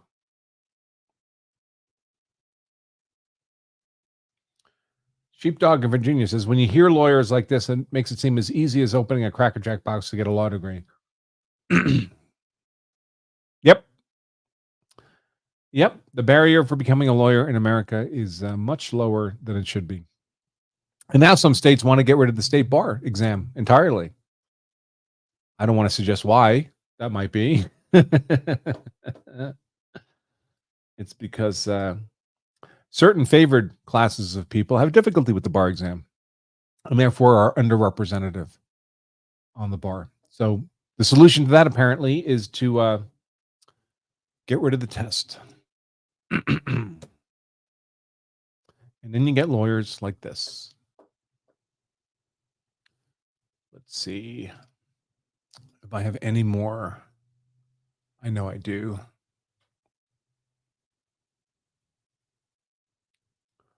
Let's see.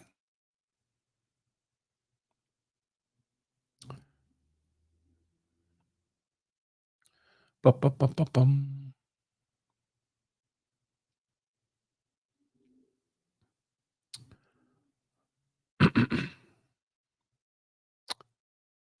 I know I have more than this.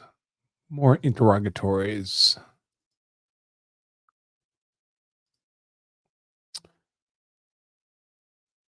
I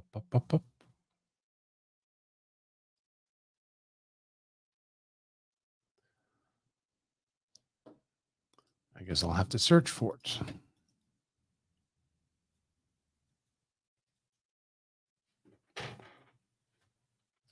Maybe it's on my laptop.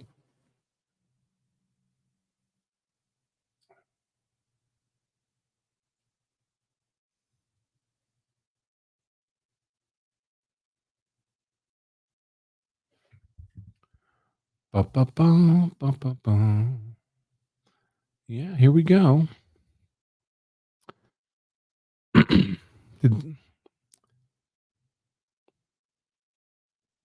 Let's see how Sarah Zachary presented on her interrogation,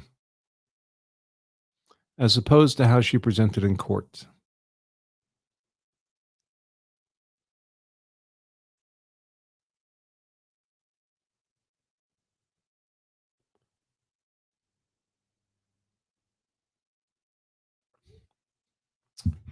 Let's see. Since we have a little more time to fill.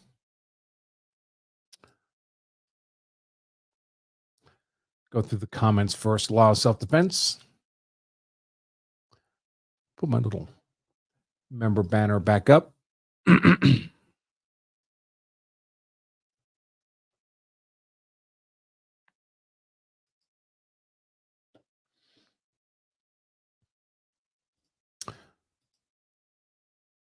What else did I have here? Oh, let's do this instead. This looks better.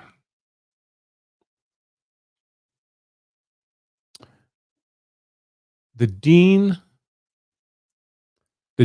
Ackles actor interrogation.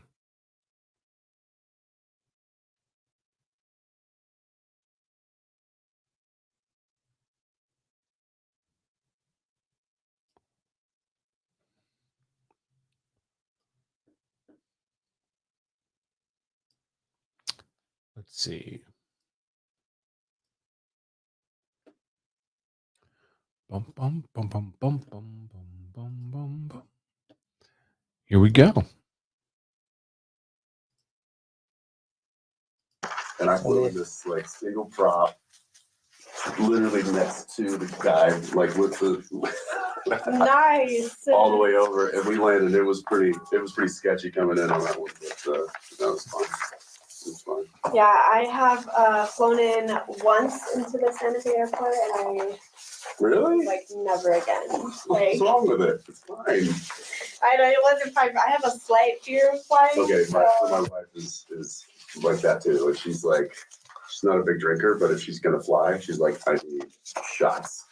Just get on the plane. Well, yeah, I just feel like when I landed, I was like, this runway is like not level. It just seemed like a mess to me. I remember I was flying into Atlanta one time, and it was for an event that they had chartered a plane for us. So it was a jet.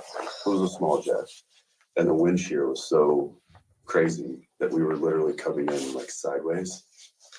Oh, I've had that happen too. And then at the last second, he was like, "Nope." When it came around and tried it again, so the second time it was just like, "Oh shit!" Yeah. All right, time to brace yourself.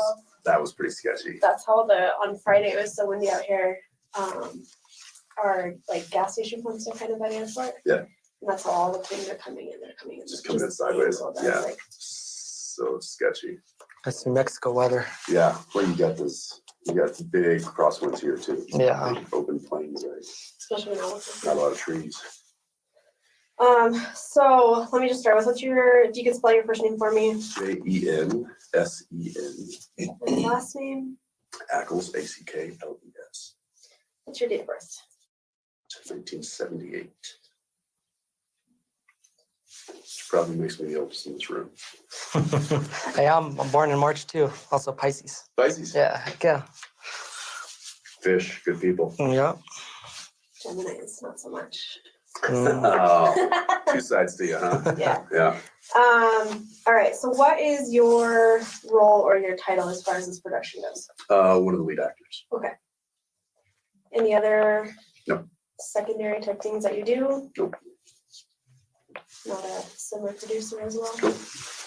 And I mean, I don't know, I'm sure you guys know this, but like the producer thing often, and I don't know as far as Alec goes, but you know, in this industry, don't give kind of these ancillary titles to, you know, it's almost like a vanity thing, Yeah. you know, to an actor, just to like sweeten the deal so they'll sign on to become like, I know that I wasn't offered a producer credit, but I was offered some producer points, which is kind of like a back end kind of thing, but it's like to sweeten the deal to get people to sign on to do it. Kind of like a co-producer. Yeah, like that, like they would offer that kind of a thing in order to get a big actor to come on, but there's zero producing responsibility in that regard. So Okay. I did not have that title at all, but even if I did, I would have zero producing responsibilities. Yeah. Okay. Let's just start with the day of the incident. Were you there? Mhm. Okay. Can you kind of go through the day? It was a normal day. I probably I have to look at the day out of days, which is essentially the schedule for the actors, what days they're working, what days they're off. But I'd probably safe to say that I had worked more than the other actor up to that point. My storyline was kind of the heavy focus of the first part of the filming. Alec's story was they were about to get into his stuff and was going to be shooting with him primarily for the next 2 weeks. And I was almost done with the film. I think I had like 3 or 4 days left. So up to that point, I had been on set almost, the full time that they were filming. I think I may have had a day or two off. And we had gotten into shootouts and stuff prior to this. So, I handled a gun almost, every day. I mean, it was part of my costume. They would hand me a gun in the morning. I would check it. I would do my own checks. Just because I've been in the industry for 25 years. I've had a lot of onset and offset training for firearms. So my quick check is if they hand it to me, they show me all of the dummy rounds in. That's interesting. In the wheel, and then I just take the wheel. And armorers hate this, but I just dry fire it into the ground 6 times. Okay. That's my own personal check. They're like, "Oh, don't do that. It's going to hurt the firing pin." I'm like, That's what they're made to do. "So what? Yeah. I want to know that all of these are actual dummies." Not that I would ever think that a live round would be in a gun on a set. There's just not a world in which a live round should ever be on a set. Period. Which is why this is so like crazy to me to comprehend how that's all I want to know. I could walk you through all the safety protocols, everything that I saw, everything that I went through. The only question I have, it's not like, oh, how did Dave miss this, or how did Hannah not get it? It's how did a live round end up on a set? Multiple rounds end up on a film set. It's just, there's not a world in which that should happen. But the thing is, the problem is if you look at a dummy round, it's made to look like a live round. Mm-hmm. You look at a blank, it's crimped, has no tip. It clearly looks like a blank, but that has a charge in it. So you're looking for a clay tip that is to look like a lead tip, or a crimped tip, which is a charged bullet, or not a bullet, sorry, a charged round. If I look into the gun and I see 6 clay tips, then I can just assume that they're all dummies, because that's all that should ever be on a set. If I see a crimp tip, then I'm like, whoa, we got a hot gun here. Like there's a blank in there. Get that out of there. Which is why I feel for Dave, because I feel like he could have looked at it, given it a visual inspection, and saw 6 clay tips and not known that one was a lead tip with a charge in it. But again, so there was clearly safety protocol that was skipped or missed, because it should have been caught. Every round that's loaded into a gun should be inspected and can be inspected. Anyway, kind of went off on a tangent there. Sorry. I don't know. Tell me if you just if you need me to move on or something. No. I haven't really talked about this since it happened. Okay. So I'm kind of going through this too. I mean, I try to talk to my wife about it, but it kind of freaks her out. Yeah. And she gets pretty anxious about it, and she's like, I can't. She's like, if I'm watching the news, she's like, please turn that off. Please turn that off. Right. It's a traumatic situation. It is for us that were there, and for people that are in proximity. So that particular day, morning went per usual. We were shooting up at the church. Actually, we shot some other stuff the morning of. We had a slight delay in the morning. In fact, so much so that we got loaded up into a van at base camp and we're headed to set. And they turned the van around. They were like, wait, we're not ready for you. Everybody go back to base camp, the cast. And I heard that on the radio. I was like, what the fuck? That's weird. If maybe they had a camera, a lens issue, or the light wasn't right, but at least bring us up there. It's going to be a 10-minute fix, whatever it is. Little did I know that it was the camera crew that was walking, because they weren't. I mean, this is what I heard that morning from the producers, because I went in and I was like, yo, what's happening? And they were like, a camera is walking because we won't put them up. I'm like, put them up where? What do you mean? They're like, well, they're set up in Albuquerque. They want to be in Santa Fe because it's a longer commute, it's less of a commute. They want a lesser commute. it's in the contract that they don't get that. They're still in the zone. And if we do it for them, then we have to do it for all of the departments, and we don't have that in the budget. It's a small budget movie. So they threatened to walk, and they walked. I was like, well, when did they threaten to walk? They were like, this morning. They waited until like one of our busiest days when we have a big giant shootout. They knew we were just coming off a 2-day break. They could have said it. They could have done it like 2 days prior, given production 2 days to find replacements. But they didn't.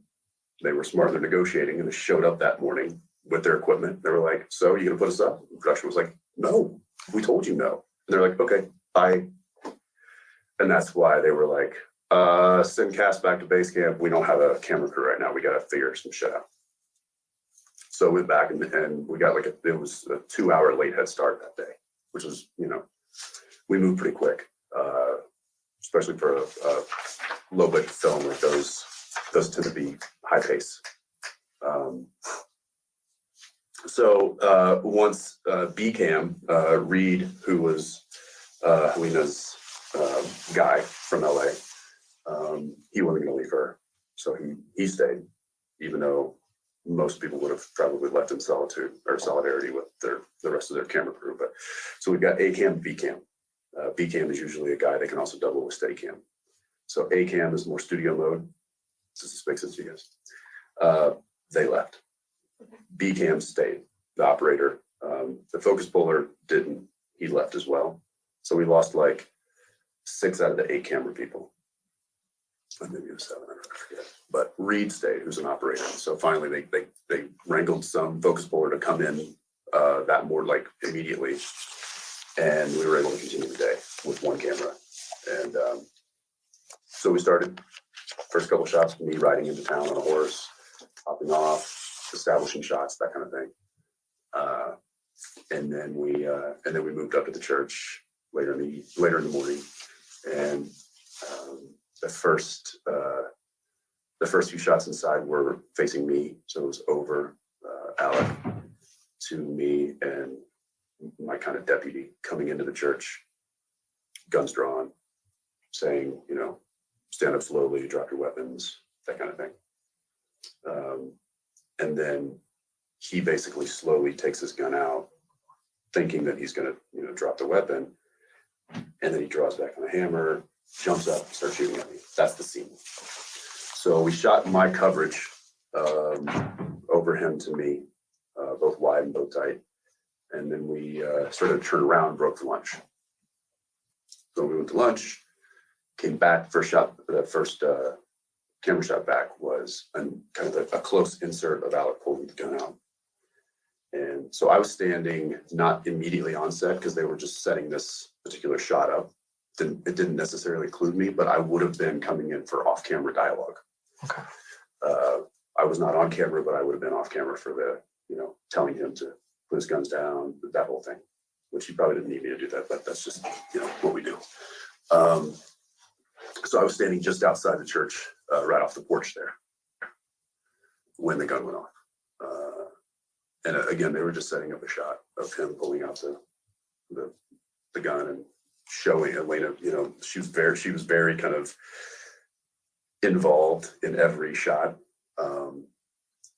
This is, I'm used to kind of directors being a little bit more of like, okay, I want to see this, I want to see this. But Joel was more of like, this is the scene. Halyna, how are we going to shoot it? And so she was really, for all intents and purposes, she was the meaning of director of photography. She was directing all of the camera shots. And she was very, very passionate and amazing at it. But she would get right in there. She would even move me, like finding the light and stuff just right. So she was very, very hands-on. Some people don't do that. A lot of people don't do that. They'll just sit there, chair it behind the monitor and just be like, on the radio telling people to do things. But she was very hands-on. So she was standing right there next to Reed and looking at the monitor on the camera, asking Alec to show her show me your action. So he was just showing her the action, and then it went off. I don't know if he was just drawing back on the hammer and his thumb slipped, and that was enough of a spring to get forward and hit that primer or what. But I'm sure he's told you. And so I heard the shot go off. There shouldn't have been any shot go off because it was a setup. There was no cameras rolling. There wasn't supposed to be around a blank to be shot in that particular camera sequence, and nobody yelled hot gun. So when it went off, it just sounded different. I mean, a real round sounds different than a blank, and I didn't immediately think that it was. I just was like, "What the fuck was that?" And she's emotional about it. Line of safety and defense, then I wouldn't trust 99.9% people I work with, percent of the people I work with. But again, just from there was no cameras rolling. There wasn't supposed to be around a blank to be shot in that particular camera sequence, and nobody yelled hot gun. So when it went off, it just sounded different. I mean, a real round sounds different than a blank. And I didn't immediately think that it was. I just was like, what the fuck was that? And so I spun into the church. I saw Joel down screaming. I saw Halyna seated. And I could see her back was to me, but I could see the blood pooling on her khaki jacket. And so I just started yelling medic. And then that was about it. Then I stood back. I was kicking myself for not running in there and doing something, but I don't know what I would have done. No, I mean, the medics are trained professionals, and there was an on-set medic, so I mean. There was, that's why I was screaming for him. And I know that as the reality started setting in at first I was like, oh, somebody, a shot went off. But there's no way that would have caused that much damage. Like how are two people down and there's that much blood with a movie round? So I was just instantly like what? And then as it started to settle, I was like, that was a real round. I know that sound. That's a real round. Is that what it sounded? Because you made a comment about how it sounded different to you. Yeah. I mean, it sounded like a real round. It sounded like a 45. I have a 45. I know what they sound like. Okay. Did you see what happened with the gun after it was shot? No, when I stepped in there, I saw Alex seated in the pew, holding just like, just in shock. Because it's also like a flashbang, right? I mean, that thing goes off. Everybody in there was deafened and they were disoriented. I mean, when Mamie came out, who's our script supervisor, she was stumbling out and she ended up being the one that called 911. There was a wardrobe person was in there. She came out, she was stumbling. She hit her knees. Reed was still in there. There was a few people that kind of staggered out, but it was disorienting. So I didn't go in because the medics were yelling everybody out.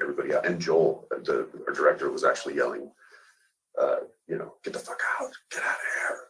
So people were quickly exiting that didn't need to be there. So I didn't go back in there because I knew it was,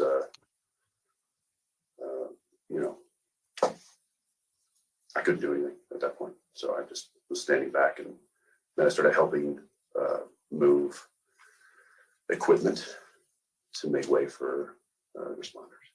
Okay. Out of the church?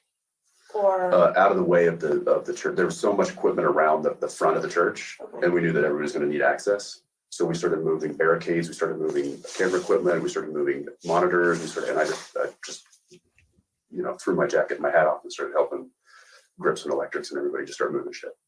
Okay. I want to back up to the beginning of the day. Yep.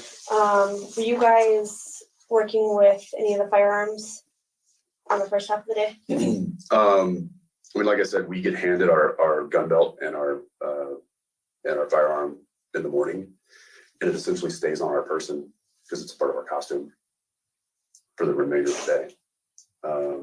If we ever are actually shooting it, then it gets taken. They load it with blanks. You know, we usually are using half loads. And then it's well announced that there's a live, you know, a hot gun, and you know how many rounds are hot at what load, what capacity, so that everybody's aware. But again, you know, there's the few of us that were in the movie. We get handed essentially a prop, you know, and it has dummies because I always personally check, and I was telling some of the other guys, I'm like, always check yourself. That's not why we're hired, and I was telling you this. Yeah. We're actors, and if it was left up to the actors to be the final line of safety and defense, then I wouldn't trust 99.9% people I work with, percent of the people I work with. But again, just from using a lot of firearms on set and also having real training, I just always do my own personal checks, just because it's a smart thing to do. Yeah, definitely. Yeah. What gun did you have in the morning? I had it's 45. It's not the long Colt, but it's the one that has U.S. Marshal in the handle. I believe there are only 2 on set, but I think I don't know if it was, but I was told that was one of the ones you guys Okay. was mine. And did you check that in the morning? I did. I always do that. Did it have anything in it? Dummies. Okay. And did you take the dummies out or just did a visual check? I did a visual check and did a click into the ground. And I also appreciate you walking us through the, you know, what takes place during a film, because I mean, we're getting to know what actually takes place on film. You know, this is a major case, and some people that we've spoken to have kind of walked us through what the procedure is. So I appreciate you letting us know what exactly takes place. We're starting to learn a lot more about what goes on in there. Yeah. Any questions, and then I can, you know, that I can shed light on it. Well, so who handed you the gun in the morning? That particular morning, I believe Sarah Props handed me my gun belt, and Hannah handed me my gun.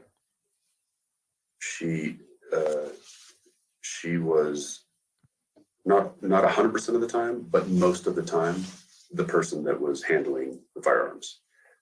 Sarah would help her and had a license to help her. This is something that I learned later. I just was, you know, it's like, because I asked her that day, I was like, did you handle the gun? And she was like, no. I was like, are you even supposed to handle the gun? She was like, yes, I'm licensed to do it. So I would help Hannah out. But from my recollection, Hannah was handling the guns 90% of the time. There were times when I would at lunch, we would always take our gun belts off and hand our guns back to Props or Hannah. So I would just take my whole belt off and hand it to either Hannah or Sarah, whoever was close by. And then they would take it and lock it up or do whatever they did with it at lunch. And then I would get it back after lunch. During your time here during this whole production, has David ever handed you a gun? No. Or anybody else besides Hannah? No. Well, Sarah, I think there were probably a couple of times where Sarah handed me the gun. Maybe I want to say that every morning Hannah would show me the rounds. She would pull the wheel lock back, slide the wheel, then show me each round, and then hand it to me. Then I would click into the ground, put it in my holster, and there it stayed until lunch. Okay. And then did they outfit you after lunch the day of the incident? Yes. Okay. And I can't remember if I clicked into the ground that day. So I mean, I know I did that morning, but I've been racking my brain trying to figure out if I did my safety check after lunch, and I can't remember. And maybe that's just because it was a pretty crazy event that happened after lunch, and I'm just trying to think of it's like flashes. Like I know where I was standing, I know what I saw, but for some reason I'm like, gosh, because I'd never overly thought about it. I'm like, gosh, did I check my gun when I came back from lunch? Like I normally do, I always do, but I can't remember doing it. Who handed you the gun after lunch?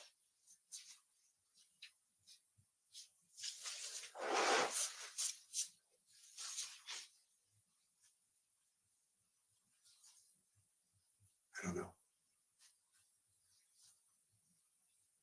I can't say with certainty. Okay.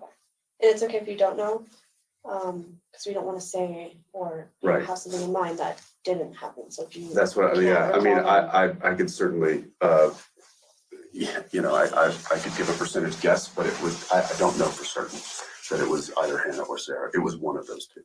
Okay. And what about your belt? It would have been the same person. Okay. What did you do with it after the incident? I took it off and handed it to Sarah. Okay. And she went and immediately, I saw her take it immediately to the cart. Can you describe the cart? It was just a rolling double-decker cart that has, you know, a variety of props on it. Do you remember the color? No, blue maybe. Blue and black. Did you see her set it down? After the incident? Yeah. No, I handed it to her and then I went to work moving equipment. Okay. I said, here, take this. And then she, you know, she was frazzled and I saw Hannah like on her knees, like head in hand, like somebody was consoling her. And I was like, take this, put her in the cart. And then I just started moving shit. Okay. Did you see what happened with the gun after it was fired? Alec's gun? Yeah. No. Okay. Dave and me, I heard Dave yelling, where's the gun? Where's the gun? Because he wanted to inspect it. And Hannah and Dave were handling it. I did see that. Okay. Can you recall what they did? They were still in the church and I just remember Dave yelling, you know, where's the gun? Let me see that. Let me see that. And then I don't remember anything. I don't remember what happened after that with that particular situation. Okay. Going back to Hannah, so you've been working with her since the beginning of the set. Can you, or is there any other time that you witnessed that she was being unsafe and not following protocol? Is there anything that stuck out to you?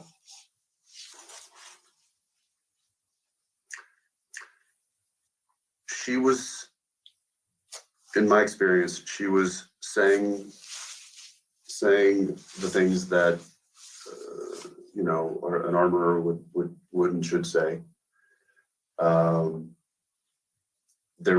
She was doing safety checks. You know, there's levels, I think, to the intensity of armorers in our industry. I would say that the majority that I've worked with are like drill instructors and can scare the piss out of actors when they hand them any kind of weapon, whether it's like, you know, whether it's supposed to be fired or not. I used to not like that. Now I'm thinking that I think that's a really good thing. So yeah, I would say that there wasn't that kind of intense fear that she was giving off. Again, like most of the ones that I work with are like very, you know, they're either military, ex-military, ex-law enforcement. They've got a long history of gun handling and gun safety and gun training. And they do not care that you're a Hollywood actor or a name or anything like that. They are there to make sure that you know that this is a firearm that can hurt people and you don't point it at anybody unless you are planning to shoot them, you know, aim it at a target, you know, there's safety guidelines. And I think that's probably why I do things that I do with my prop. It's just because I've been dealing with armorers who are very strict and very experienced and very safe. I know that, you know, I was on a show for 15 years, and a lot of times I would have my gun on my person, but I wasn't actually firing off blanks, but I would have it, and I would need to, you know, rack it or do something in the scene. Well, the armorer, we don't necessarily need an armorer for that. On-set props person is licensed to handle firearms, but they're not licensed to handle ammunition. Okay. That's when an armorer is the specialty, the special person. They are really responsible for the ammo. The gun is a prop. The ammunition inside the gun needs a specialist. Okay. And so my props person, you know, on this particular project would literally come up to me and shake every bullet in front of my face and then load it. Shake, because there's BBs inside, empty dummy rounds. You shake it like that, you hear the little rattle, you know that there's no gunpowder in there. Mm-hmm. And that was on this set or a previous one? That was on a previous one. Okay. That never happened on this set. That being said, I don't know what is mandatory protocol for armorers. I just know what I've experienced, and I have experienced more safety measures on other sets than I experienced on this particular set. But again, I wonder if the state's going to call this guy. He would be a great witness for the state. He's not on their witness list.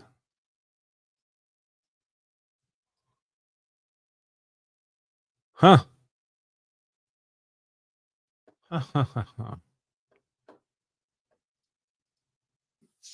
I didn't feel unsafe. Okay.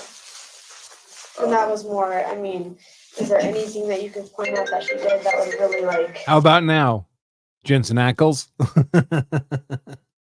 Now that your director of photography got killed, you feel unsafe now? Would you go back to that set under Hannah as armorer?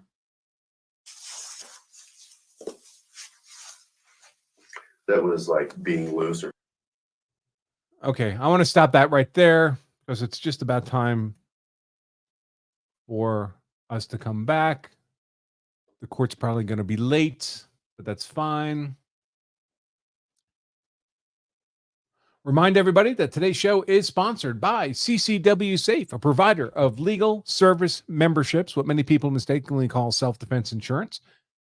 If you're a CCW member and you're involved in a use of force event, they will cover the cost of your legal defense and cover civil liability and much more. They airdrop in your own investigative team, experienced retired homicide detectives working for you as opposed to working for the police or the prosecutor, and much, much more. There are other companies out there that purport to provide similar products and services. Some of them suck. Some of them are complete garbage, and none of them are cheap. They're all a few $100 a year. This is the one I trust. I'm personally a member of CCW Safe. My wife, Emily, is personally a member. I do a lot of partnering with these guys. I think the world of the team over there at CCW Safe. Don West is their national trial counsel, was one of the co-counsel for George Zimmerman in his famous defense. The whole team over there is just great. If you'd like to learn why they're the ones I trust, you can point your browser to lawofselfdefense.com/trust. I have a little 2 or 3 minute video there explaining precisely why I've concluded that CCW Safe is the best fit for me, and maybe they're the best fit for you. Check it out at lawofselfdefense.com/trust. And at that same URL, you can get a 10% discount code for when you join me as a CCW Safe member at lawofselfdefense.com/trust. Let's take a look and see what new comments have come in during the lunch hour. Law of Self-Defense members.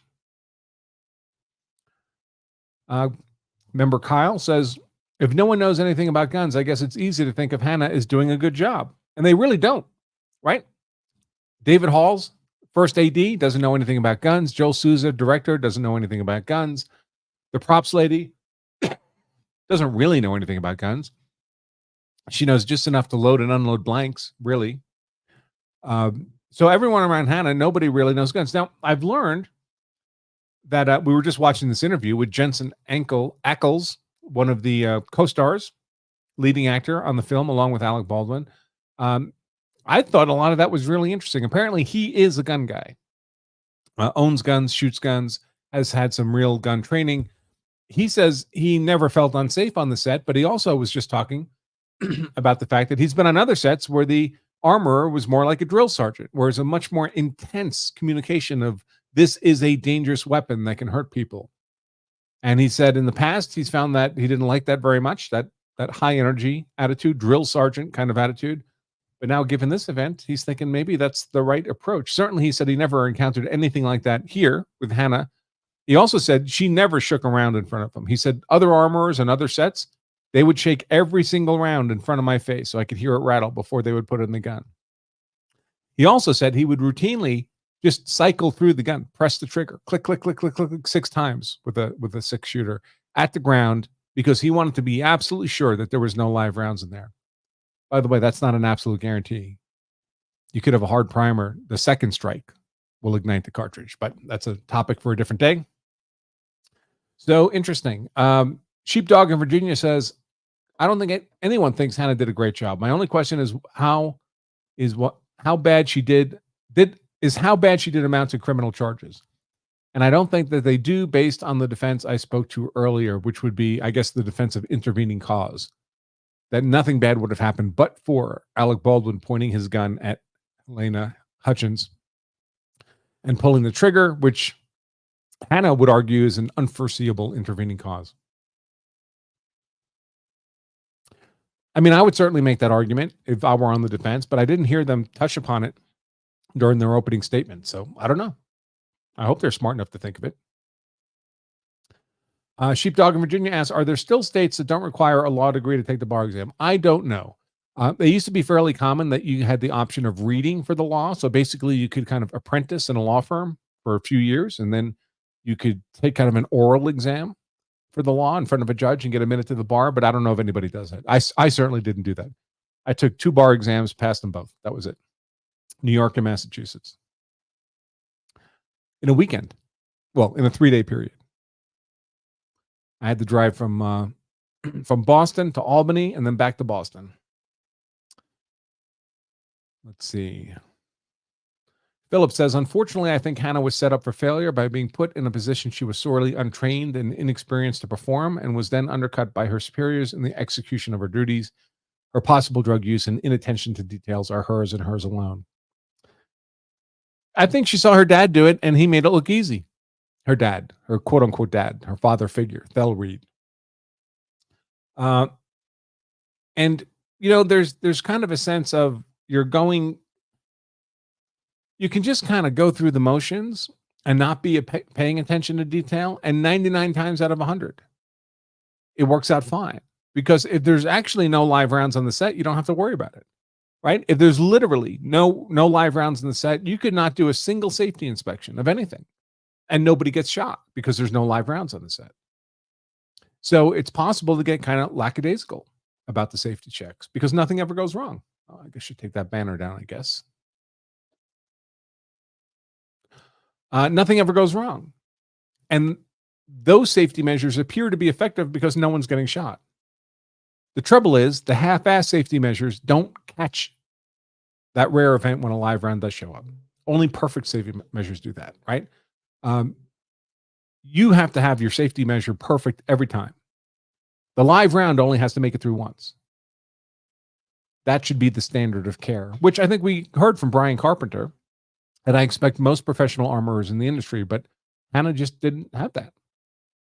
And I agree, it's hard to expect that she would have that. 24 years old, no real training, and no real experience. Philip says, in the end, she accepted the position, but failed to do her due diligence and should pay for that. Yeah, I think that's where we're at. D says, so what if your counsel never passed the bar and you're convicted? If you claim ineffective counsel on appeal, will there be weeping, wailing, and gnashing of teeth followed by a call for Benjamin Crump or his ilk to declare your claim as bogus?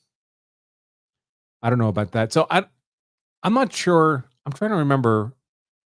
I don't really recall an instance in which a defense attorney was found to be fake. I'm sure it must have occurred. I can recall a couple where prosecutors were fake. They just got hired by the prosecutor's office and pretended to be an attorney. And I honestly, I only know that about that from reading about it, like in Bar Journal. I don't know what the outcome was there. I mean, I'm not sure what the defendant would have to claim. So if a fake attorney got you convicted, wouldn't a real prosecutor have gotten you convicted? What exactly are you arguing? Let's see. Joe says 10 minutes into the movie Crown Vic and they're talking about gun safety. How funny. I'll have to watch that.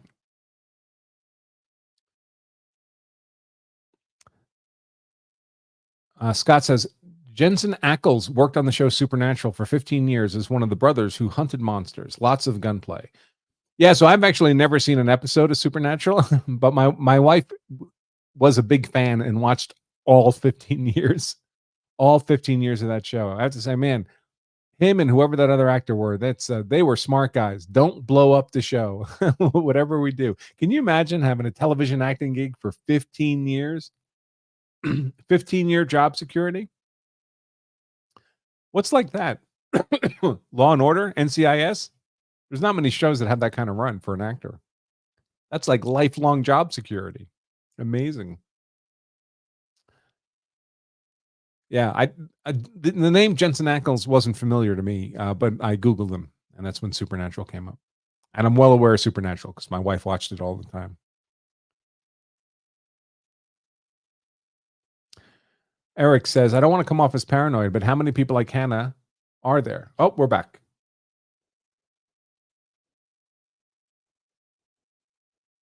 No audio in the court yet. I didn't hear who this witness was.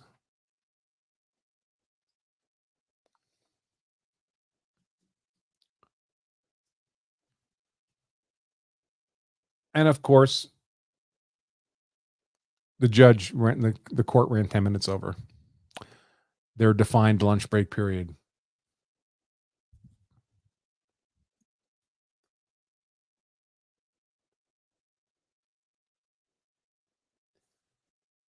Is this, I can't, is this a dude? If that hair was cut short, this would look like a dude, right?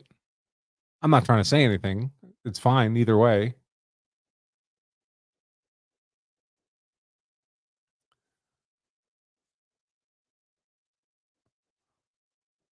Sheepdog of Virginia says, I remember the first time I had to testify in court as a law enforcement officer. I was horrible, even after being prepped. I later trained officers on how to testify. It's most natural thing in the world is for people to be very nervous on the witness stand. Very nervous. I wasn't, but I was there to talk about stuff I'm an expert on, which makes it a lot easier.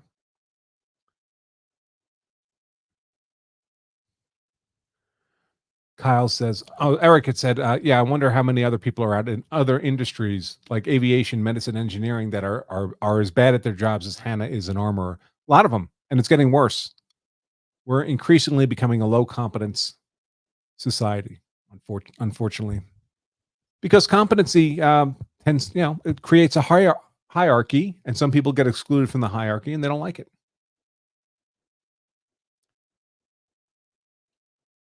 Some people think anyone should be able to go to law school and be admitted to the bar and practice law.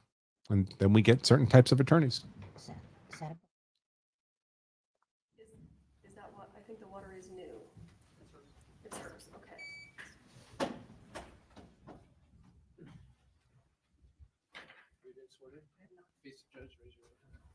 Do you swear affirm under penalty of law that the testimony you'll give in this case will be the truth, the whole truth, and nothing but the truth? I do. All right. Have a seat, talk into the microphone. What's your name? Say my name, say my name. Ma'am, go ahead and state your full name for the record. My name is Sherilyn Schaefer. Ms. Schaefer, how are you currently employed? I am employed as an EMT in the film industry. That's the medic. Can you just explain to the jury the situation, the connection between movie sets and medics? Is a medic always on a movie set, and if so, why? Usually, if it's a union show, a medic is always on set for the potential that there could be something dangerous that happens. But 99% of the time, we are in charge of making sure the actors, and not necessarily the actors, but the crew have sunscreen, bug spray, Advil, electrolytes. If it's hot out, we make sure everyone stays hydrated. If it's cold, we hand out hot hands.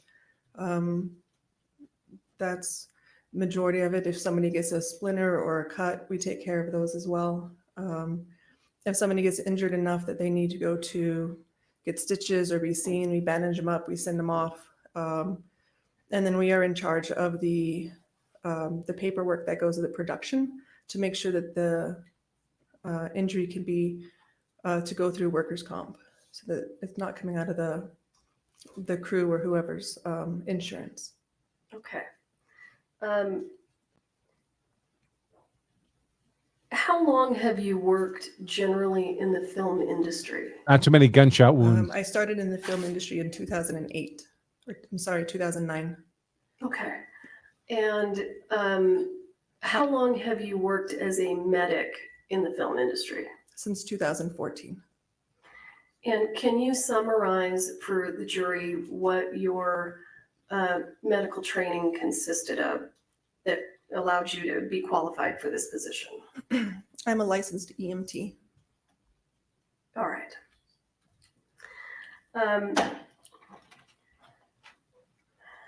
Ms. Schaefer, approximately, since 2009, if you can guesstimate for us approximately how many films have you worked on? Film and TV. Sure. 40 plus. Okay, and of those, can you guesstimate for us again approximately how many had real firearms and an armor on set?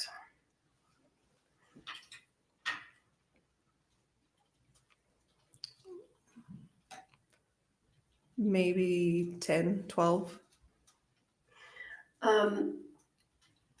Was the handling of firearms by the armorer on the set of Rust different than what you were used to? Yes. Can you describe to the jury what you noticed, how you thought it was different? I noticed the armorer on Rust did not secure the weapons as a normal armorer would, or an armorer on productions I've worked on before would. Normally, the weapon would be secured until it was time for the actor or stunt actor to need it. And then the armorer would go to their, generally a locked cabinet, grab the weapon, take it to the actor or stunt actor. With the first AD, sometimes the stunt coordinator, depending on who's there, open the weapon, empty it. If it needs to be emptied, show the actor or stunt actor the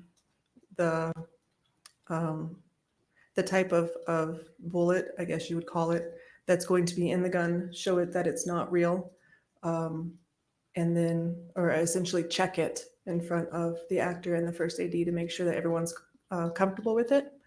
And then hand it over to that performer for the shot, for whatever shot they are shooting. And just to be clear, what you just described was what you are accustomed to. That is correct. Can you explain to the jury how that procedure worked on the set of Rust? A lot of times when I would notice our armorer hand the guns over to the actors, sometimes checking them, sometimes not.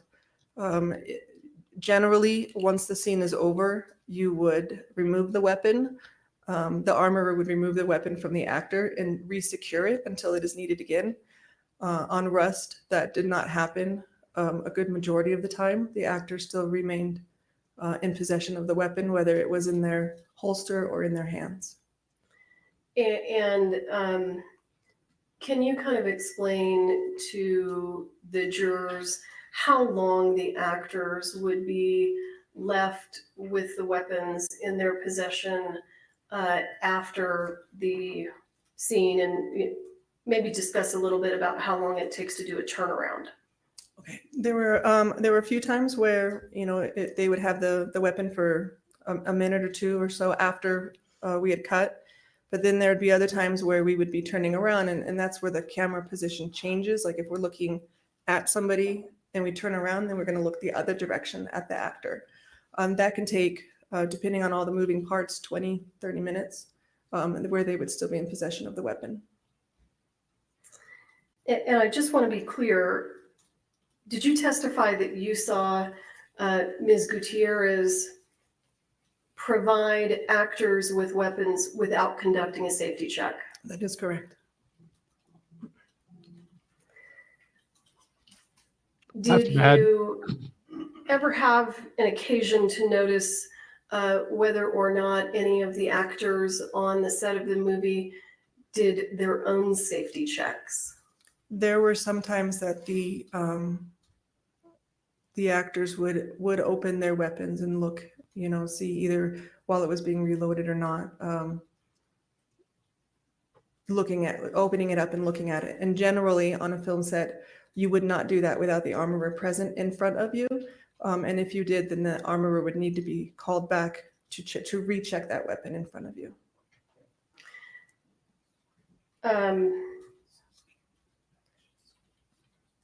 So when the actors would do their own safety checks, was Ms. Gutierrez participating in that? Sometimes she was near, sometimes she wasn't. I don't recall exactly all the time. I didn't notice a lot, but there were some times where she could have been close by or not, but she was not directly in front of the actor. Okay. And it wasn't every actor. It was, just a couple here and there. Okay. Did you ever take note of how Ms. Gutierrez would load ammunition into her fanny pack? Yes. Yeah.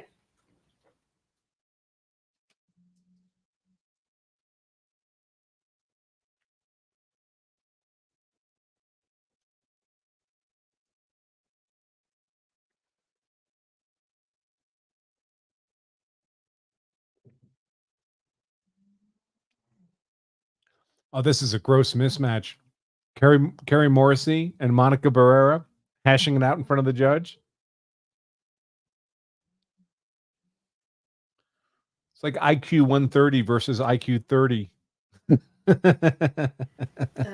Ms. Schaefer, do you recall the question? Could you repeat it again, please?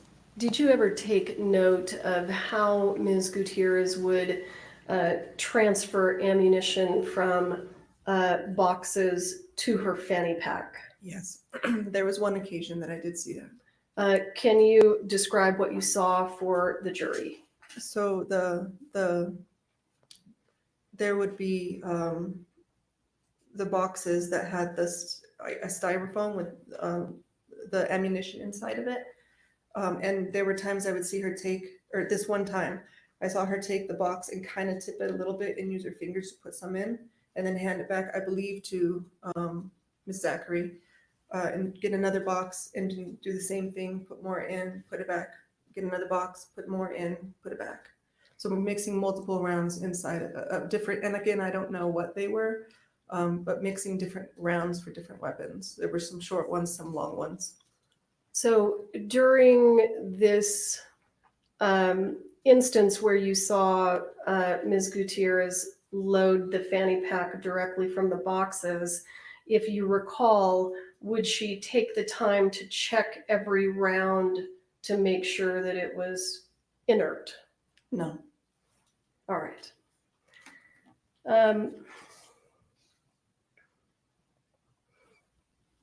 That's bad. In your experience in the film industry, does the armor always stay with the firearm? Yes. Or within proximity, be able to visually see. You mean when the actor has the weapon? Correct. Yeah, to be able to visually see. Was that the case on the set of Rust? No, not always. I'm going to shift gears and direct your attention to October 21st of 2021. If you can just kind of walk the jury through how that day went and what you recall. You can start before the lunch hour and then we'll kind of move through it, okay? Okay. About 6:30 was my call time that morning, and that's what time that I needed to be on set. I arrived on set. I arrived to base camp first, grabbed breakfast. I don't remember if we had a COVID test that day or not, but then I went up to set.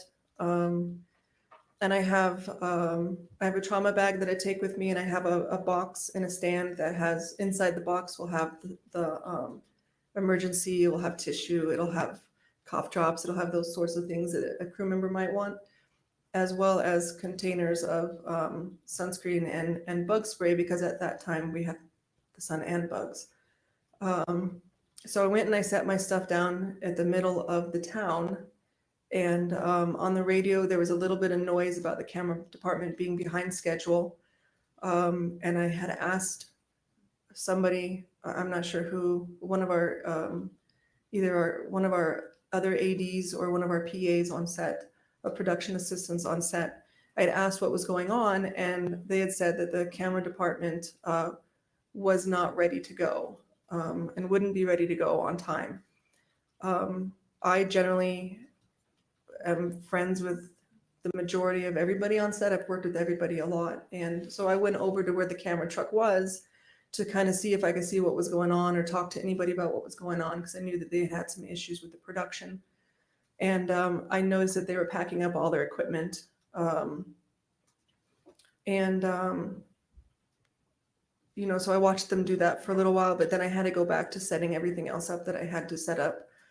And at some point in time, our first AD, Dave Halls, had called for a safety meeting that morning, which was rare. And it was more of a meeting to kind of get the crew back together again, because we were all kind of spread out and try to figure out what was going on that morning. And so he in the safety meeting, he just said that we were going to have I'm assuming, okay, sorry. I can say what it is.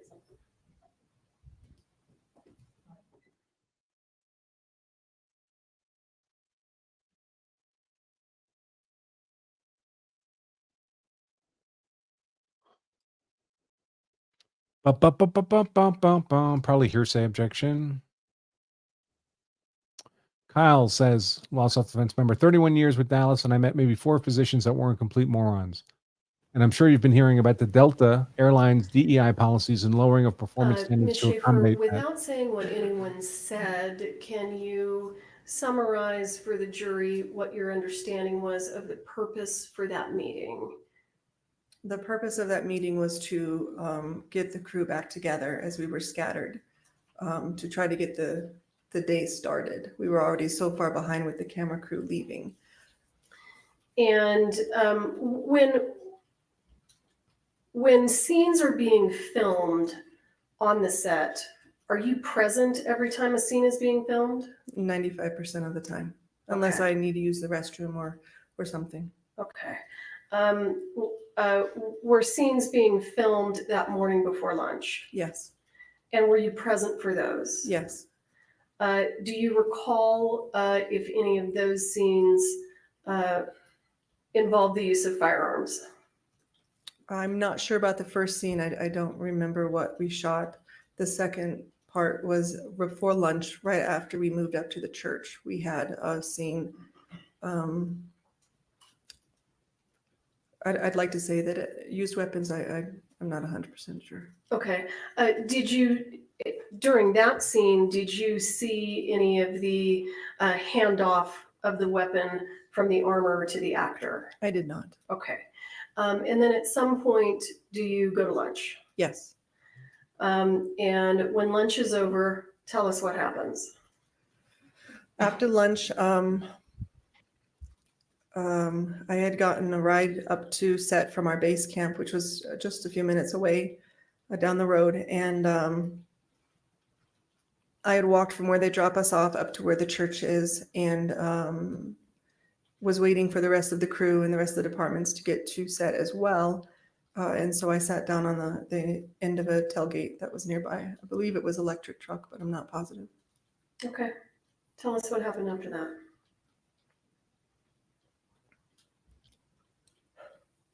Sorry. It's okay. Take your time. I was talking to whoever was sitting next to me, maybe a locations person, I don't remember.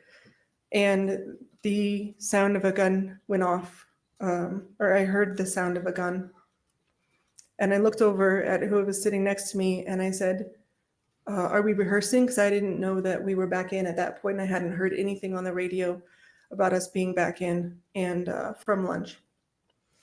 And I said, I didn't hear anybody call, fire in the hole, or normally like you would hear, the armorer would say quarter load, half load, full load, whatever type of ammunition that they are shooting.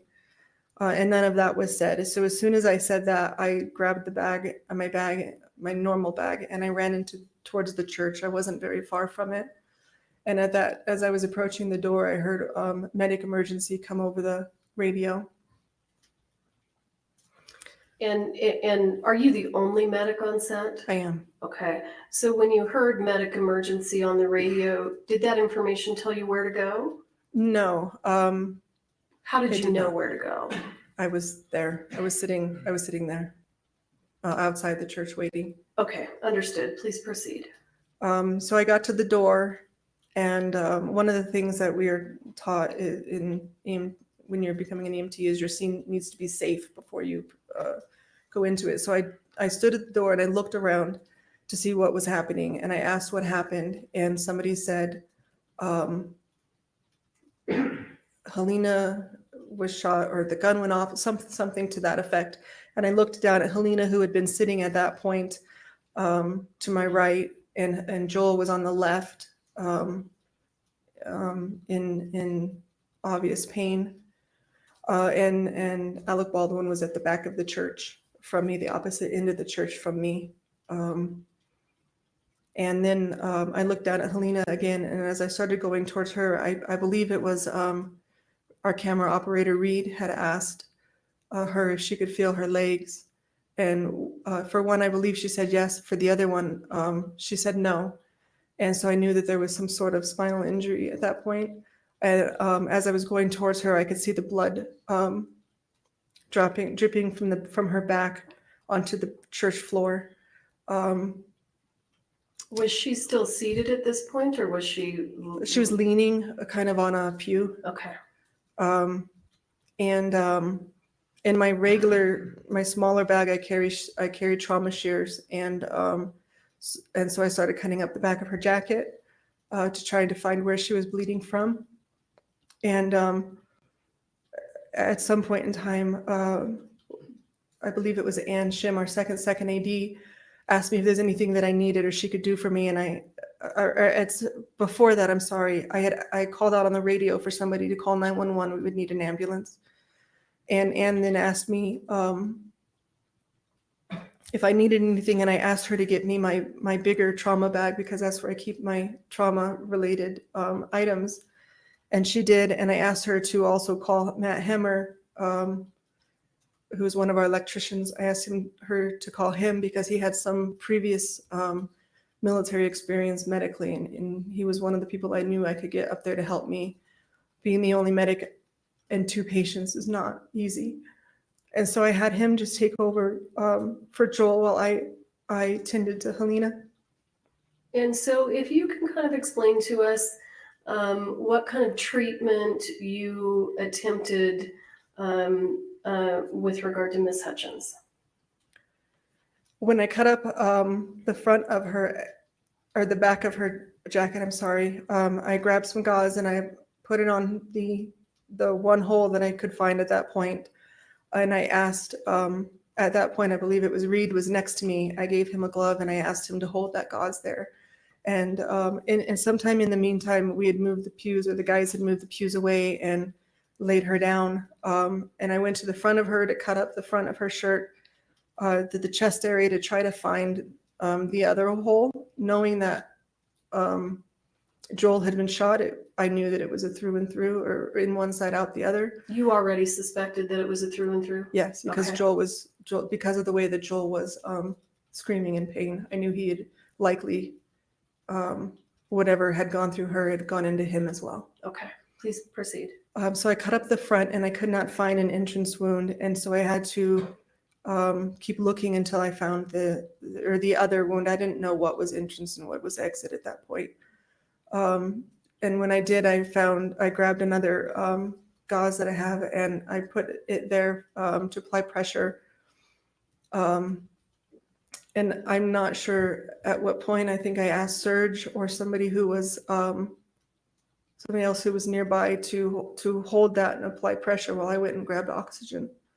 Okay, and so give us just a little bit of information about your oxygen apparatus and what you did with that.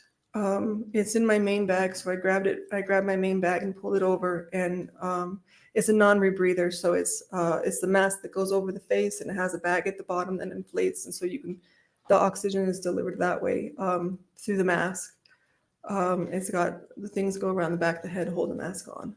Okay, and just to be clear, we heard some testimony earlier in the trial about Ms. Hutchins being intubated. Did you have anything to do with that process? I did not. Okay. Go ahead and proceed. So I put oxygen on her and I called back to the ambulance. On the radio, I'm sorry.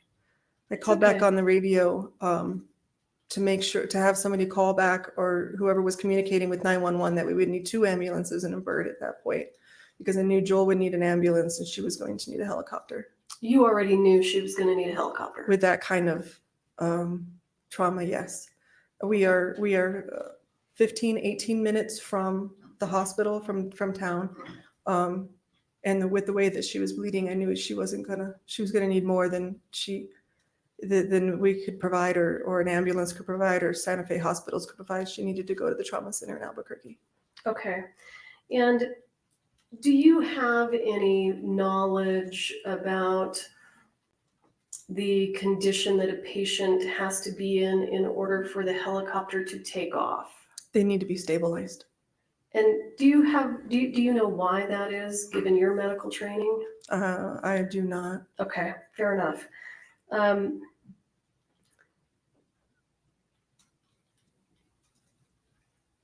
After you called for 2 ambulances and a helicopter, what did you do at that point in time? I just continued.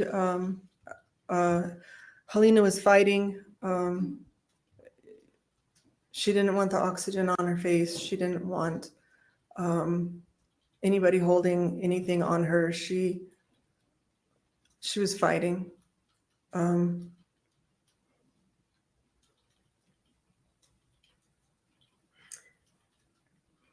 And Serge was there too. Were you, after, we understand that you were providing oxygen and that Ms. Hutchins was struggling with that. Was there anything else that happened other than that before paramedics arrived and took over that you can recall?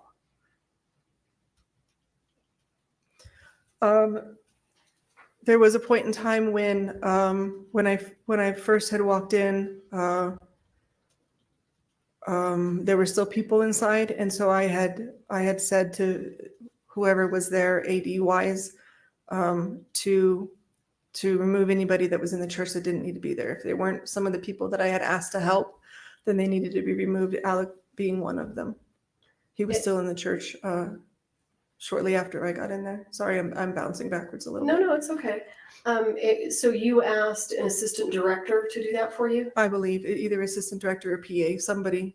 And a PA is a production assistant? Production assistant, which is when you're first trying to get in the union as in their union as an AD, you have to become a PA first, and you have to have so many days of PA work Okay. that you submit to the union before you can start as the next, I believe it's the second is the.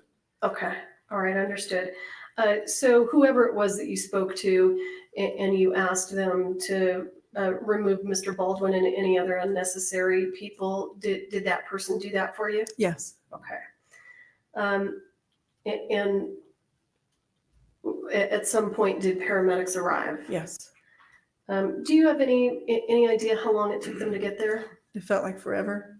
I believe though it was, I don't have an exact time. I believe 12, 15 minutes. Okay. And I do believe that there was before the ambulance arrived, there might have been somebody else, a police officer, maybe that was around, but ambulance wise, it was quite some time. Okay, and do you recall a police officer coming in with a medical bag and handing items to you? I do, vaguely, but I do. Okay. In your medical training, are you aware of the procedure that's done when a person is intubated, even though you didn't participate in that in this case? Yes. And are you aware that sometimes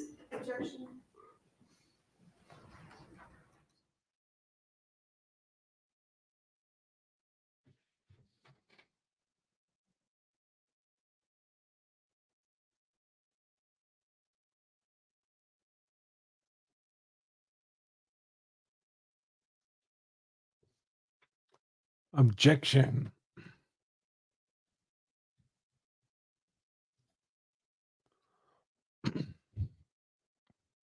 I missed the speaking objections.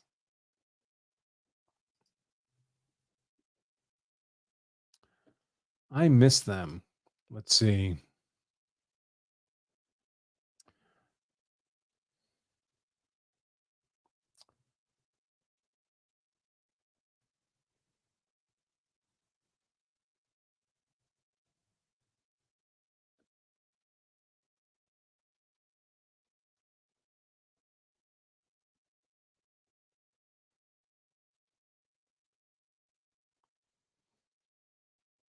Sheepdog of Virginia says EMT-B, I bet.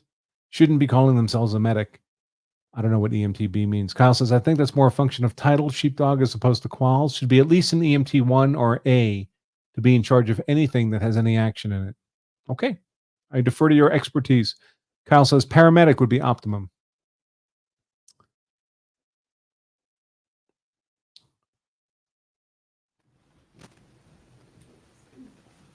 Okay, Ms. Schaefer, I'm not gonna finish that question. Thank you very much. I'll pass the witness. All right. Cross-exam. Cross-exam. 5.5 hours until today's show. Hello, Ms. Schaefer. Hello. I want to start with this incident you talked about on direct with the ammunition and Miss Gutierrez putting it into her fanny pack, okay? Okay. So first, you don't know the difference between blanks and dummies, right? I do not visually. Right. And is what you saw in that one instance, Sarah Zachary bringing Hannah Gutierrez the different boxes of ammunition? She was next to Hannah. I'm not sure exactly where the boxes were staged. Right, but you saw Sarah bring her a box, and then Miss Gutierrez take the rounds and put them in her fanny pack, right? Correct. Okay. And you don't know if Sarah had shaken those boxes before she brought, or those rounds before she brought them, right? I do not. Can metal prop guns that can't fire, like replicas, like gun replicas, would those require safety checks?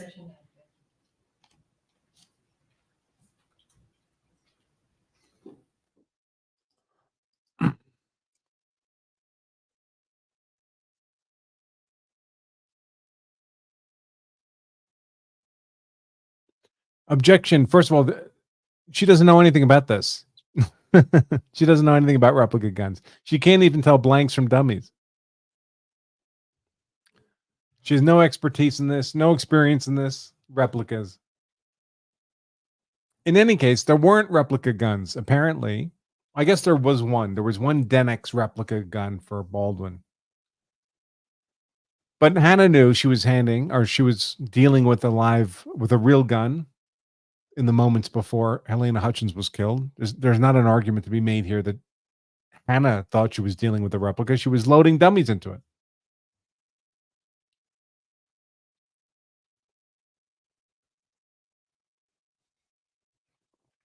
The collective IQ here of these two lawyers is like 160.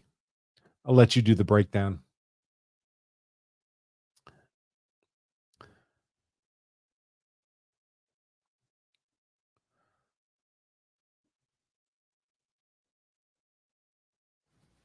Hey, Ms. Schaefer, you said you worked on several film sets All right, before, right? done. Yes, ma'am. And you've given us testimony today about what you saw and safety checks and whatnot, right? Yes, ma'am. Do you know what a replica gun is? Can you, I can tell you, I would not know if somebody showed me put a plastic gun near me or one that could fire. Whichever way you were referring to replica, I do not know. Because I would consider that a prop gun versus something the armorer would be in charge of. So you are not, did you just say you don't know the difference between a replica gun and a real gun? If I were not to see them, touch them in front of me, no, I would not. Are you aware whether a replica gun even requires safety checks? I'm confused by your words. Do you mean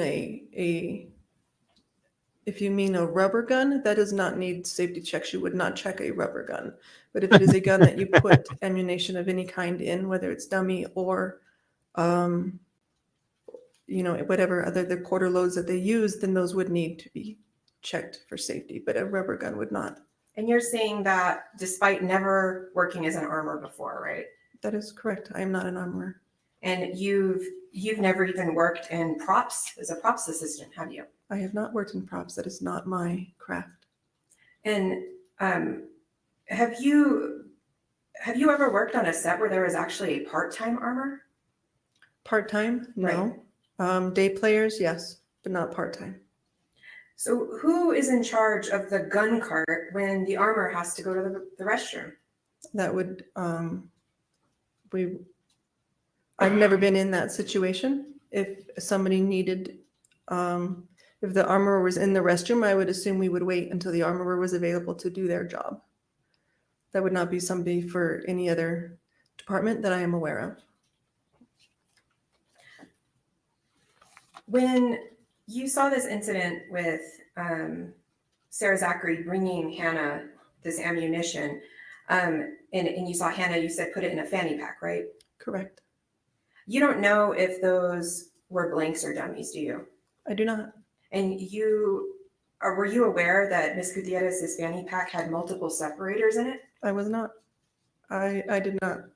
I just saw her pouring them in. I did not see anything other than the pouring motion.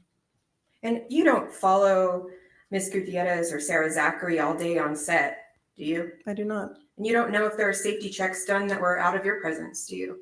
I do not. Is it true that you have filed a lawsuit against David Hall's PDQ, Seth Kinney, and Sarah Zachary, and Hannah Gutierrez? Yes, it is true. Among others, right? Correct. And in that lawsuit, you claim that you've been traumatized by the incident, right? Absolutely. And you are actually seeking money damages in that lawsuit for extreme emotional distress? That is correct. Did you in fact obtain a civil judgment against Sarah Zachary in that lawsuit for a sum of money? It has been entered into judgment, yes. And your case against Ms. Gutierrez, that's still pending, right? That is correct. Do you believe that your testimony here today is going to help you in your civil case against her? I'm not here for my civil case. I'm here for this case. I understand what you're here for, ma'am, but do you believe that your testimony here is going to help you in that case? I'm not thinking about that case. I'm thinking about the fact that had our armorer or our first AD done their jobs, we would not be here. A woman would not be dead. A mother would not be gone. And you filed a civil lawsuit over this Yes, for your damages correct. to get money. Not for money. It's not how it started. And you, ma'am, are an EMT basic or an EMT? What is your EMT training? EMT. There is an EMT, there's EMT advanced or advanced EMT, and there's paramedic. And you do have a certification, right? Yes, I do. Are you licensed through the state of New Mexico? I am, and the state of California, as well as National Registry. In fact, you also have medical experience working at a hospital for almost 3 years. That right? is correct. And that was in an overflow unit for the emergency room? We need to approach.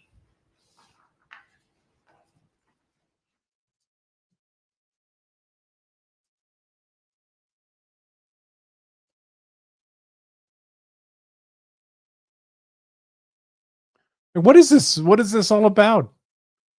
What is this all about? Is that what you guys were talking about? EMTB? Is that EMT basic? And EMTA is EMT advanced? To the law of self-defense chat? I'm not familiar with that terminology. I worked on an ambulance crew in college 40 years ago. But I was just a driver. I just had some basic medical training, whatever the lowest level of that is. And I drove. I was a pretty good driver.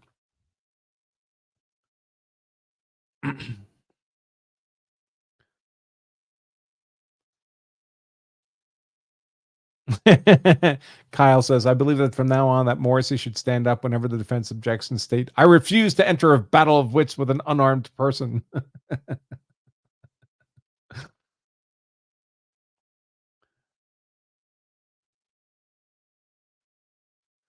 Let's see. Yeah, opposing counsel is shooting blanks. Better be careful. What is your experience? You did say you worked at the hospital, but what is your experience with treating gunshot wounds? I do not have experience with gunshot wounds. They were not on the floor I worked on. Why wouldn't you be trained on that type of injury when you're dealing on a set with real guns? I am trained for it. You asked about my experience at the hospital. Okay, so you are trained with treating gunshot wounds. Correct. But you just don't have experience actually applying that training. Is that fair? Not in the hospital setting or outside of it. Correct. You said on direct that you had 2 trauma bags. I have my normal bag, which has it's a 96% bag. It's kind of like a walking Walgreens, but it has gauze in it and trauma shears in case something else is needed until I get my main trauma bag. Did you have any equipment with you on that day specifically addressed to treating a gunshot wound? No. You didn't have chest seals? No. Did you have any IVs? I am not licensed to start IVs. So I would not. And we are on a movie set where there should be no gunshot wounds. Well, are there other things on a movie set that could cause a thoracic puncture on the set? Not generally. Not generally. If there is going to be something that's going to happen where something more traumatic like that could happen, then we would request a standby ambulance to be on set with us so that we had all the gear and equipment needed, as well as additional medics to help.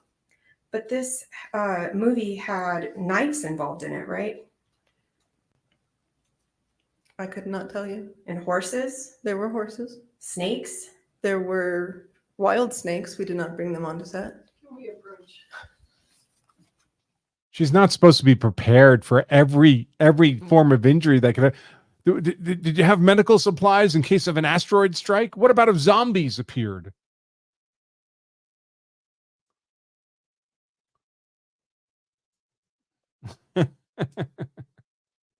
Although I am surprised she didn't have chest seals. I mean, even I have chest seals in our IFAC kits in our cars and stuff like that. So that is a little surprising. Not that it would have helped in this instance. This is what the defense is doing. It's everybody's fault except for Hannah's fault. I think attacking this EMT who did nothing wrong is, I don't know how that's going to sell to the jury. Here you have this little girl here behind the desk who handed a gun with a live round to somebody, the first AD or to Baldwin. And they're trying to blame the EMT for not having chest seals. She wouldn't need chest seals if there wasn't a live round.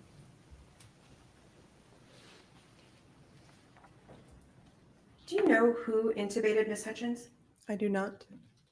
I can assume, but I do not. You said you can assume. Well, I mean, did you see it happen? I did not. Okay. Prior to all of these concerns that you're telling us about here today with Ms. Gutierrez, you never raised any of those concerns with anyone? I did not. Not even the safety director, David Halls? I did not. And you said on direct, I believe, that prior to the shot that you heard on that day, that I think I heard you say, I want to get it clear, that you did not hear Dave Halls yell out, "Rehearsals up, first team on set." Did you ever hear that? I did not. You never heard any call out that they were going to do that set? No, not on the radio. I did not hear it. It doesn't mean it didn't happen and I didn't hear it, but No, I just want to know what you heard. I You did didn't not hear that. No. Okay. No further questions. Redirect. Redirect carries back. Ms. Schaefer, are chest seals and IVs customary for movie set medics? Chest seals, if you can get them, we'd not. It's not like we can go to a hospital and pick up equipment that or products that we would keep in our bags. Whatever we generally keep in our bags is something that we buy over the counter. There are ways to make chest seals, but they're not the most. They sometimes hurt more than help.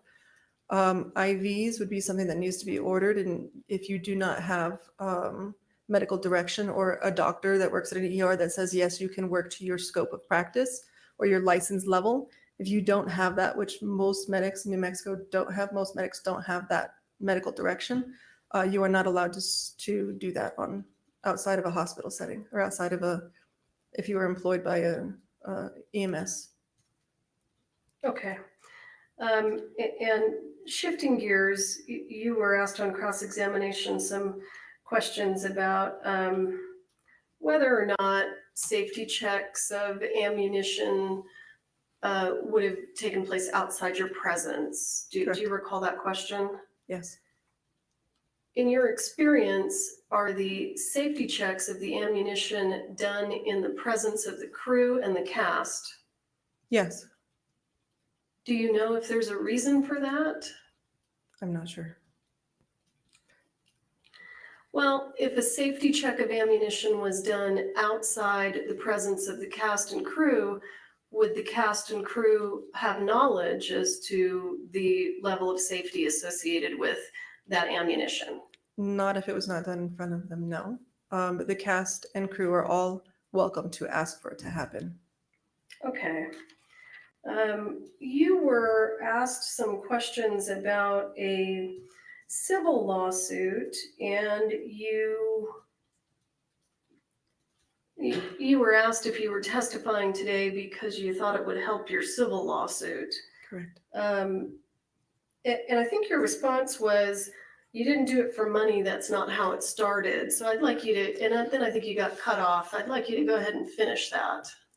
The reason that I brought any kind of lawsuit to anybody in the beginnings is because I wanted change in our industry. I did not want something like this to be able to happen again to anybody else, to their families, to the crew that knows them as family.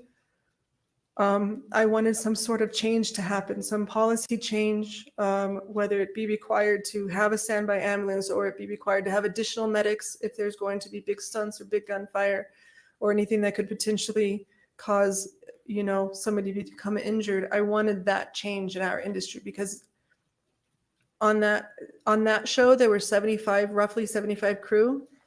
That is minimal to compared to what I normally would have on set. I would have no less than 300 usually before I would be approved to have an additional medic to come and help me. That is just not okay. That is not okay. And being the only medic there with 2 patients, knowing my resources were not close enough to help in any significant way is what I wanted to change. And have you suffered from extreme trauma as a result of this? Yes. Can I just expand? Sure. Okay.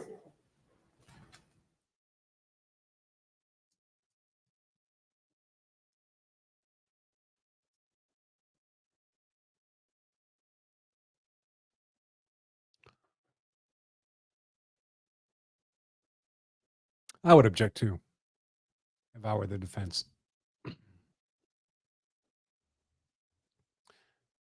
How she feels about this event is not relevant to any of the legal issues in this case.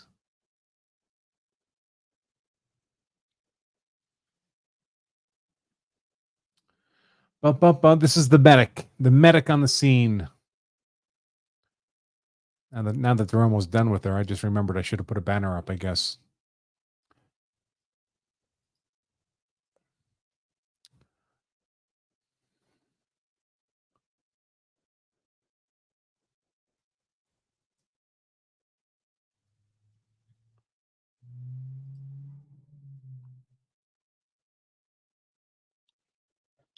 She does seem. Let's proceed. Upon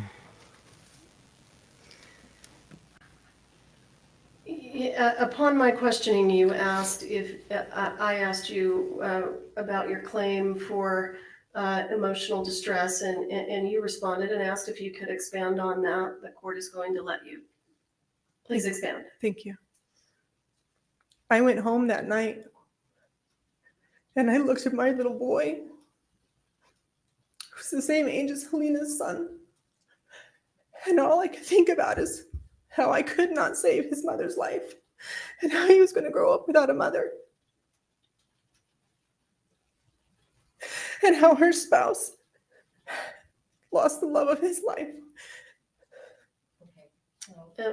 I did not expect this testimony. I did not expect this testimony. So you're going to, and I mean no harm to you, but we're going to strike that testimony, okay? So disregard that testimony, okay? All right, let's. Okay. All right. Thank you, ma'am. I appreciate your time. All right, thank you.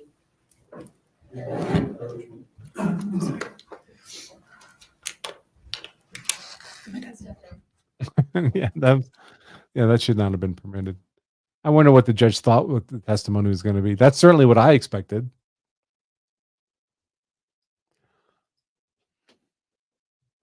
Doesn't she seem very emotional for an EMT? I mean, like I said, when I was on an ambulance, I just drove, but I had to, pick up body parts and see, dead people, dead kids, dead old people. And I don't know. Can you be that? She seems so emotionally frail. But I guess she's an EMT on a movie set, so nothing really happens, right? We would get called out to car wrecks and stuff like that, and those can be pretty nasty. Sheepdog of Virginia says EMT-B refers to basic level. Then you have EMT-1, intermediate. Oh, EMT-I is intermediate. EMT-A is advanced. And then you have paramedic. Got it. Thanks. I really didn't know.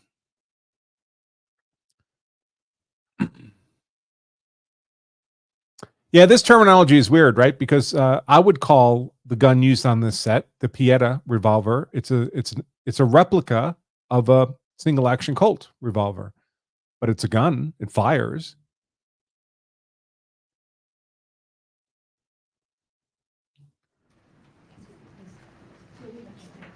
Jason. Mr. Bull. Oh, I'm sorry. A note? Is there a note from the jury? Your Honor, enough.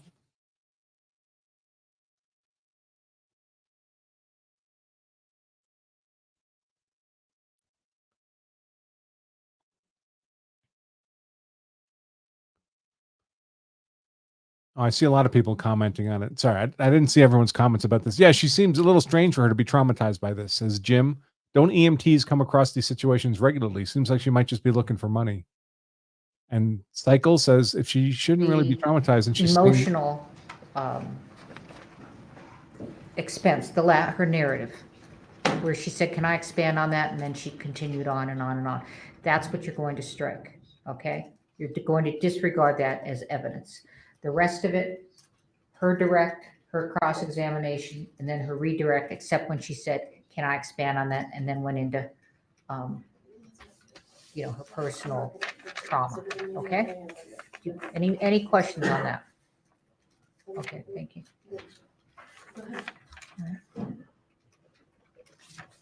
yeah, and it was weird. She was like, Trump chest seals, if I can get them, I can get them. I know where to get chest seals, good chest seals. Counsel Search.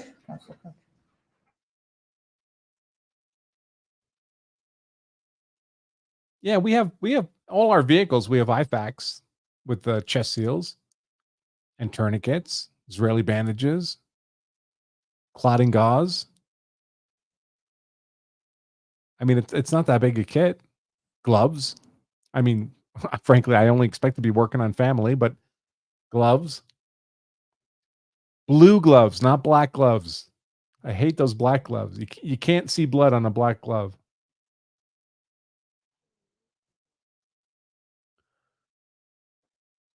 All right, I guess we'll find out who this is.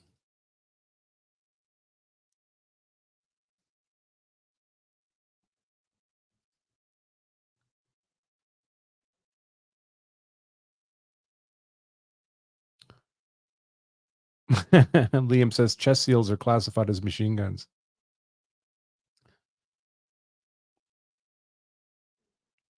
Yeah, I don't remember where I got mine. North American something. I wouldn't get them from Amazon. North American Rescue. It pops right up. That's where I get my trauma care stuff. There's a couple other good suppliers out there too, but Amazon is rife with fake stuff. Fake tourniquets, the windlass just bends, and I wouldn't trust anything from Amazon. That was important. Raise your right hand, man. Do you swear affirm under penalty of law that the testimony you'll give in this case will be the truth, the whole truth, and nothing but the truth? I do. All right. Speak into the microphone, thank you. Just 1 second to get my notes in order.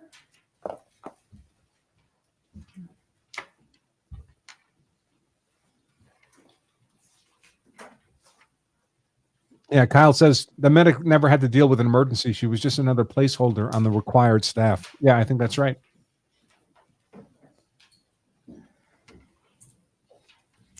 Ma'am, will you state your full name for the record? Mamie Elizabeth Mitchell. Oh, it's Mamie. And Ms. Mitchell, what do you do for a living? I'm a substitute teacher. How long have you been a substitute teacher? I think around 2.5 weeks. So prior to being a substitute teacher, what did you do for a living? I was a Hollywood script supervisor. And can you explain to the jury what a script supervisor does? Sometimes I pre-time the script. We don't know what that means. I read the script, and in my mind, I give a producer and director an idea of how long their movie is. And based on that, they'll cut some scenes or add some scenes, build some sets or not build the sets. So it's a budgetary thing. While we're shooting a film, I provide the actors with lines if they need them. I keep the continuity in all areas. And when you say you keep the continuity, can you explain to us what that means? It means that your right hand is on your right hip and you're leaning on your left hand. And I'm going to make sure you do that every time we shoot. That Move scene. the camera. That scene for that dialogue. So it's maintaining the continuity, which brings me to the thing that I really do is to ensure that a film cuts together seamlessly in the editing room, which gives the director choices.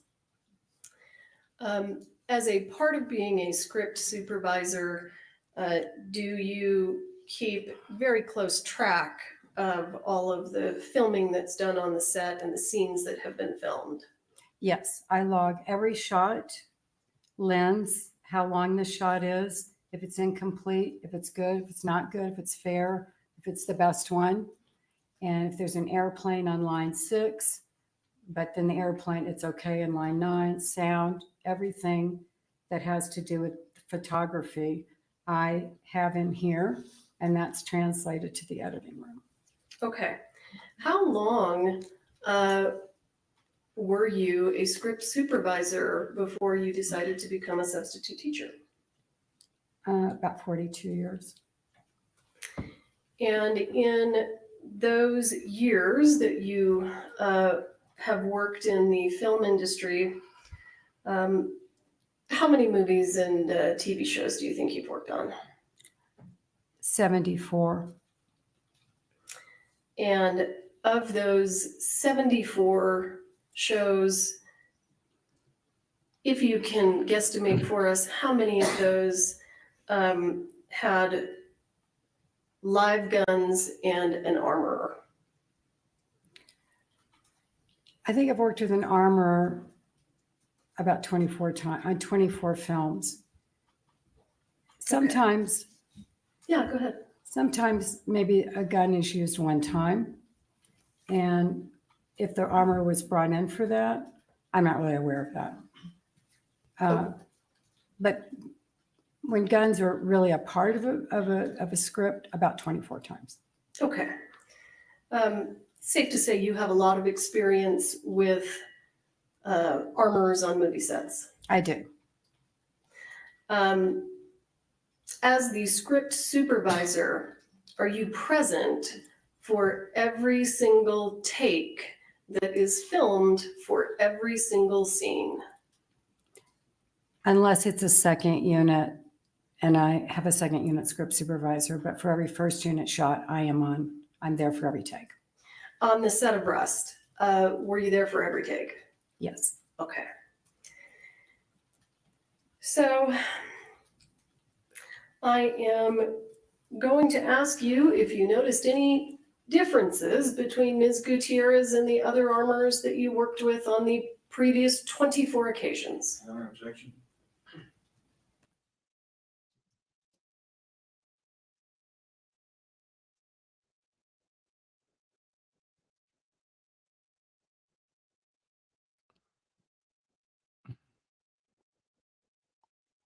Objection by Bowles.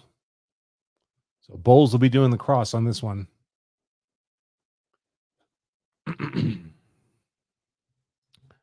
Let's see. Philip asked the old question, how can the jury disregard something they heard, especially something like that emotional outburst? Well, you have people in the jury room. Somebody might want to give it weight, and someone else will say, no, we're not even allowed to consider that. So it can have an effect. I mean, obviously, they'll heard it.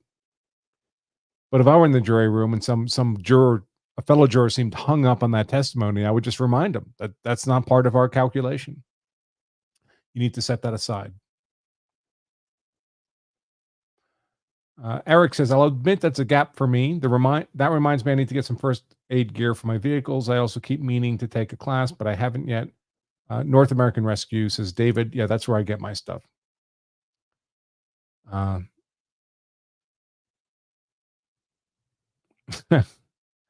And you should get some training, but it's not complicated.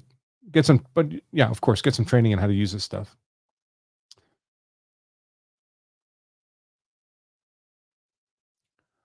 You can buy ET tubes and laryngoscopes. I'm not messing with any of that. John says, comment, Andrew, I'm surprised there are not more spectators in the court's public seating benches for such a high-profile case. Well, this one's not that high-profile. The Alec Baldwin one, the court will be full. I guarantee you. Ma'am, do you recall the question? No, unfortunately not. How did Ms. Gutierrez compare to the other previous 24 armorers that you worked with? I found her to be inexperienced and did not present in the way that I'm used to seeing professional armorers, union armorers on a film set. It was different. Did you find her behavior on the film set to be professional? I did not. Did you ever take notice of where firearms were stored during filming or around the set? I saw them on her cart. And when you saw them on her cart, was she present? Not all the time. And was that unusual? Everything about the cart was unusual. When you say everything about the cart was unusual, can you explain to the jury what you mean? In my experience, what I have experienced on film sets is that the armorers are very quiet, focused, and very organized. Everything is very organized. And they're very focused. I don't know if I said that, but they're very focused and sort of methodical about everything. Their movements are very methodical. I'm going to take you back to your concerns about the cart specifically. Can you explain what your concerns were with the state of the prop cart? Well, I just never seen anything like it. It just reminded me, I mean, not that it reminded me, but the best way I can describe it is it was like that drawer in your kitchen where you just put stuff that doesn't really go anywhere else, the random things, and you go in to look for something, and just, it was messy to me. It looked different than what I was used to. Did it seem organized? No, it did not seem organized.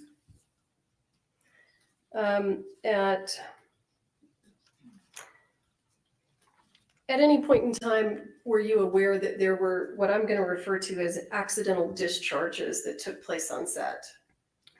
I was on the set at the cabin. Hang on, you're a step ahead of me. Were you aware of the accidental discharges? Yes. Okay. Were you present for the accidental discharges? Yes. Okay. Can you go ahead and explain to us what happened with regard to those accidental discharges? Well, I believe the first one, I was walking.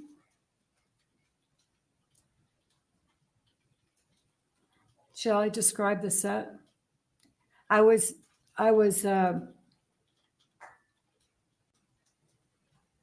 from here to where those people are back there away, walking back. We had camped out over here for a wide shot. And so we kind of moved back. And as I was walking back, there was a gunshot went off. There was a gunshot, and it was frightening. And do you know the circumstances of that accidental discharge? Well, it was one of them that I know about now. No, that's okay. In terms of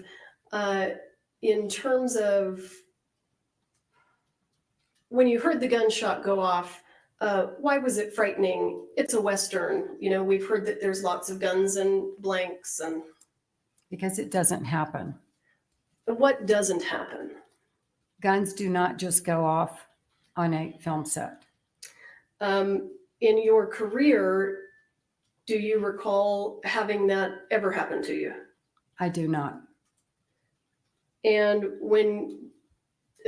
can you give the jury a little bit of background on, given that guns go off on movie sets because there's blank ammunition in the gun and guns are being shot, why would it have startled you? What's the procedure usually for gunshots? Fire in the hole. Someone yells, fire in the hole. And what does that tell you when someone yells that? To tell us what you're doing. Fingers in your ears, mouth open. You have to keep the mouth open. Why do you keep your mouth open? It helps your eardrums. Something about that. That's what we do. We're taught I've known that forever. You keep your mouth open and you go like this. Okay. So you protect your hearing. With regard to the accidental discharges, did anyone call fire in the hole? No. And how many accidental discharges occurred while you were working on set? 2. And do you recall if they were the same day? They were the same day, same set. Did they cause you to feel concerned? I was concerned and I was confused. What do you mean confused? Shortly after I was hired by Roe Waters to do this movie. No, I'm sorry. I think I understand, and I'm going to stop you. Okay. So let me and let's let me take you to. I'm sorry. Let me back up. Okay. Ma'am, you indicated that you are on the set of Rust. You were present for the filming of every take of every scene. Is that right? Yes. And I am. Wait a minute. Let's get out of there.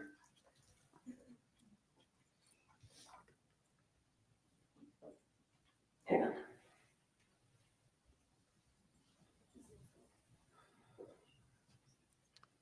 Yeah, Alec Baldwin will be full. I was thinking about, because it's only it's not that, it's a few hours for me, 4 or 5 hours probably, of going to the courtroom. But I can't dream it I am then. going to show you what is marked as State's Exhibit 164. I'm going to ask to have it entered into evidence, admitted into evidence, and permission to publish. No objection, Your Honor. 164 is admitted. 164. So, Ms. Mitchell, you're present every time they're rolling camera. Is that right? On Rust? With the exception of sometimes, just a couple of times. Hang on, let me ask you this. Do you recall meeting with me and me showing you a video that I wanted you to talk about? That was from October 17th. Do you recall that? No. Okay. I don't. Could you refresh my memory, please? I will refresh your memory. We're gonna have to unplug because I'm gonna have to refresh. I'm sorry. That's okay. It's all right. Oh, yes, I do. Okay. Do you recall? You know what I'm talking about now? I do. Okay. Okay. I think we can turn the monitors back on. Let's go ahead. Were you present for the filming of that take? Yes, I was. All right. I'm going to pull up State's Exhibit 164 and publish.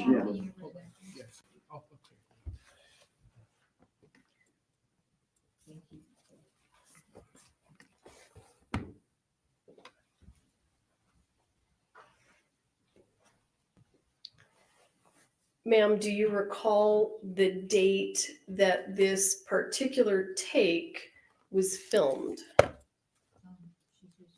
I'm sorry.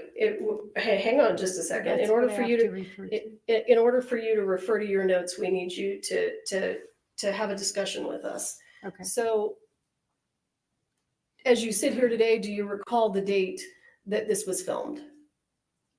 I don't recall the date, but it's in my script. Okay. Would it refresh your memory if you looked at your notes? Yes. Okay. So what I want you to do, listen to me carefully. I am. I want you to look at your notes, and then I just want you to keep that information to yourself. They get to approach you and see what you're looking at. Oh, sure. Okay. I'm gonna have this, when you look in your notes, just take note of the date and then wait for a follow-up question, okay? Okay. Does council wish to approach to see what she's looking at? I don't need to see her notes. Do you want to see her notes? I'd like to see. Sure. It's a script. Yeah. Okay. Shall I open it up? Okay. All right. You can come around here if you want. Okay.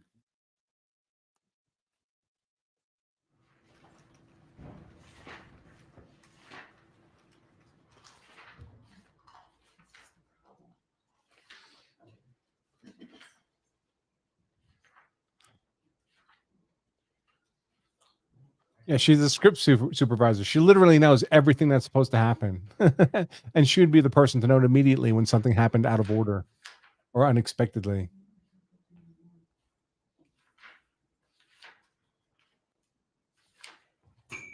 Yeah, she probably, Cycle says, why is Morrissey stopping this witness when she was going to expand on why she was confused? Was she going to say she was assured only good, experienced people would be hired? I think that's probably right. Ms. Mitchell, go ahead and take your time and see if you can find that. I apologize.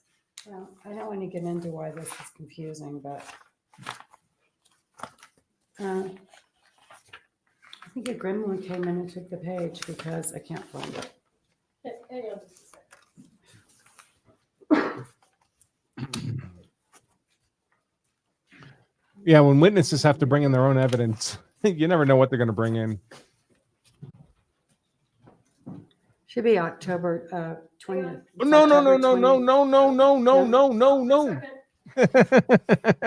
I told you to wait for a follow-up question. She can't follow directions. Okay. Wait with us. Okay.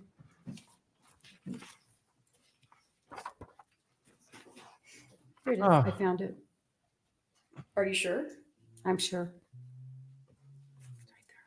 Okay, that's a memory refresh. Okay, has your memory been refreshed as to the date? Yes. And let me just ask you, and you can close, take note of the date, okay? And is there something that's on the screen that helps you refer to your notes? No, go ahead and answer my question. Yes. What's on the screen that helps you refer, that helps you find that in your notes? 125 Charlie, the scene number. Okay, so the 125C is the scene number. Is that what you said? That's the slate number. The scene is 125. This is the slate number. Okay. And so are you able to compare your notes to the information on that slate? Yes. And were you present for the filming of this take? I was. And what was the date that this was filmed on? October 17th, All right. 2021. Thank you. I appreciate you. I'm going to go ahead and publish it now. Thank you.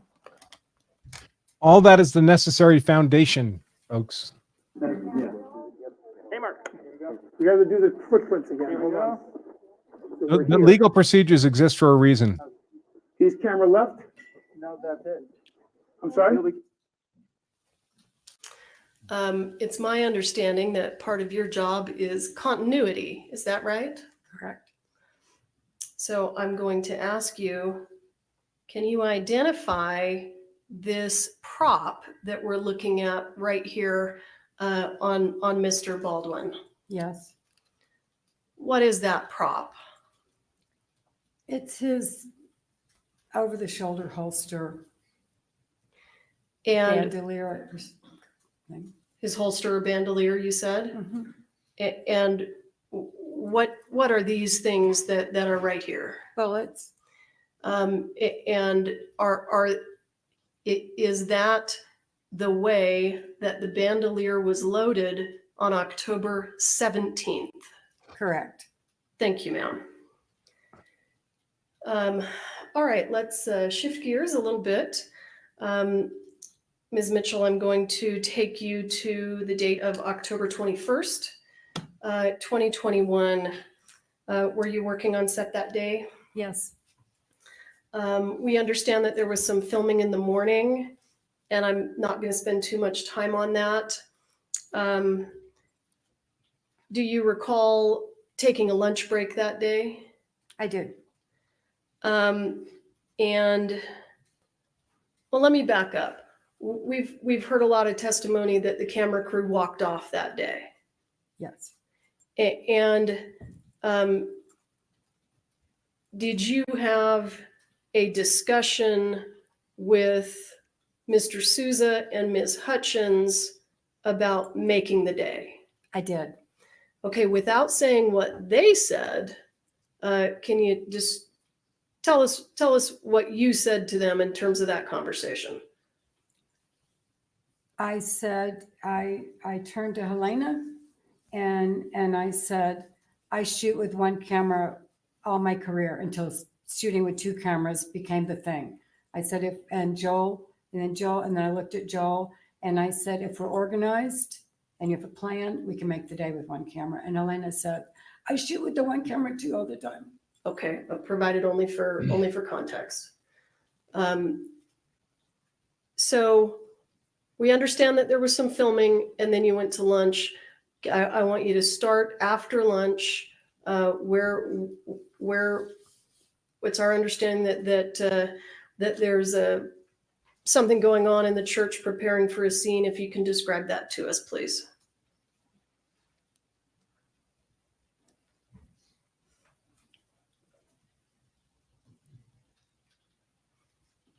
Do you recall, let me ask you this, when you went into the church after lunch, were other people already there? Oh, yeah. Okay.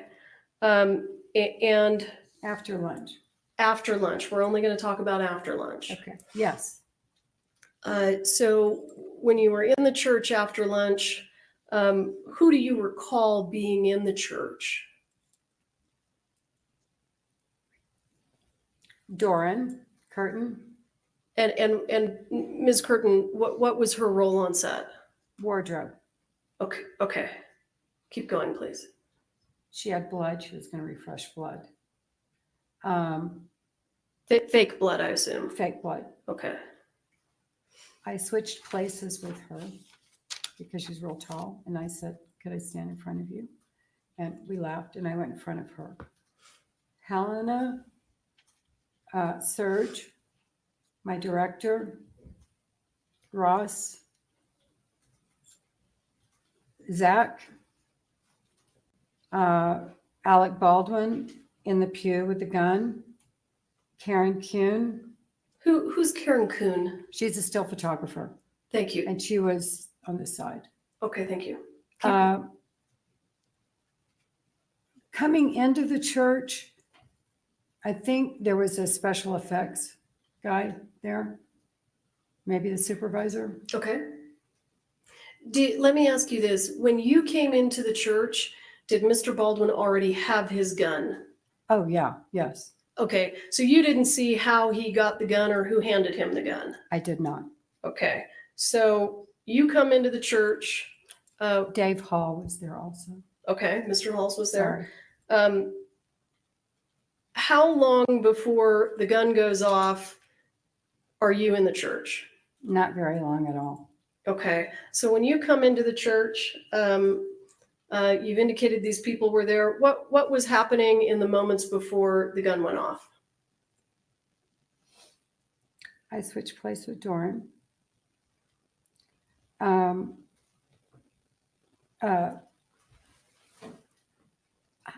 Halyna was here and she's doing her thing with the light, looking at him. She's doing her lighting. And people are not static on a film set. So it's a dance. And she's doing this and looking at there was an onboard monitor and Joel is looking and they're there and she's doing her thing and looking at him and that. And I don't know what everybody else was doing, but that's what they were doing. Because Okay. I saw the camera. I knew I had an idea of what shot it was. one of three. Hadn't seen the lens yet, so I wasn't sure what it was yet. And that's what they were doing. And then what happened? And then I took my phone out. It's okay. I took my phone yeah. out. Oh, the actor was practicing on his own. Mr. Baldwin. Yeah, he was practicing. And as I was doing, he was practicing. And then when I looked down to my phone to get got the picture. I was going to check his wardrobe, make sure everything matched. And let me stop you. As a part of your continuity job, do you frequently take photos and videos on your phone? I frequently take photos. Okay. Sometimes it flips. I take photos. Okay.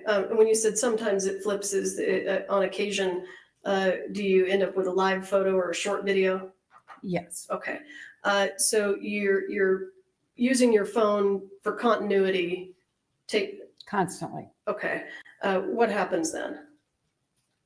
So I got my picture, and I was going to check his wardrobe, and right when I was doing that explosion. And when that happens, what do you do? My body, I had it was a shock. And then I heard guttural moaning, and I looked around, and my director was crab crawling backwards. And then I turned around to look at Alec, and when I did, she was falling in my direction, and I ran. And when you say she was falling, you mean Halyna Hutchins was falling, and I ran. And why did you run? To get help. And so. And away from danger. Okay. Where did you go? I ran out the door, down the steps to the left, towards one of the set. It was a set deck truck, one of the trucks, and with my phone, and I start dialing 911. And are you the person that called 911 in this case? I am. And when you spoke to 911, how did you describe the incident that you were calling them for?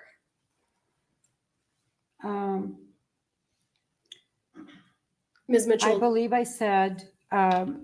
I said we've had 2 people shot accidentally on a film set. We need help immediately. And why did you use the word accidentally?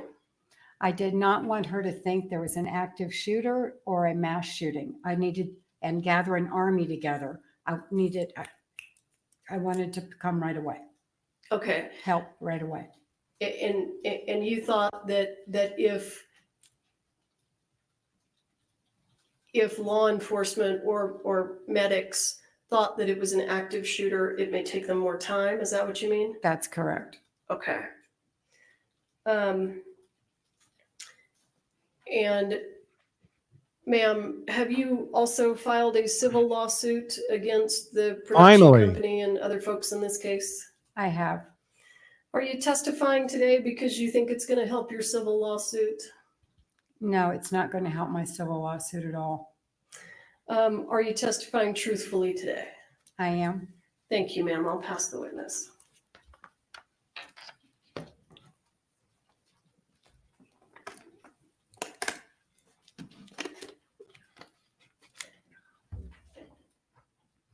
Well, good afternoon. Hi. Did you have chest seals? I just have a few questions for you, not too much. First of all, I want to go back to your movies with the other armors. You said there was about 24 of them, give or take. Okay. On those, did you ever have a situation where there was a part-time armor, to your knowledge, somebody that did part-time armory and part-time something else? I think there might have been 1 or 2. Were those day people, or was that part-time?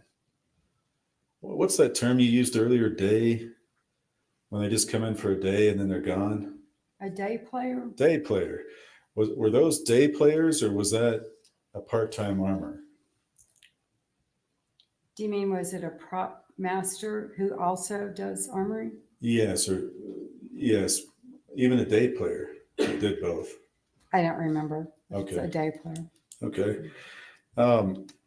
Now, with regard to seeing the cart you mentioned, do you know whether when you saw the cart sometimes whether those firearms on there were real or whether they were replica firearms? This is so weak. There were not a lot of replica Not to my firearms in the knowledge. I set. think everything was a real firearm. Okay. Are you not aware whether there were any replica firearms, any fake type firearms on Rust? No. Okay. Now, also, you were aware that the armor would be called to scenes sometimes, right? That she'd have to be on a scene when they were filming? I don't know what you mean by on a scene. Okay, in or around it, when firearms were being used, she had to be in or around that scene? All armors have to be present when a firearm is being used. Okay, and that wasn't my question. My question was, did you know on this movie set that the armor sometimes had to be in or near the scene when firearms were being used? Yes. Okay. So on those times, it would be impossible for the armorer to be at her cart too, right? Well, I've never heard of that before. Well, kind of hard to be in two places at one time, isn't it? That's kind of the point. Now, did you know whether this cart So was weak. shared with props and armory men? Guns can be locked up at the cart, not just left there. I think it was. So when you saw the messy, and you described it, your kitchen drawer where you put everything, do you know if the props people were coming and putting their stuff on it too? I think they were. Okay. And so do you know who might have caused the, things to be in different places? Was it props, or you don't know who was doing that? Do you? I do. Who? They were all doing it. Okay. So did you see him? Yes. You saw Sarah Zachary putting stuff on it? 3 women at a cart. Sometimes. Okay. Now, with regard to the discharge that you said you heard, you remember that? Which one? Well, you described when you were walking. I think you said you heard a sound, a shot. Is that right? A misfire. Yes. Okay. 2 of them. Okay. Did you find out about that well after? Or were you actually there? I was there. It almost blew my ears out. Okay. Now, do you know whether any of that was special effects? It was not special effects. Did you report that to anybody? Everyone, I didn't have to report it. Everybody knew it. Okay. Everybody in production? I don't know about production. Everyone on the set heard it. Okay. Do you know if Dave Halls heard it? Dave Halls was there. Okay. So he would have known, so you wouldn't have had to tell him, right?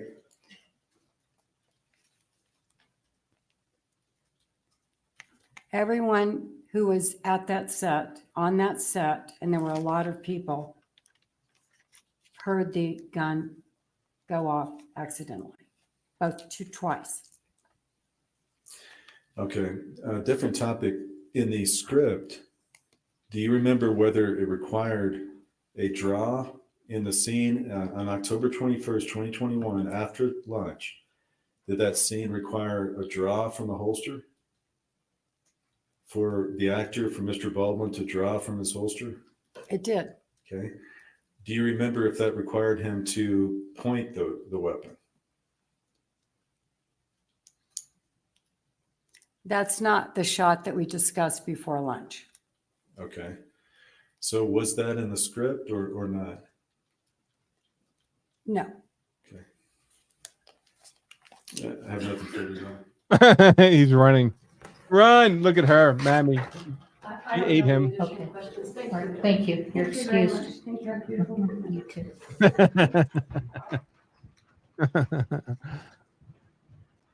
Mammy's a fierce one. On her 8th husband.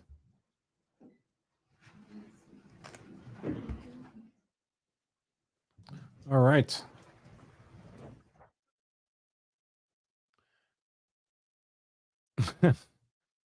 Paul says she's the type who has a low tolerance for assholes and idiots. And she's looking at both. And she smiles as she's leaving. Yeah, she was smiling when Bowles was walking away from the lectern. Yeah. This might be the first time that Morrissey has not elected to redirect.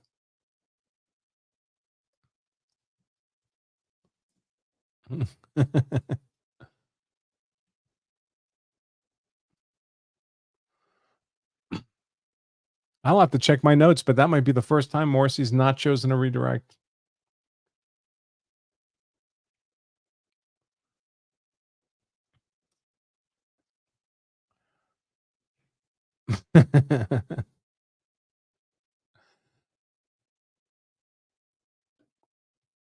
Yeah, so of course, and on any set, an armorer can't be at the cart and on the scene with the gun, right? So you lock up the cart behind you. That's rather the point.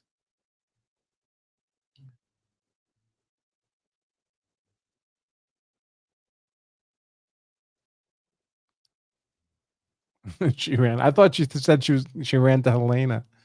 No, she's like, I'm saving this old hide. I'm running out of this church.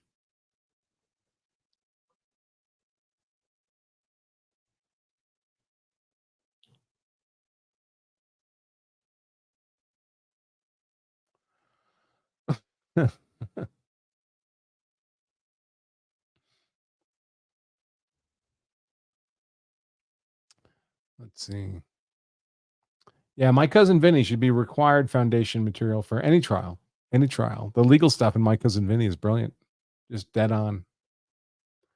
The procedure, the evidence, the cross-examination, it's just great.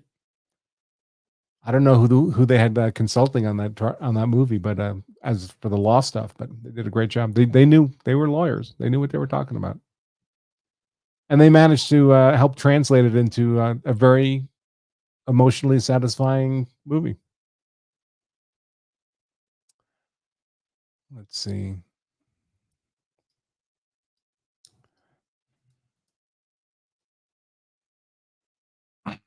And Joe Pesci, who normally plays psychopath. For the week.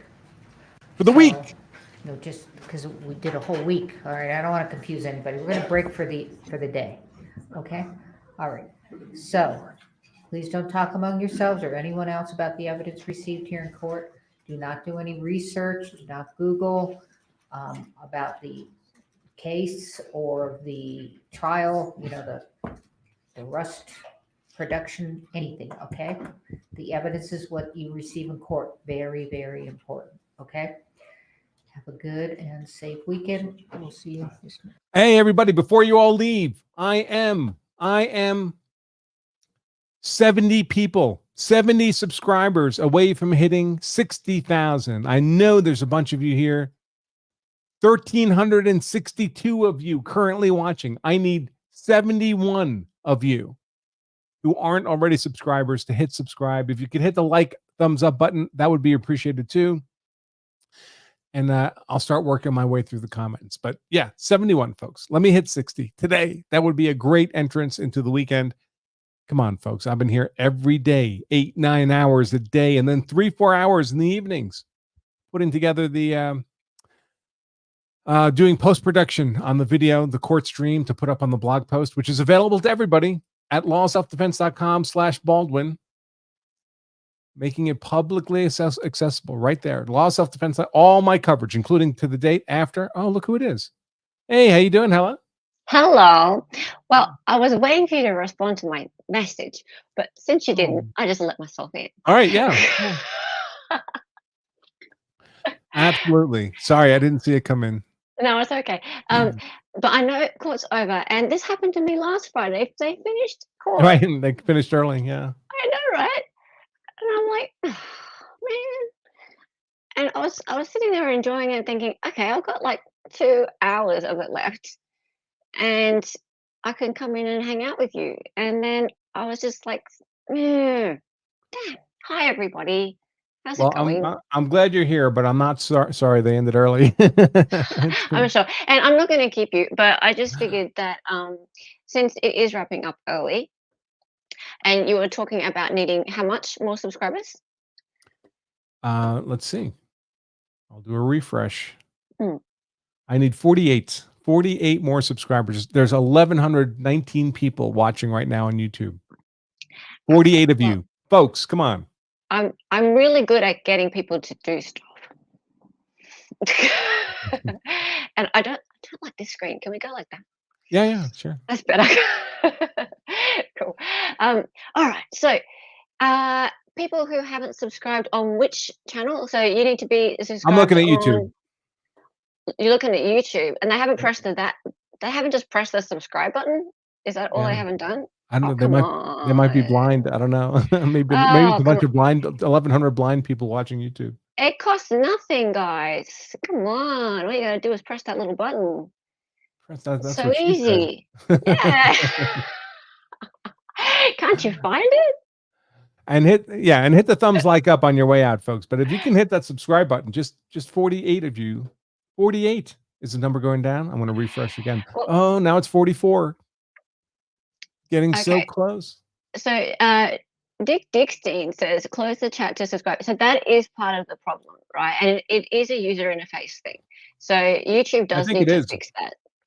YouTube needs to fix that. If you're on a mobile, sorry, not mobile. In Australia, we call it mobiles here. If you're on a cell phone, you do need to, unfortunately, close the chat to press the subscribe button, and then you can go back into chat.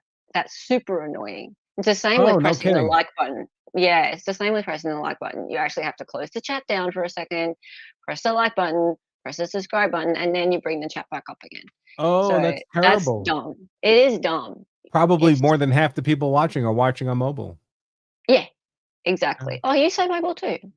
Yeah. I have upside down what feistiness? Oh, because you're in Australia.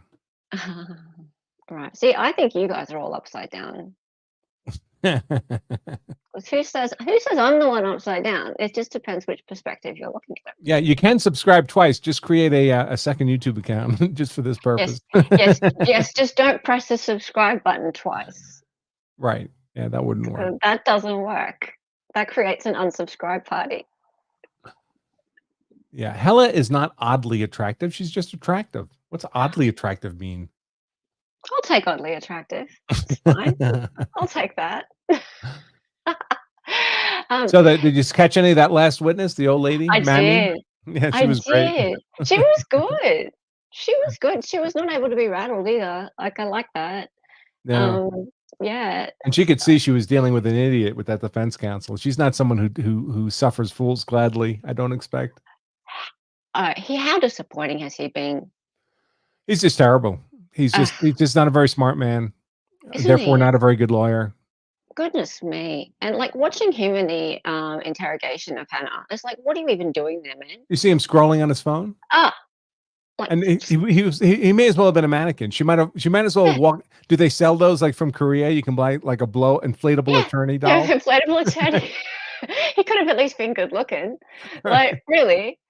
It's like, what are you doing? You're just letting her just chitty chat for hours. No structure, nothing. He should have. If you're going to have your client do that, your client should be speaking a tiny fraction of the time.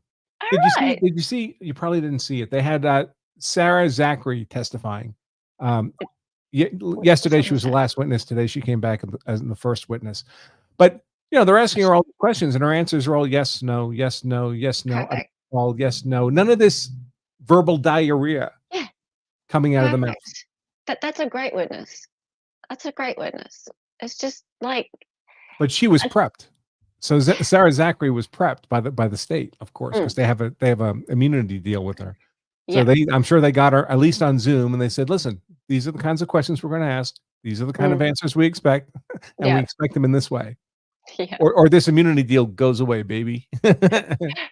Bronco's work wife.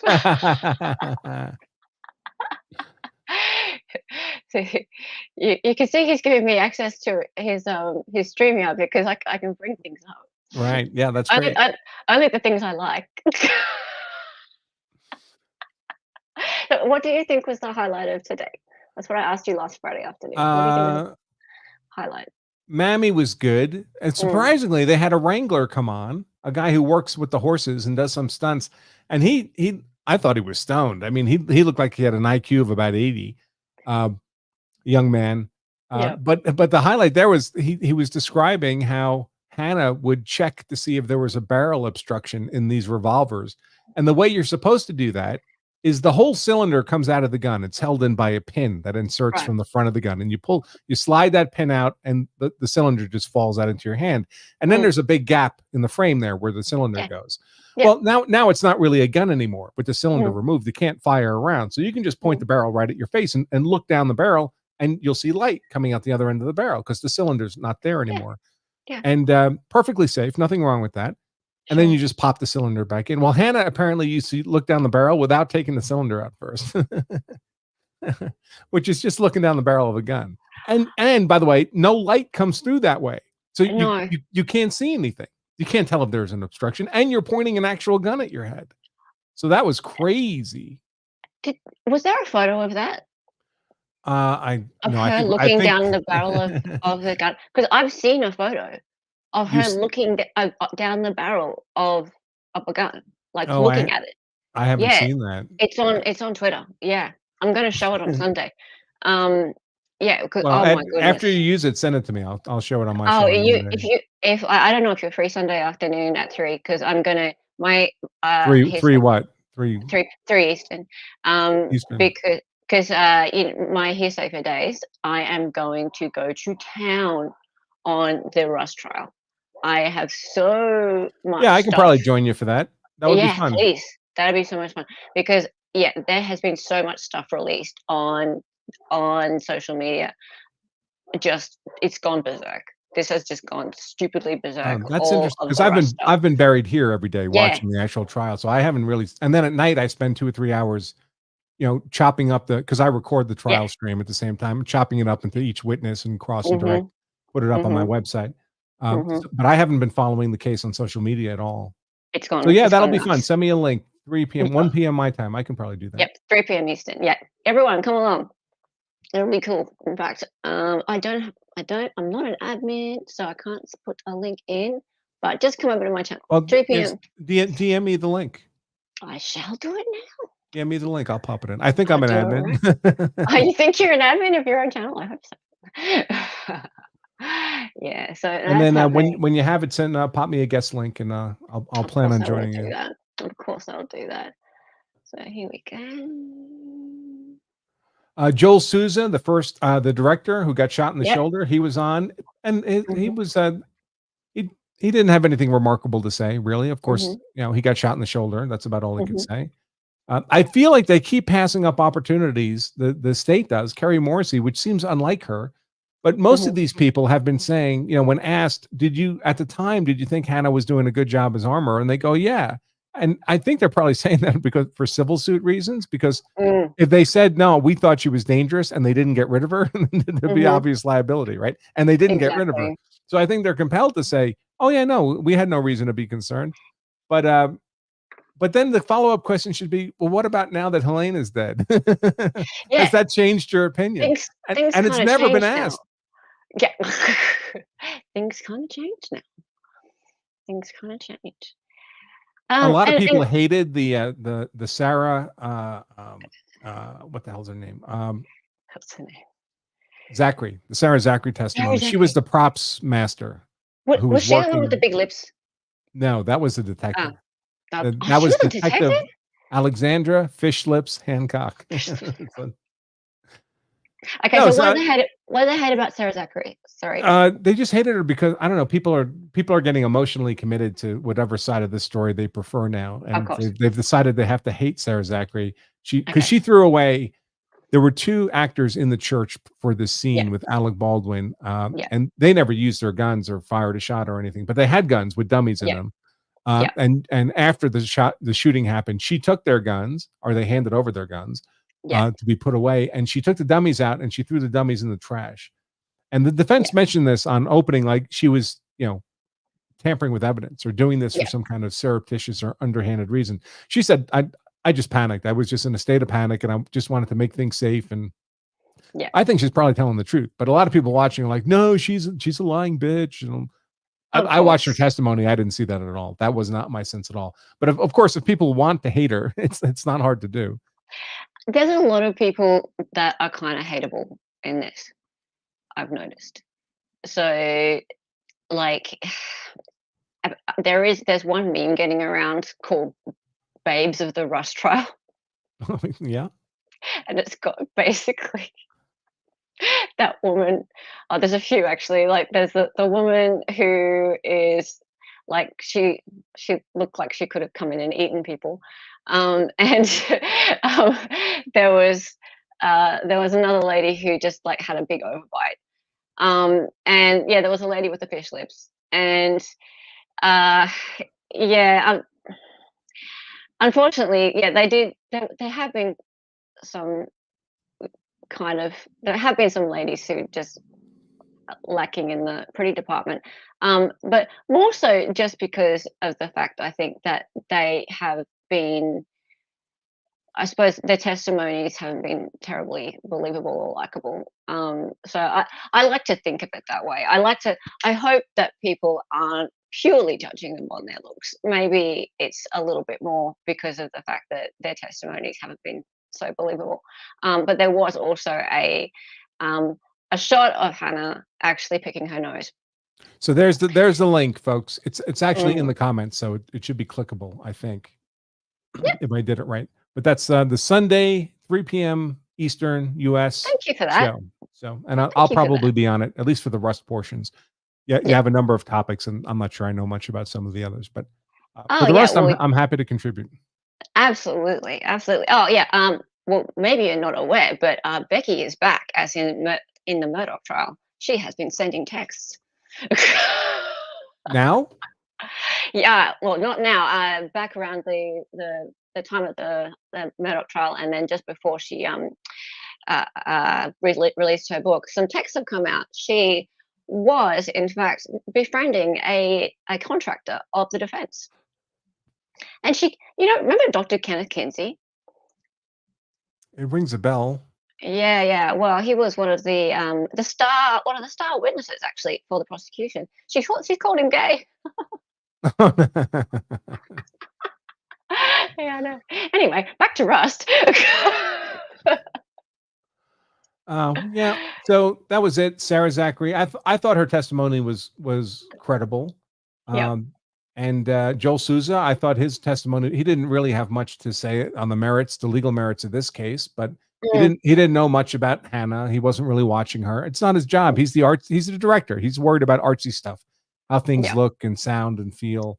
And one thing that the defense does throughout is everyone who comes on the stand, they basically say, isn't it your fault that this happened? It's not really Hannah's fault. It's your fault, no matter who they're talking to.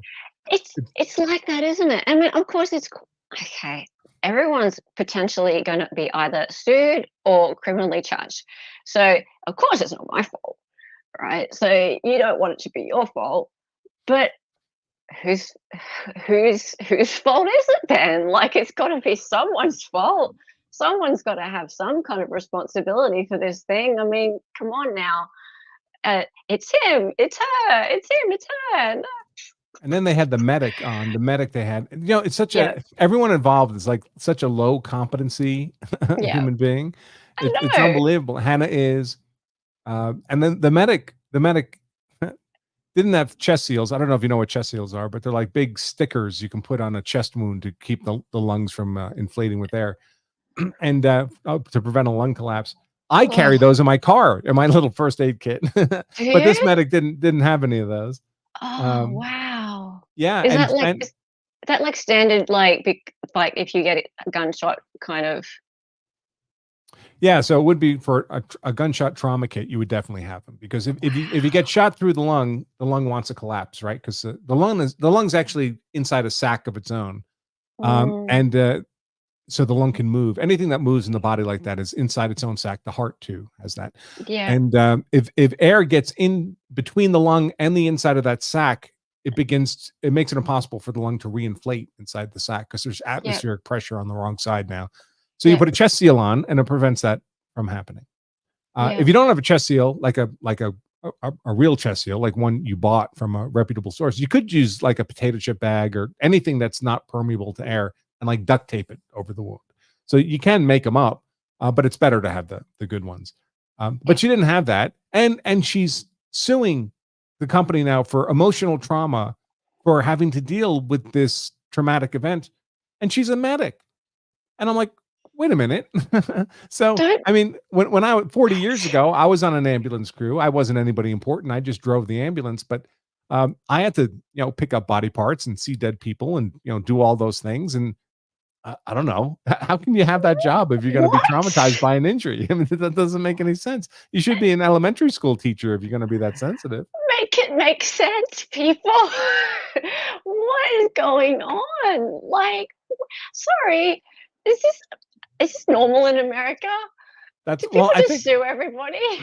Well, you can sue everybody. That's normal in America for sure. But does And it anybody happen? does it happen? Yeah, it happens all the time. Yeah. Is it more of a Hollywood thing though? Like, tell me, like, really, like, is it more of a Hollywood thing? The lawsuits? Yeah. No, lawsuits are everywhere. The filing fee for a Okay. lawsuit's like $150, so anybody can file a lawsuit. I mean, it's easy to do. Normally, the only thing that restrains people from filing lawsuits is if the person you'd like to sue doesn't have any money, and then there's no point because you win a judgment against them, and there's nothing to take. So we say they're judgment proof, those people. But if there's money, if there's deep pockets, the lawyers come out of the woodwork. Everyone starts seeing, hey, 10 grand, 50 grand, 100 grand, couple million. Who knows? It becomes a lottery at that point. Design rhythm. That is from Seinfeld. Yeah. We right. sue over coffee being too hot. Jackie Childs. And of course, a lot of suits are just nuisance suits because it costs a lot of money to defend a suit. So if it's going to Yeah. cost you 100 grand to defend and the person's willing to take 10 grand to go away, then it just makes financial sense to pay them off. Okay, but just like placate me for a minute here. So if everybody is suing everybody over stupid stuff, doesn't that just take up the court's time? Yeah. Yeah. So in America, the courts are required to prioritize criminal matters. Mm. Well, that just means the civil matters take years. So Right. the most innocuous civil suit can take literally years to come to an end. Right. And all that time, of course, the lawyers are cranking the handle, writing letters, making phone calls, billing clients, and making money. So the lawyers don't Right. care. Right. The courts are collecting fees, so they don't care. Okay. The person who was injured, he cares, but Yeah. there's nothing he can do about it, except maybe Yeah. settle. Except maybe settle. Okay. So basically you're saying like the industry to get into is being a lawyer. Civil litigators make a lot of money. That's why Alec Eh. Murdaugh made all that money. That's what he was Right. doing. Right. And Eric Bland. And Eric Baldwin. So even stupid people can make money. I mean, listen, we all saw Alec Murdaugh, right? He wasn't a super bright guy. He had some kind of emotional intelligence. He was good at selling stuff to juries, so he'd get these big judgments. But he's not what anyone would call a world-class technical lawyer. In fact, the testimony in court was that. He's actually not a great technical lawyer, but he would always get these judgments that would surprise us, and that's because he was able to emotionally connect with the jury. Yeah, if you're good at it. If you're good at it, you could make an absolute killing. Sorry for the pun there. But yeah. Wow, okay. That's every time I come on one of these streams, I learn so much. Because I mean, I'm on the other side of the world and things are kind of different here. We like people sue each other, obviously, but just not so much. Like you don't hear about it like generally day to day. The idea of suing somebody, like it's so expensive and it's so like it's just a scary proposition to think of suing somebody. It just doesn't seem within people's just within your grasp to do that. So Do you do a contingency litigation there in Australia? Is that allowed? what does that mean? Oh, so in America, if I'm involved in a car accident, for example, a plaintiff's attorney will call me and say, "Hey, you should sue those other people." And I'd say, "Well, that costs a lot of money. I don't have that kind of money." And the lawyer says, "No, don't worry about it. I'll cover all the expenses. Oh, yeah, I It know won't what that cost you means. anything. And if we lose, you don't have to pay anything. But if we win, I get a third or a half or whatever Okay. they agree No to." win, no pay. Yeah. Okay. So we have lawyers who advertise that. Yeah. So they exist, and there are people who take advantage of that offer. I assume that that's quite a big business because those companies, those law firms, seem to be quite successful. But that would be for when people are badly injured in like a car accident or something like that. But in terms of just like emotional distress, so something where, like, say for example, that medic that you were just talking about, the idea of suing someone over emotional distress, you don't hear about things like that. It just doesn't. It's not in our vernacular really. um, yeah. Oh, and that's why I asked the question, like, does this happen? Like, is it normal to hear about things like suing over emotional distress? And just, it seems like a frivolous thing to me. Well, we definitely have it. There are certain loopholes that have to be jumped through. Normally, the emotional Mm. stress has to be deliberate, for example. Mm. So I'm not even sure where they're suing, because they could be suing in New Mexico or in California, where I'm sure the production was based out of California, even though they're filming in New Mexico. Mm. And California tends to have some wacky personal litigation laws because they have so many lawyers. Very easy to become a lawyer in California, so they have a ton of them, Is and it? a lot of them are in the legislature. So they'll pass all kinds of crazy laws that create like a private causes of action for things you wouldn't imagine. So, for example, say you go into a convenience store to buy a pack of gum, and there happens to be a law in the books that says the convenience store has to have 2 water fountains for every 2,000 square feet of store space. And you walk in the back and you see there's only 1 water fountain. Well, a private individual can now sue the convenience store for failing to abide by that regulation. You don't just report them to the government and get them a fine. You can sue them in court for failing to abide by that regulation. So what happens? Yeah. Lawyers just hire teams of like kids to go visit every convenience store in the state and find the ones that only have the 1 water fountain. And then they just start filing lawsuits everywhere. That's And of course, they're appalling. nuisance suits, so they never go to trial. They file on the store. The store gets a notice, and the store calls them and says, "Why are you suing me?" And they say, "Well, we're allowed. We're going to sue you for 10 grand, but give us $1,000. We'll go away." Well, you have 100 convenience stores like that. You just made 100 grand for very little work. That's like getting punked. It's just, It's like, it's an extortion racket. it's is what it is. legal punked. Yeah, shame. It's outrageous. It's egregious. It's lewd. It's salacious. I love Jackie Charles. He's my favorite. And someone in chat asked if I'm a lawyer in Australia. No, I just pretend to be. I pretend to be on YouTube. I'm actually a graphic designer in Australia, so that's my real job. And I teach design as well. But I have my own YouTube channel where I pretend to be a lawyer. And occasionally you have lawyers on. I do. I've been Mr. on there my Bronca pops share. on. Yeah. Mr. Bronca, he tends to come into my chat and go, "Hey," like that, and I'll be like, "Yeah, here you go. Here you go. Come along. But no, I'm not a lawyer. I'm learning a lot. I'm a trial watcher, like a lot of you guys. I won't say all of you guys. I'm sure there's lots of lawyers in chat, but I'm sure a lot of you guys are trial watchers as well. I have been for quite a long time, and I really appreciate having all of these wonderful minds who come along and teach us stuff, which is fantastic. So yeah, but yeah, the link that Mr. Bronca popped up a moment ago, the show that I run on Sundays, is basically my take. I like to show what other people are saying about the trials that we're watching, because what happens is when you get on social media, you know what the algorithms do? They show you all the things that you like to hear.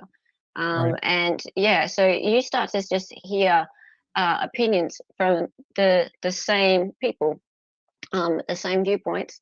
And so what I do is I go out and I get all the opinions that make you feel a bit uncomfortable. And yeah, and I show them to you. And sometimes it's funny, sometimes it's a little bit like, oh, those people. But yeah, the Rust one, God, there's been all sorts of things.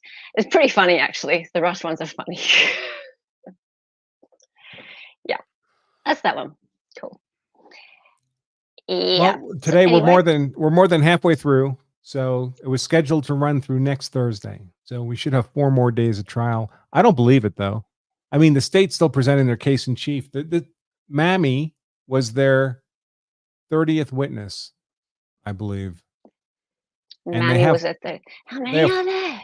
They have 42 on their witness list. They normally don't go through all the people on their witness list. That would be unusual, but they may be getting ready to wrap up. And then the defense has to present their case in chief. It's a lot for a trial of this sort of magnitude, isn't it? I guess it could have been a lot more. I mean, there were a couple hundred people on set. So, Okay. you Oh, know, right. I Okay. mean, A lot and of sometimes people they do that. You know, Yeah. like in the Alec Murdaugh trial, they spent 3 weeks talking financial crimes. They just brought in one person after another person after another person. When they did the George Floyd trial, all those people who were standing on the curb, they brought them all in. I mean, they were all within a couple feet of each other. They all saw the same thing. They all described it in the same way. It should not be permissible, actually, that kind of cumulative, identical evidence, because it gives basically one set of evidence the weight of 30 different people, right? Because 30 different people are all saying the same thing. True. But they did it. They were allowed to do it. But thankfully, Carrie Mm. Morrissey is not doing that in this case. I really like her as a lawyer. She's very, very good. So she's Great. fun to watch. She's about Great. 100 IQ points smarter than the defense counsel. And a lot of people really don't like her out there. I'm going to show you that as well. Oh yeah, that's so Oh funny. I yeah. don't get that at all. Oh no, people really don't like her. Interesting. It's really interesting. A Dr. Dog said, how many witnesses does defense have? Do we know? I can find out. I'm not sure I have their witness. I don't have it pulled up on my desktop. Mm. The state one I do. Well, one thing they don't have for sure is they don't have an armory expert witness. They blew that. Yep. So No pun intended. no pun intended.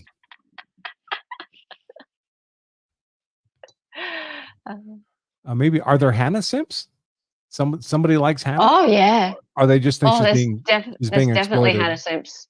Oh yeah, there's Hannah Simps. In fact, someone did a reverse image search on her Edgar Allan Poe tattoo. Oh yeah. Yeah, and I found shots of her like a little bit rude. Oh, no kidding. Yeah, oh yeah. Oh no. Mhm. On her booty. Yep. So I've got them. Well, she really cleaned herself up for this trial. She looks like Yeah. a different girl than Oh, yeah. the purple and yellow haired freak on the set. Yeah. Yeah. But yeah, it wasn't. It's there is one person out there on the Twitters at least who's been really digging into old Hannah's past. Yeah. And you're going to share all that on Sunday? Sure. Yeah, that'd be fun. Yeah. Yeah, I'd like to see that. That would be interesting. Yeah, half hour. She's a good lawyer, but I don't like it when she gets bitchy. She does come up a bit bitchy sometimes, but Well, she's a lawyer. she's I a mean- lawyer. Yeah, and she's a prosecutor. What do you expect? You can't have a congenial lawyer. That doesn't make any sense. That's right. It's an argumentative process, folks. Adversarial process. That's right. You have to be disagreeable to do this job effectively. I mean, look at the defense counsel. Bowles looks like he's an agreeable guy. I mean, stupid, but agreeable, right? Duh. Hi, you see my mom? Reminds me a Both little of bit them, Homer him and his Simpson. co-counsel, it's like half the time they lack the linguistic skills to put together a coherent question. I can't tell you how many times the witness has looked back at them and said, I don't understand the words you're saying. What are you saying? Yeah, I just can't believe how incompetent this man is. Like, what are you doing there, dude? Like, really? What are you being paid for? It's just I wanted to reach through the screen and smack him when he was just sitting there in that interrogation. He was doing nothing. Sometimes he was responding like they'd show the brass case, like a picture of the empty fired case, and he'd be like, "That's crazy!" Like he's just an observer. like, Wow. like he's the janitor who got tired for a second and sat down at the table, is just watching what's going on. And he That person snacks? who comes up to your lunch table at work that you don't really want to hang out with, but he just sits Yeah. down. Yeah. It's like, are you here for a reason? Right. And I think probably it like created a false sense of security for her too. Like, oh, I got my lawyer here, so he must think it's okay for me to say all this stuff. Yeah. Yeah. It's like, no, he should be stopping you. He should be stopping you. Yeah, she really hurt herself. Yeah. But of course, she's not very bright either. No.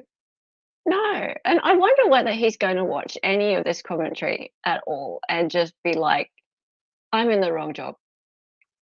No, it doesn't work that way. So Mm. stupid people don't know they're stupid. Mm. So he thinks he's as smart as anybody. Mm.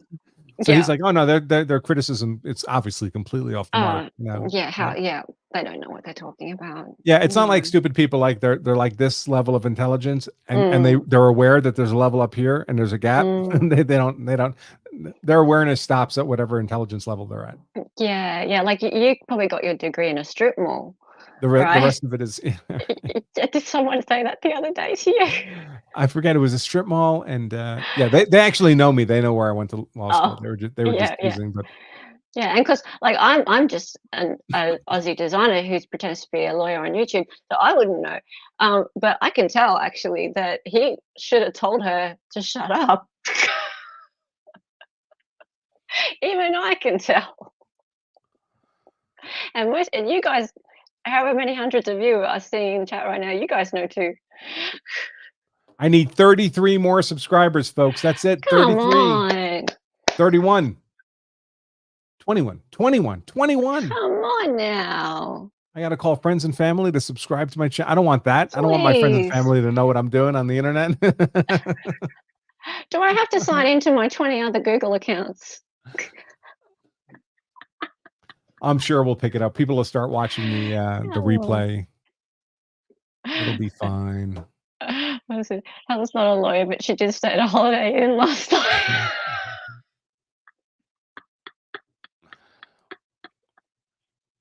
I love it. Your chat is cool. All right. Well, I think I'm going to wrap up. I got to get home and start the post-production on all this. But thanks for stopping in, Hella. Send me the Thank guest link for you. Sunday, and I'll be happy to pop in. I'll If do we- that. if we Everyone could- press subscribe on your way out and like on the way out, because you have to close chat off. So when you close chat off, press the button. Yeah, that would be nice. That would be great. And if we could do rest first on Sunday, that would be great. That would be most convenient Can do. on my end. Okay, Cool. awesome. Will All do. right, take care. All right, Thanks so much for stopping by. Bye-bye. See you. And everybody else, I'll just remind all of you that if you carry a gun, so you're hard to kill, carry a knife, carry pepper spray, study jujitsu, so you're hard to kill. That's why I do all those things. So I'm hard to kill. My family is hard to kill. Then you also owe it to yourself and your family to wait before I go. Is there any more super chats? I should check. Charlie Eckert, $10. I'm glad I checked. Says Jensen Ackles is not listed IMDb for Rust. I don't mind paying the $10 because this is a damn fine podcast. Thank you, Charlie. I appreciate that. So with that last super chat out of the way, if you carry a gun, so you're hard to kill, so your family is hard to kill, you also owe it to yourself and your family to make sure you know the law, so you're hard to convict as well. Enjoy the weekend, folks. I'm going to do that show with Hella Sunday at 3 p.m. Eastern time. I'll put out some kind of notice about it. I'm not sure yet if I'm doing anything for Saturday, but fear not, definitely Monday, 8:20 a.m. will be, 10:20 a.m. Eastern time. We'll be starting with day 8 of New Mexico versus Hannah Gutierrez. And I'll see you all then. Bye-bye.